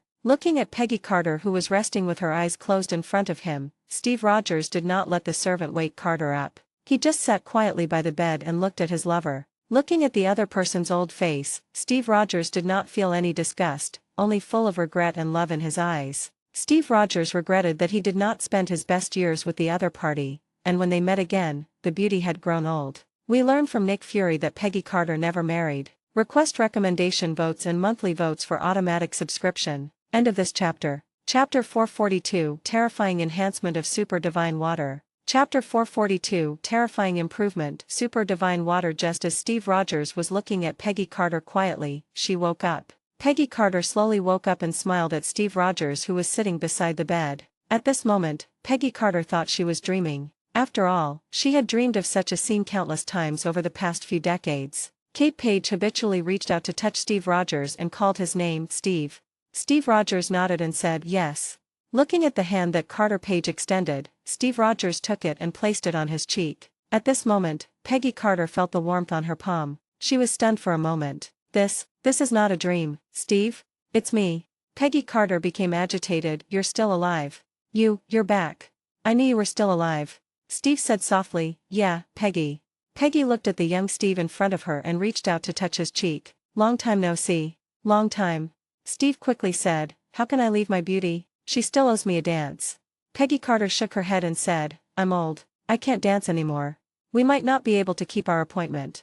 Looking at the aging Peggy Carter, Steve thought of an item in his mind, Dragon Ball. For Steve Rogers at this moment, if there is one wish he wants to fulfill, it is to make Peggy Carter return to her youth. Of course, the premise is that the situation with Longju is real, and not a farce performed by some extraordinary person on him. Thinking of this, Steve had an idea in his mind. It seemed that he needed to verify the authenticity of Dragon Ball through SHIELD or other channels. The other side. After Smith Doyle witnessed the reunion of Steve Rogers and Peggy Carter from the perspective of Dragon Ball, he stopped watching and called Maya Hansen instead. When Tony Stark left with Happy and Pepper Potts, Maya Hansen did not leave with them. After seeing the news that the boys successfully captured Killian, Maya Hansen knew that she was in danger. It was not because of the danger that her research would be used by Killian to become a terrorist, but because if she left this place, she would be in danger of being captured by people from other forces. Although the extremist virus still has great side effects, its value is immeasurable. At the very least, she might be recruited by the government, or at worst, she might be kidnapped by unknown forces. Considering this risk, Maya Hansen chose to stay. Looking at Maya Hansen who came in, Smith Doyle said, Ms. Maya Hansen, I think you should understand that this is not a hotel and I won't let you stay here forever. When Maya Hansen heard Smith Doyle's words that he wanted to kick people out, she directly told him her plan. Mr. Smith, I would like to join the Universal Capsule Group to continue researching the extremist virus and address its drawbacks. The research results belong to the company, but I need the company to protect my personal safety. After hearing the conditions proposed by Maya Hansen, Smith Doyle thought for a while. He had learned from Selena that all the relevant information about the extremist virus had been copied down. In comparison, Maya Hansen's value had greatly shrunk. Of course, Smith Doyle also understood that although Maya Hansen's value to him had decreased a lot, she would still be a sought-after scientific researcher outside. Moreover, the side effects of the extremist virus were very serious, and some evil forces would still create bombings after obtaining it. After thinking about it and realizing that the Universal Capsule Group's contribution would be negligible, Smith Doyle agreed. So nice to work with. Smith Doyle agreed to Maya Hansen's joining the Universal Capsule Group, but he kept silent about the Assassin's League. The other side. Inside the Assassin's League base, Pietro and Wanda were sitting on the sofa in the living room. On the table in front of them was the super divine water, which was enough for one person. Pietro looked at his sister Wanda and said, Sister, why don't you drink the super divine water to increase your strength? Wanda was very happy to see Pietro thinking about her, but she did not agree. This is a reward Smith gave you. You should use it yourself, Pietro. As she spoke, Wanda took out the prize she had won at Christmas and said, I will receive guidance from Smith, which is no worse than super divine water. As your brother, you don't expect me, your sister, to protect you in the future, do you? Hearing Wanda's words, Pietro was like a cat with its fur standing on end. He immediately retorted, There's no reason for a sister to protect her brother. I will definitely be the one protecting you from now on. I originally wanted to improve your strength. In that case, I will drink it myself. After saying that, Pietro didn't refuse anymore. He picked up the bottle of super divine water, pulled out the cork and poured it directly into his mouth. As the super divine water entered his body, Pietro felt his body shake violently, and then the potential hidden deep within himself that had not been developed was immediately triggered. The next moment, Pietro felt that the changes around him were extremely slow in his eyes, and his entire perspective was much slower than when he used his superpowers at full strength before. Without any hesitation, Pietro released the empty bottle of super divine water in his hand and started the test directly. He ran out of the room in an instant, ran around the Assassin's League base, and then returned to the room again. At this time, the bottle that fell because he let go was still falling slowly and did not touch the ground. Pietro caught the fallen bottle and released himself from the speed state. Wanda was a little confused at the moment. She seemed to feel Pietro running out, but she also seemed not to feel it. However, she soon noticed the open door and asked, How's the change? How much has the strength increased? Pietro stretched his muscles and said with a smile, It's amazing, you can't imagine how much I've improved. 10 times. I'm a full 10 times faster than before. With the help of the super divine water, Pietro's speed finally increased to that of Quicksilver among the X-Men. Although it is still far behind the Flash next door, for Pietro, catching up with Quicksilver's speed is a huge improvement. Although Pietro had long since stopped believing that he would die from a bullet, this improvement made Pietro realize that without the special suit on his body, bullets would no longer be a threat to him. End of this chapter. Chapter 443 The Flash of the Marvel Universe. Chapter 443 The Flash of the Marvel Universe. The clothes on Pietro are not made of ordinary materials. It is an upgraded version of the Assassin's League combined with the original Continental Hotel's third bulletproof vest. While retaining the defensive power, it also adds lightness and plasticity, and the styles are no longer limited to suits. After Smith Doyle awakened Pietro's abilities, he immediately arranged for him to wear many sets of armor and stressed that he must wear special bulletproof vests at all times. As for the styles, the logistics department within the base can accept customized requirements. Wanda's face lit up with joy when she heard Pietro's words. The reason why she refused to accept the super divine water was not only because she had the opportunity to be guided by Smith Doyle, but also because she always remembered the prophecy Smith Doyle had given to Pietro that Pietro would die and die from a bullet. In order to change Pietro's fate, Wanda naturally hopes that Pietro's strength will be greatly improved. Only in this way can he be able to avoid death. 10 times, what an exaggerated improvement. Mr. Smith is really generous to give you such a reward. Pietro's eyes were also full of stars at this moment, and he said like a fanboy, "This is my idol, so cool. You know, among the Christmas gifts back then, the most valuable one besides senza beans was the super divine water. But I'm eager to test my limits now." Wanda asked curiously, "How to test? Do you have any idea?" Pietro said, "I'll start from the open space at the base and run as fast as I can. Please help me record how long it takes to circle the world." Hearing Pietro's thoughts, Wanda asked in surprise, "Running around the world, do you have the stamina to do it? You won't keep me waiting for long." Pietro said, "I want to try. If it were me before, it might have been difficult, but for me now, I feel like it might not take too long." Hearing Pietro say this, Wanda also became interested and immediately said, "Then let's test it." After that, the two of them walked out of the room and came to the lawn of the base square. Wanda took out a professional timepiece and said, "I'm going to throw a magic bullet into the sky. The moment it explodes, you start running and I'll press the timer at the same time." Su Wenyu and Yingli, who were strolling around the base with their wives, also saw the two men gesturing. Yingli asked curiously, "Wenyu, let's go and see what this brother and sister are doing." Yingli immediately remembered Wanda's performance on Christmas. At the same time, she also lamented that the Assassin's League was really full of hidden talents and had many powerful people. It could be said that without the dragon and the inherited dragon power, Taro Village would be as weak as a child in front of the Assassin's League. Hearing his wife's suggestion, Su Wenyu naturally had no objection and walked over with Yingli. Wanda, Pietro. Seeing Su Wenyu and his wife coming over to say hello, Wanda and Pietro also responded, "Mr. Wenyu, Ms. Yingli." Yingli looked at the timer in Wanda's hand and asked curiously, "Are you going to do some kind of test?" Pietro did not hide anything and said directly, "I'm going to test my current strength and see how long it takes to go around the earth." Hearing Pietro's words, Yingli and Su Wenyu were secretly surprised. "How long does it take to go around the earth? Look at how grand the content of this test is." At this moment Smith Doyle's voice came over. "Haha, Pietro, it seems you have used the super divine water to increase your strength." However, it was Smith Doyle who noticed Pietro when he was running around in the base after he had arranged for Maya Hansen, and he came over at this moment. Smith Doyle was also very interested in Pietro's test. He also wanted to know how fast Pietro could run at full speed after the upgrade. You know, in terms of speed, besides Pietro, there is also a Selena in the base, and the Eternals also have a speedster, who is the fastest among the three. I'd like to take a look at your test as well, is that okay? Hearing that Smith Doyle was also interested, Pietro suddenly felt a little pressure. It seemed that he could not relax this time and must not embarrass himself in front of his idol. "Idol, it's an honor for me that you can come and watch my test." Smith Doyle nodded, then looked at Wanda and found that she had been staring at him since he arrived. "Get ready to start." Hearing Smith Doyle's reminder, Wanda retracted her gaze, then condensed a ball of chaotic magic energy with one hand and threw it into the sky above her head. Boom!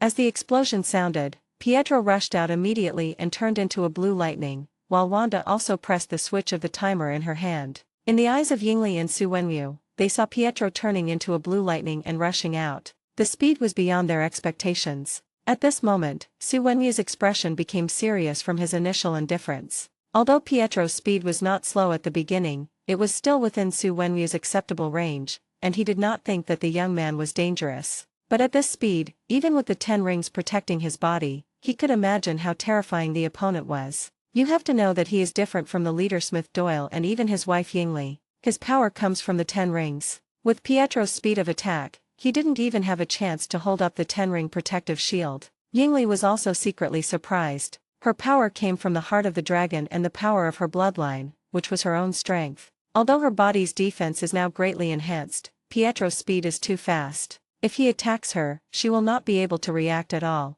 It's incredible that the super divine water has such a huge effect. Compared to Yingli and Su Wenwu's surprise, Smith Doyle just narrowed his eyes. Pietro's speed was very fast, but it was still within Smith Doyle's reaction range. He could clearly see every movement of Pietro's running, and could even easily tell whether Pietro took the first step with his left leg or right leg, and how many steps he took from the starting point to the base gate. Although his reaction speed did not exceed Smith Doyle's, he still saw Pietro's potential and improvement. At the same time, one thing was also confirmed, that is, Pietro still has great potential to be tapped, and there may be a chance for him to become a Flash-like existence in their universe. After all, the potential unleashed by the super divine water is not all that is needed, and as training deepens, potential will reappear. End of this chapter. Chapter 444, The Speedsters and 039 First Encounter. Chapter 444, The Speedsters' First Encounter. When Pietro rushed out of the Assassin's League headquarters, his speed had increased to Mach 50,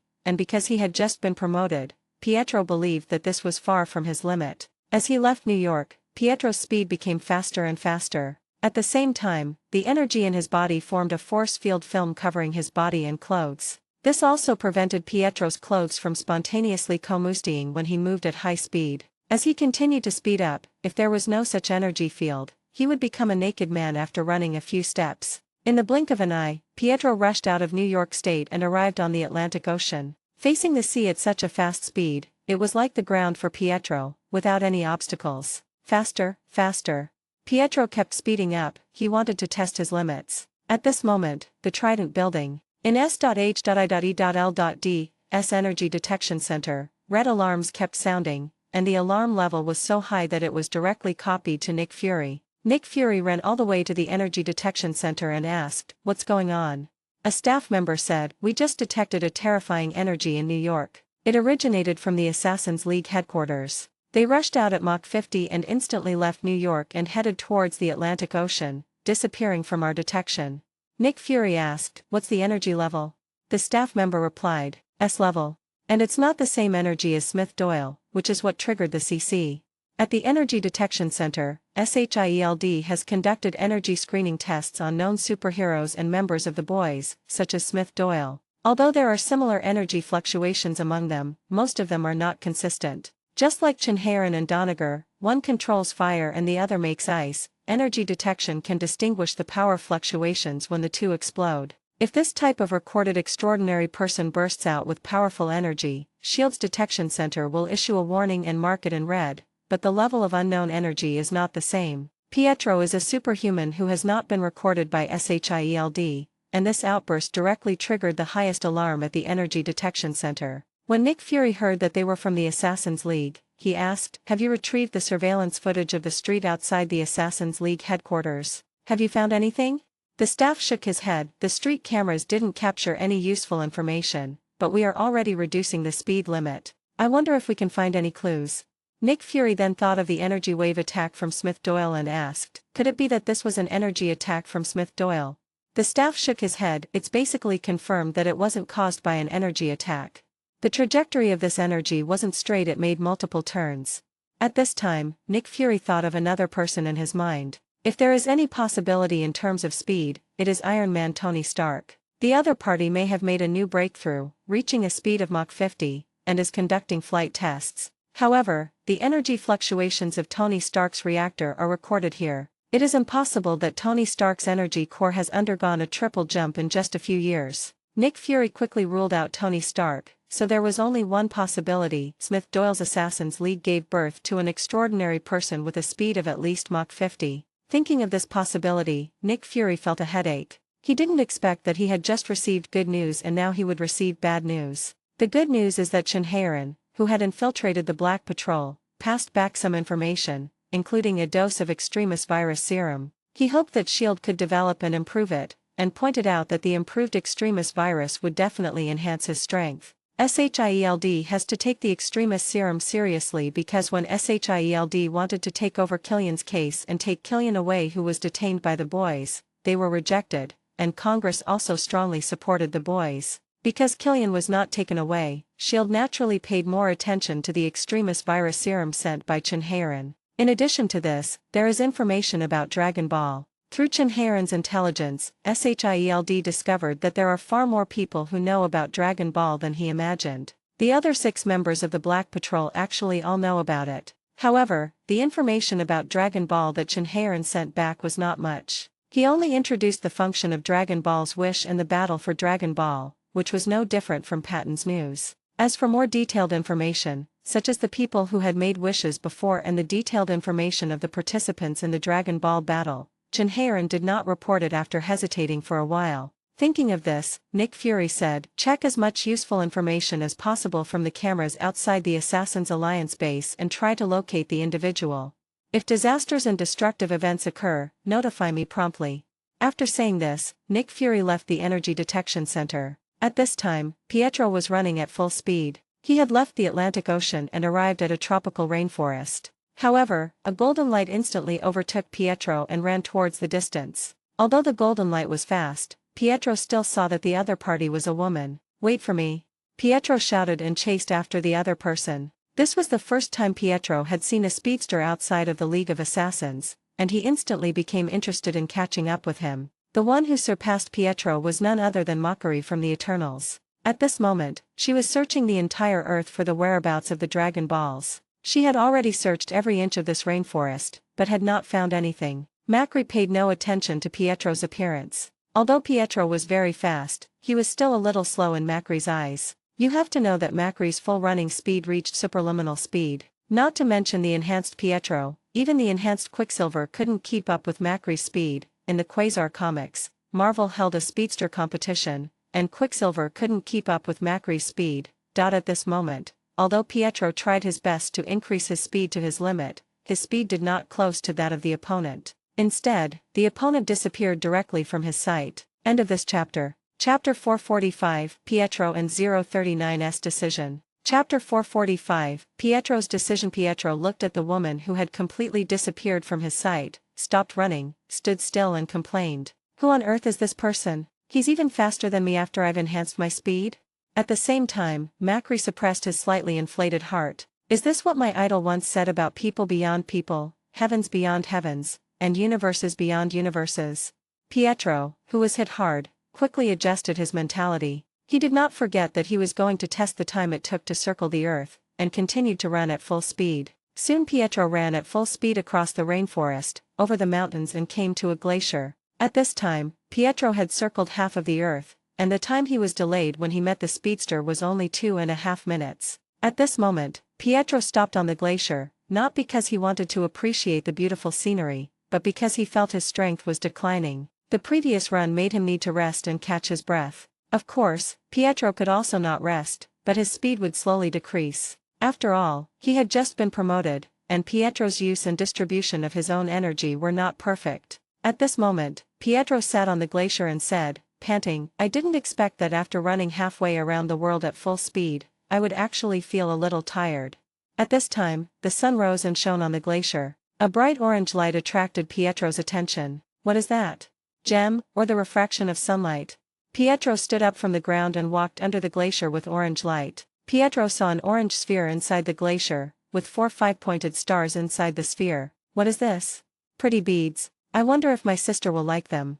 As he spoke, Pietro placed his palm on the glacier and vibrated it at high speed. The glacier in front of him immediately began to crack. This move was taught to him by Selena when she saw him training in the Assassin's League. As the 4 stars were obtained, a piece of information was transmitted to Pietro's mind, and Smith Doyle, who was far away in the Assassin's League, also received the news that someone had obtained the Dragon Ball. Smith Doyle didn't expect that someone would find the Dragon Ball on the glacier. He wondered in his heart, could it be some scientific expedition team? You know, he planned to bring it back personally if no one got the Dragon Ball battle tickets when they were distributed. As Smith Doyle came into view, he saw his little fanboy Pietro. Pietro, it's surprising that you got it. At this time Wanda asked curiously, Smith, what did Pietro get? At this moment, Su Wenyu on the side was also a little curious. With the speed that Pietro had just shown, no one knew where he had run to in the past few minutes. What did the leader see? Smith Doyle did not hide anything and spoke directly, Dragon Ball, the last one. It seems that the tickets for the third Dragon Ball contest can be distributed soon. Wanda asked doubtfully, Dragon Ball? What is that? Smith Doyle said, I will hold a meeting then. Come and listen, and you will know what Dragon Ball is.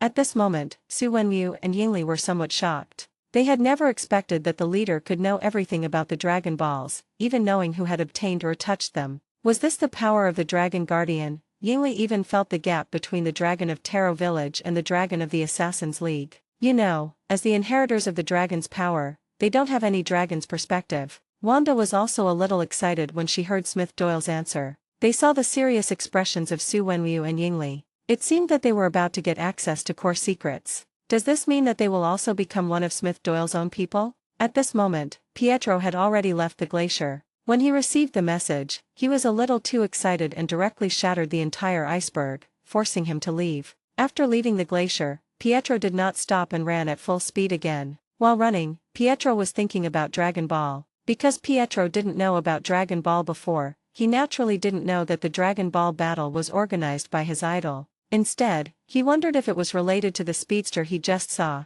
Thinking of the battle for the Dragon Ball, Pietro thought for a while and decided to give the Dragon Ball to his idol, so that his idol Smith Doyle can participate in the battle for the Dragon Ball and realize his idol's ideal ambition or wish. For Pietro, his current life is something he never dared to imagine before. If Dragon Ball can help Mr. Smith Doyle, it would be great. On the way back, Pietro took more than 5 minutes because of his declining physical strength. Looking at Pietro, who appeared before everyone, Wanda announced, Congratulations Pietro, you finished in 11 minutes and 32 seconds, for a total of 692 seconds.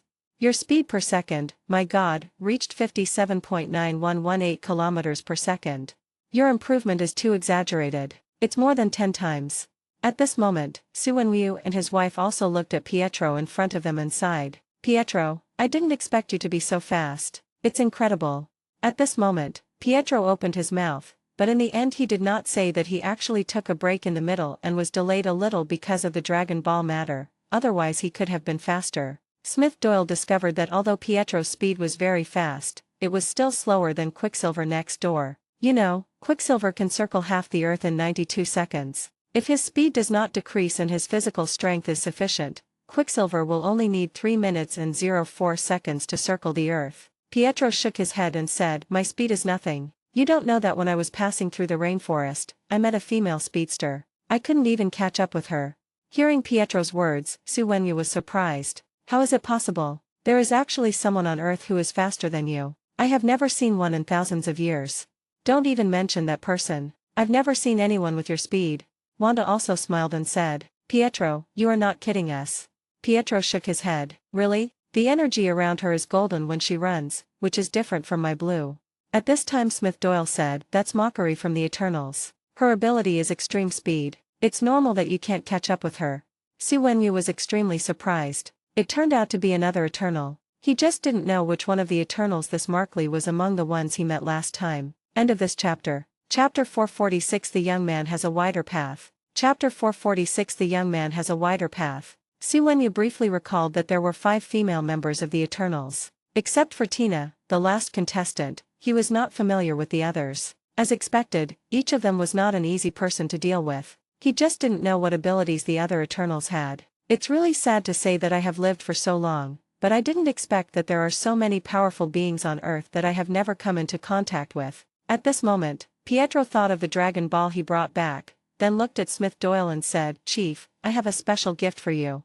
Hearing Pietro's words, Smith Doyle instantly guessed that it was Dragon Ball. After all, Pietro and Wanda didn't have much assets. It could be said that all the food, accommodation and expenses in the past 6 months were provided by him. He knew exactly what Pietro owned. If anything could be called a special gift, it would be the Dragon Ball that Pietro had just obtained. Thinking that Pietro was going to give the Dragon Ball to him, Smith became more and more satisfied with Pietro's performance. You know, Pietro didn't know about the Dragon Ball before, and it was really rare for him to be able to restrain his desire and gratitude when his strength was greatly improved. Pietro glanced at Su Wenwu and his wife next to him. Regarding the matter of Dragon Ball, Pietro felt that it would be better to be cautious. Seeing Pietro's eyes, Smith Doyle felt that his guess was not wrong. Su Wenwu was a little surprised. What kind of gift would require him to avoid? Yingli on the side had some guesses. Could it be Dragon Ball? Smith Doyle smiled and said, "Don't worry, Su Wenwu and his wife are trustworthy members of the organization."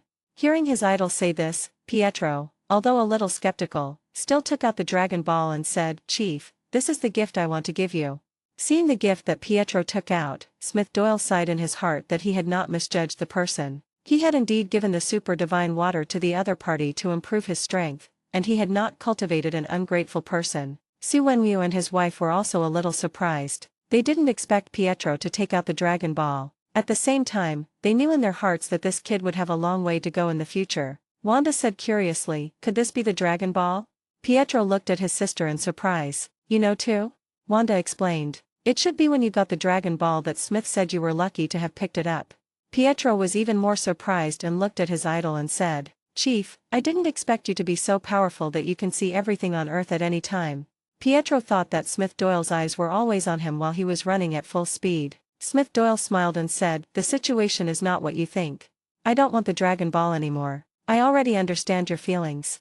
Pietro said in surprise, "This is a Dragon Ball. It can grant wishes."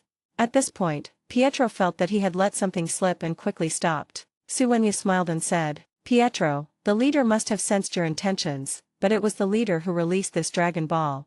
Pietro was surprised. Could it be that the organization that distributes the tickets for the battle is actually S? Smith Doyle smiled and said, "Yes. The Dragon Ball War is about to begin. I will hold this meeting for this purpose. You and Wanda can attend together." Pietro nodded somewhat bewilderedly, then took the Dragon Ball back. Smith Doyle patted Pietro on the shoulder and said, "Work hard to improve your strength. I believe this is not the limit of your potential." After saying this, Smith Doyle left without stopping. Su Wenwu smiled and said when he saw the leader leave, "Pietro, it seems the leader is very optimistic about you. Come on. I am the champion of the last Dragon Ball contest. If you have any questions, you can come and consult me." After saying this, Su Wenwu and his wife did not disturb Pietro anymore, allowing the brother and sister to absorb the information. As the two people left, Yingli said, "Wenwu, it seems that you are very optimistic about this child." Su Wenwu said, "Let's not talk about this kid's abilities for now. Just the way he showed off the Dragon Ball just now is enough to make his path in the Assassin's League much wider. That's Dragon Ball, and it's a choice made by someone who's seeing Dragon Ball for the first time." Hearing her husband say this, Yingli nodded and said, Mr. Smith was obviously much happier and even patted Pietro on the shoulder before leaving. Su Wenwu nodded, and then continued, "I didn't expect the super divine water to improve him so horribly. It's more than a tenfold improvement. I can't even imagine how terrifying his lethality would be if he held a sharp blade in his hand." Yingli thought for a moment and then said, "With his speed, what could possibly withstand it?" Su Wenwu thought of Tony's suit material and Black Panther Chala and immediately said, "Perhaps vibranium or adamantium would work." Yingli nodded and said, "Let Shang-Chi come back and take the super divine water." Su Wenwu nodded and said, "Please notify him to come back. I hope he has enough potential. Otherwise, it would be a waste of a magical item like super divine water." Because of Pietro's terrifying improvement, the value of the super divine water has increased sharply in Su Wenwu's eyes. In his opinion, it is no less valuable than senza beans, and even more valuable in the hands of certain people. At this time, Pietro and Wanda returned to the room, and Wanda asked, "Pietro, what's going on with this Dragon Ball wish?" Pietro did not hide anything from his sister, and told Wanda all the news he received. Wanda was also surprised when she heard, "The Dragon Ball that can grant any wish, and the battle for the Dragon Ball. This is so interesting. I didn't expect that the Dragon Ball was actually released by Smith, oh my god. So we are still the organizers." Pietro looked at his sister Wanda and said, "Wanda, Mr. Smith is the leader of the League of Assassins. You should use an honorific or simply call him the leader when addressing him. It's wrong for you to call me by my name like that." Wanda looked at Pietro in surprise, then said, "Pietro, you've changed, and I've always called you Smith. I don't want to be so distant from him. And you're always calling me an idol in private." Ever since Smith Doyle awakened their abilities, Wanda felt the power transmitted by Smith Doyle from the handshake, which made her feel the long-lost inner peace, and she wanted to get closer to him. End of this chapter. Chapter 447 Helpless Pierce. Chapter 447 Helpless Pierce. Pietro heard Wanda's words and said, "Wanda, as your brother, I want to warn you that the relationship between Mr. Smith, Bulma, and Fox is not simple." Pietro had some guesses about what his sister was planning, and he had already noticed the unusual relationship between his idol and these two people at the Christmas event, and he also learned a little bit after talking to a few old people in the base. If his sister came in to get involved, Pietro wouldn't know what to say. Although Smith Doyle is his idol, Wanda is his sister, and he still wants his sister to get married and have children in the future. However, if Pietro knew that his sister in another universe fell in love with a robot, he might think it would be better to match her up with his idol. Wanda lowered her head when she heard Pietro mention Bulma and Fox, and then within a second, she raised her head and looked at Pietro and said, "You haven't told me how you're going to arrange the Dragon Balls." Hearing Wanda change the subject, Pietro didn't say anything more but just nodded. How could a man like his idol not attract little girls? If he didn't have two girlfriends, he really wished his sister would be bold enough to pursue love. Unfortunately, no one is perfect. Dragon Ball, this is for you. Originally, when I saw this orange bead, my first thought was to bring it back for you, but I didn't expect it to be a Dragon Ball. Wanda knew very well that her brother was very kind to her, but she still couldn't help asking, "Are you sure you want to give it to me?" Pietro nodded and said, "Take it. In fact, you might be more suitable for this battle than me. I'm just fast, but my attack power may not be as strong as yours. Now I even doubt that the weapons that were usable before will spontaneously combust at this speed." Wanda asked in confusion, "I see your clothes are alright, aren't they?" Pietro explained, "My current force field can only cover the entire body, at most with this close-fitting clothing. I took out my previous weapon while running, and it turned to ash in the intense heat." Wanda also understood. When the two were training before, Smith Doyle suggested that Pietro try wearing a weapon, so he gave him a special weapon made of gold titanium alloy. At the speed at that time, it didn't have any effect, but this time the weapon obviously couldn't hold up. Wanda shook her head and said, "Then you'll need weapons made of stronger materials. Otherwise, you'll only be able to rely on your speed to attack." Pietro nodded and said, "I don't know if there's any material that can withstand my speed, but given the current situation, few people can be my opponent without weapons." Wanda took the Dragon Ball and asked, "Then let's go to Su Wenwu and his wife and learn about the previous battle for the Dragon Ball." Pietro smiled and said, "Actually, I'm also very interested in the previous two Dragon Ball competitions." The other side. Alexander Pierce convened a meeting of Hydra's top leaders at this moment. Looking at the virtual projections of everyone that appeared, he asked, Everyone knows about the Dragon Balls. Let's not hide it anymore. The hope of collecting all the Dragon Balls before the competition is slim. We need to prepare for the Dragon Ball competition." Madame Viper asked, "Is there no way to get the Dragon Balls from Selena?" Pierce shook his head. "She is the captain of the Boy Scouts, and her strength is even stronger than that of the average Avenger. My Winter Soldier is no match for her." Baron Strucker asked. "Head-to-head confrontation is no match for me. What about assassination?" "This is probably what the Winter Soldier is better at." Pierce shook his head and said, "No, there's no hope. The gap in combat power is too big." Gideon Malik spoke, "If the Winter Soldier can't do it, then there's no hope for the people under us. Although the advent of the combat power detector has allowed us to recruit some extraordinary people, their combat power is only a dozen points. It's not as effective as your development of manpower in SHIELD. I do have a suggestion. If you think there's no hope, why not throw the Dragon Ball there? Since we can't get it, they won't have a chance either." After hearing Gideon Malik's words, everyone remembered the other party's family tradition. In fact, the other party was the oldest branch of Hydra, and their goal was different from theirs, which was to bring back the ancient hive. It is said that it seems to be on outer space, but I don't know whether it is true or not. In the past few years, a lot of investment was made in the aviation field, but in the end there was no gain. Madame Viper said, "I object. Just because there's no chance this time doesn't mean there won't be a chance next time." Baron Stark also spoke, "Thanks to Zola, we've also locked down quite a few people this time. If we prepare a year in advance, we might be able to collect the Dragon Balls before the Dragon Ball battle. In addition, we also need to use the battle for the Dragon Balls to understand how far the extraordinary people in this world have developed."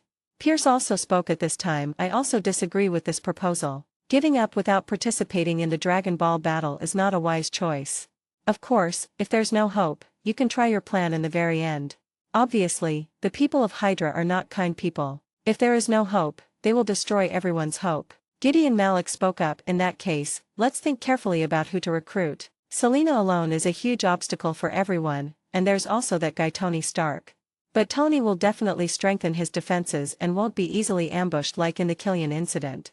Madame Viper then said, "The extraordinary people on my side are not as good as the Winter Soldier, so they may not be of much help. After all, it's a battle and we can't ration all at once." Baron Stark also shook his head. "My side is even worse. We don't even have any extraordinary people. We only have a few extreme people with 8 points of combat power. But I suggest you let me study the Dragon Ball, perhaps I can find something extra."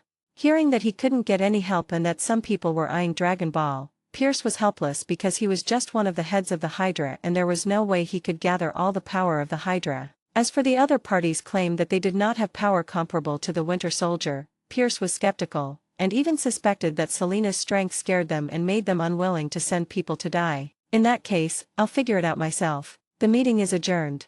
Then Pierce directly turned off his virtual image projection, and at the same time he thought about how he should operate Dragon Ball. P.S. I will definitely update tomorrow, let me take a break today. End of this chapter. Chapter 448 Steve and 039's Showdown. Chapter 448 Steve's Showdown. At this moment, two plans came to Pierce's mind. One was to choose the strongest one from the Winter Soldiers, let him participate in the Dragon Ball battle, and let him record everything that happened in the Dragon Ball battle and come back to report to him. The advantage of doing this is that the quota for the Dragon Ball battle is still in his hands, and he can even arrange for 10 Hydra members to participate as spectators. But the result is obvious. There is no hope of winning. Both Selena and Tony Stark are obstacles. All they can do is collect as much information as possible, such as the identity of the organizer. Another option is to give the Dragon Balls to Nick Fury. After all, he already knows that the other party is collecting Dragon Balls. Then he can openly participate in the Dragon Ball battle as a spectator and arrange for some SHIELD members to go with him. The only problem is that the contestant's place will be given to Nick Fury, who may arrange Captain America or Jessica from the Avengers or other extraordinary people controlled by SHIELD. As for Thor, Smith Doyle and the like, based on his understanding of Nick Fury, he would never give the opportunity to contestants who he could not control. Pierce was a little hesitant. Do the extraordinary people under Nick Fury have a chance to win the championship? If he fails to win the championship, he can openly ask the other party to hand over the Dragon Ball to him. However, if there is hope, he will not do so. The other side. Steve Rogers left the sanitarium and returned to Trident Tower. When he arrived at SHIELD, he went straight to Nick Fury's office. As a member of the Avengers, one of Steve's privileges was that he could apply to see Nick Fury at any time within SHIELD, which was a privilege that other SHIELD agents did not have. Nick Fury looked at Steve Rogers, who walked in, and asked, "How's it going? Did you see it?" Steve sat in the chair opposite Nick Fury and nodded. "Seen." Nick Fury nodded, then asked, "Did that person have any message?" Nick Fury did not monitor the conversation between the two, so naturally he did not know what they said, let alone what Steve Rogers gained. However, he came to him as soon as he saw the other party came back. Perhaps Carter, one of the founders of SHIELD, had something to explain. Although Carter has retired long ago, as one of the founders and due to his past contributions, he still has great influence in SHIELD. Even if it is just for face saving, as long as Carter asks for some privileges or does something without exaggeration, Nick Fury will agree to it. Steve Rogers shook his head and said, "Peggy didn't mention anything else or any other arrangements. It's just that I have something I want to communicate with you."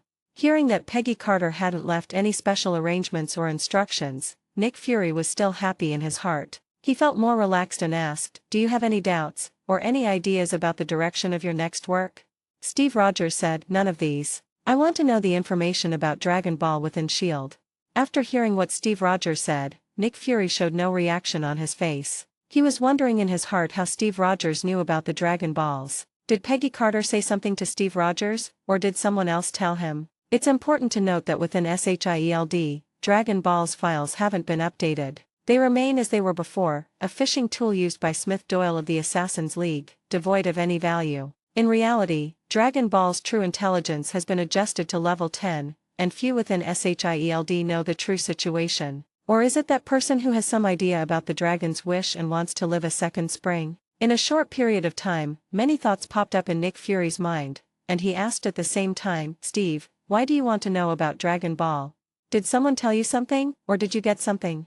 Steve frowned slightly and said, "When you invited me, you said you wouldn't hide any mission information from me." Nick Fury nodded and said, but the matter of Dragon Ball has nothing to do with your mission. Seeing that Nick Fury was not getting to the point, Steve Rogers took out 6 planets from his pocket and showed them to Nick Fury. Looking at the Dragon Ball in Steve Rogers' hand, Nick Fury looked at it carefully and wanted to take it from Steve Rogers, but the other party held it tightly. Although he hadn't examined it, from this distance, Nick Fury could tell that the Dragon Ball in Steve Rogers' hand was genuine, and he immediately said, "The Dragon Ball thing is not simple. Logically speaking, you shouldn't have access to it at your level. The intelligence level of this thing in SHIELD is level 10. Steve Rogers put the Dragon Ball back into his pocket and said, "So the story about the Dragon Ball is true, and it's also true that winning the Dragon Ball competition allows you to make a wish to the Dragon God." Nick Fury nodded and said, "Not only that, SHIELD has more detailed intelligence. Captain, now that you have obtained the Dragon Ball, what wish do you want to fulfill?" Nick Fury wants to get the Dragon Balls from Steve Rogers. After all, SHIELD has not obtained any Dragon Balls so far. The only thing that is certain is that Tony Stark has 2. If Captain America doesn't have any wishes, or if SHIELD can fulfill this wish, Nick Fury hopes to get the Dragon Ball in Captain America's hand. At this time, Steve Rogers said seriously, "I will participate in the Dragon Ball contest and strive to be the champion. I will make a wish to the dragon to restore Peggy Carter's youth."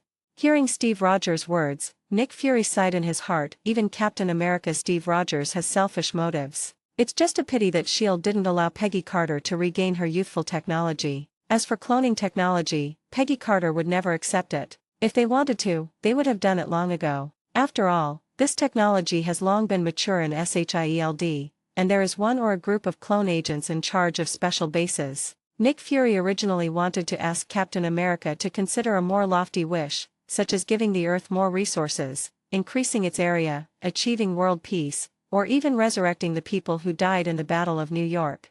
End of this chapter. Chapter 449 Nick Fury and 039's surprise. Chapter 449 Nick Fury surprise. But Nick Fury didn't say it out loud, because he knew that although there was nothing wrong with these words, it would not sound good if they were spread out, and it would destroy the hope of a founder of SHIELD to live again. The most important thing is that with Steve Rogers' character, it is impossible for him not to think of these things, but the other party's wish is to make Peggy Carter younger, so saying these things will not change anything, and he cannot be the villain himself. We have an agent who knows more about the Dragon Balls. I'll have him share all the information.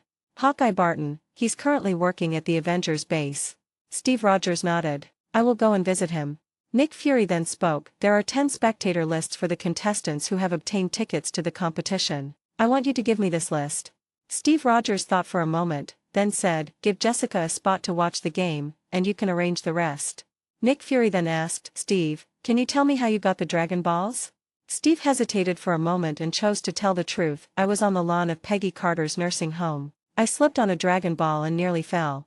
After saying this, Steve Rogers stood up and said goodbye. He wanted to get detailed information about Dragon Ball from Hawkeye Barton. Watching Steve Rogers leaving, Nick Fury paused for a moment. He really didn't expect that the Dragon Ball was actually in the lawn of the sanatorium, and it had not been discovered by the staff for so long. He really had to sigh at Steve Rogers' luck. We already know the information about the 3 Dragon Balls, but we don't know if the people behind the 5 extraordinary people also possess the Dragon Balls.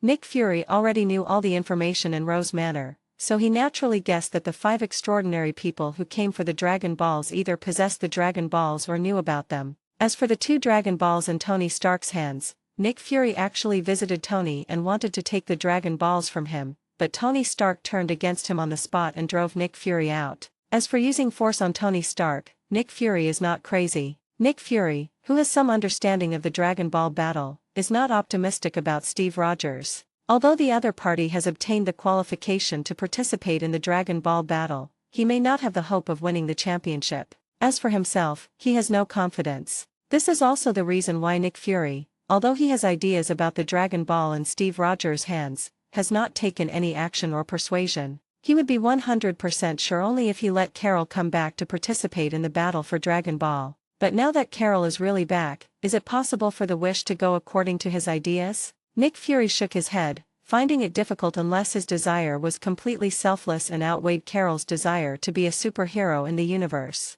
Otherwise, it would be hard for Nick Fury not to suspect that Carol would make a wish to help other cosmic refugees. Then Nick Fury shook his head and said, "Let Steve Rogers worry about it himself. The first hurdle in his way is Tony Stark. Just as Nick Fury was about to continue working, the phone rang. Seeing that the call was from Pierce, Nick Fury chose to answer it. "What are your instructions, Secretary General?" Pierce said. "Fury, come to my office. I have something to discuss with you." Nick Fury nodded and said, "Okay." As the call ended, Nick Fury murmured, "Is there something going on at the Security Council?" After complaining, Nick Fury stood up and walked out of the office, heading towards the top floor where Pierce was. The office of the Secretary General of the Global Security Council was on the top floor of the Trident building, not far from his office. Pierce looked at Nick Fury, who walked into the office, and joked, "Ever since I handed SHIELD over to you, you have never come to my place on your own initiative." Nick Fury smiled and said, "That's a good thing, it means nothing serious has happened." What does the Secretary General want to convey from the Security Council this time? Although he seldom comes here, Nick Fury and Pierce have a good relationship. After all, it was this man who recommended him after his promotion, allowing him to take the position of director of SHIELD. Of course, his own contributions are also not small, and he can be said to be the best candidate to take over. However, if Pierce had interfered, he would not have been able to take this position. Therefore, the relationship between the two is not a simple working relationship. In Nick Fury's view, there is a certain affection between them. Pierce said, "This incident has nothing to do with the Security Council." As he spoke, Pierce walked to his desk, squatted down, opened the safe, took out a suitcase from it, put the suitcase on the table, entered the password, and checked the fingerprint. Looking at the briefcase that Pierce took out, Nick Fury was also a little curious about what it was that was both a safe and a combination briefcase. After successfully unlocking it, Pierce opened the suitcase directly and turned it towards Nick Fury. Nick Fury was also stunned when he saw what appeared in front of him: Dragon Ball.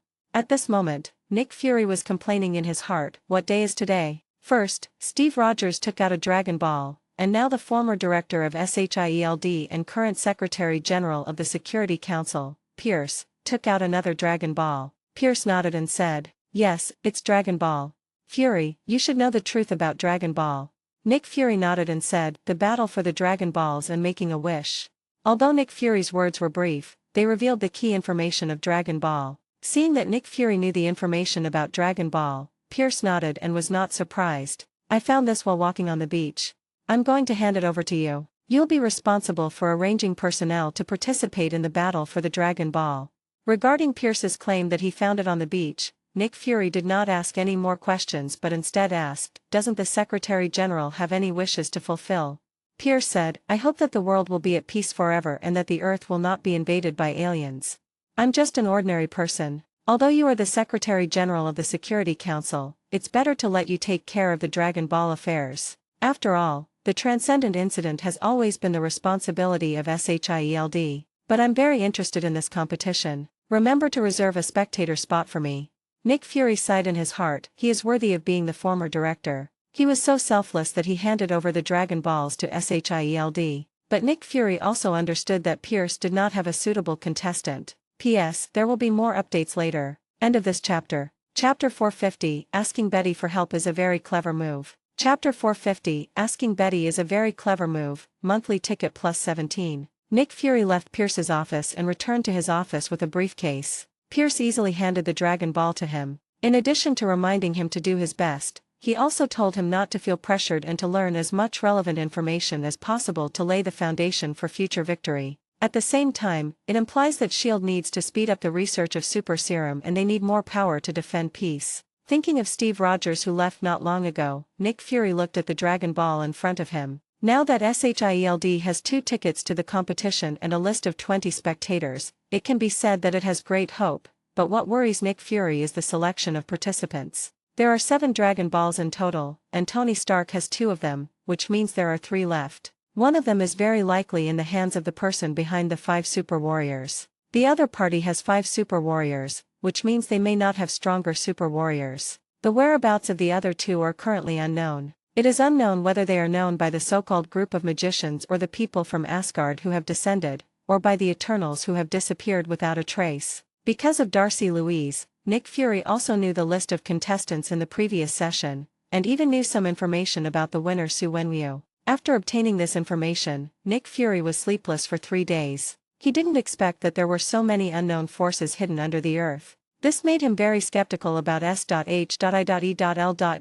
S intelligence capabilities. You know, he has not only SHIELD but also those STR people under his command. But even with such power, they still couldn't find any trace of these people. Asgard used the Rainbow Bridge to teleport people here. They must be here for the battle for the Dragon Balls. After all, Thor participated in the last battle. Even someone as powerful as Thor couldn't win the championship, which shows that the intensity of the battle was so great that it gave Nick Fury a headache. Before, when the Dragon Ball was in the hands of Steve Rogers, Nick Fury could sit back and watch, just asking for some spectator lists. But now that he has one in his own hands, Nick Fury's mentality has changed a little. Soon, the names of the people flashed through Nick Fury's mind: Steve Rogers, Jessica Jones, Chinharan, Donnie Gill, and Bruce Banner. Among them, Steve Rogers' name was directly shaved off by Nick Fury. It was impossible for him to put all his eggs in one basket, and it was a basket that was destined to rot. After all, giving Steve 2 Dragon Balls would still result in giving away his life. Even Jessica is stronger than Steve Rogers, and the next is Chinharan. If the Extremis virus is improved before the Dragon Ball battle begins, Chinharan's strength will naturally be enhanced, making him qualified to participate in the battle. However, this will expose Chinharan's strength, and he may be excluded or kicked out of the Black Robe Patrol. If he fails to win the championship, it will be a loss. Donnie Gill's strength is similar to Chinharan's. As for the high-temperature characteristics of the Extremis virus, it is not suitable for Donnie Gill. Even if it is injected after modification, it may not necessarily increase his strength. There may even be great risks due to the conflict between ice and fire. The only one left is Bruce Banner, the Hulk. Given his strength, there is some hope if he is willing to transform into the Hulk. Thinking of this, Nick Fury called Natasha and asked, "Natasha, where is Bruce Banner currently?" Since the Battle of New York, Natasha is currently mainly responsible for helping Bruce to calm down his violent state after the transformation. For this purpose, Natasha even found Bruce Banner's real girlfriend Betty, and even greeted Ross through Eddie of the Boys and the Universal Capsule Group before he agreed to let his daughter come over. Inside the Avengers base, Ms. Betty's presence worked well, even Hulk stopped being irritable. Nick Fury heard this and said, "It's a good idea that you invited Bruce Banner's girlfriend Betty. Also, I want to meet Bruce Banner and bring him to headquarters." Bruce Banner did not go crazy and transform on the helicarrier, which made Nick Fury trust him a lot more. He believed that with Betty and Natasha by his side, nothing would happen as long as he didn't provoke the other party. Actually, it wasn't Natasha who came up with the idea of asking Bruce Banner's girlfriend Betty for help. It was Smith Doyle's suggestion when she was reporting the situation to him. Natasha glanced at Hulk, who was sitting on the ground and making careful contact with Betty, and began to report, "I'll bring him here when Dr. Banner returns." Assassin's League headquarters. Smith Doyle finally determined the ownership of the 3-star sphere through the Dragon Ball, which is currently in the hands of Nick Fury. Smith Doyle was also quite surprised by the scene that Pierce handed the Dragon Ball to Nick Fury. Although he had guessed that the 3-star ball was in the hands of Hydra, he did not expect that Pierce would play such a big game and hand it over to Nick Fury. At this point, all 7 Dragon Balls have owners, and we can prepare to distribute tickets for the Dragon Ball competition. Day, send a message to the people who met at the last Dragon Ball battle meeting. A meeting will be held at 10 o'clock tomorrow morning. Add Suwenyu, Pietro, and Wanda as additional participants. A dull voice sounded. "Yes, Master. The information has been distributed to everyone." At this moment, Alexei, Wesley, Selena, and Michael and the Red Ribbon Group all received the message sent by Day. After reading the content of the message, they decided to return to the Assassin's League headquarters tomorrow. On the other side, Bulma was communicating with Fox at the Universal Capsule Group about the new product launch, and the two also received the message. Fox said, "It looks like the battle for the Dragon Balls is about to begin." Bulma frowned and said, "He promised me to hold a new product launch conference first." Fox smiled and said, "He promised you, so he won't break his promise." Bulma pouted and said, "He'd better keep his word, humph." In fact, with Bulma's personality, if she had fallen in love with Smith Doyle first, it would be impossible for Smith Doyle to have a relationship with Fox. After all, Bulma in the Dragon Ball universe broke up with Yamcha because of his infidelity. But Bulma was not the first person to come to this world, so it was naturally impossible for her to ask Smith Doyle and Fox to break up. All she could do was to prevent a fourth party from interfering. Wanda and Pietro in the base also received the message. Wanda said excitedly, "It seems this is the meeting Smith mentioned. I'm really looking forward to it." Suwenya smiled after seeing the news. He was actually a little curious about the contestants this time. P.S. The more monthly tickets you get, the more you'll get. End of this chapter. Hello everyone, this is Shadow. Due to copyright restrictions on YouTube, I can't publish many of the audiobooks you love. That's why I've created a special paid service where you can enjoy over 300 high-quality audiobooks from platforms like Webnovel, Pocket FM, Audible, Wuxia, and more. Each novel comes as a one-time purchase, no subscriptions, no hidden fees. After payment, you'll receive full access via Telegram, along with all future updates for that novel. You'll find a wide selection of your favorite genres and titles, always in premium audio quality. Check the full list of available novels in the description. DM me now to get your favorite stories in audiobook form and start listening today. Also, you can request any novel so I can turn into audiobooks. Check out our Patreon for more details.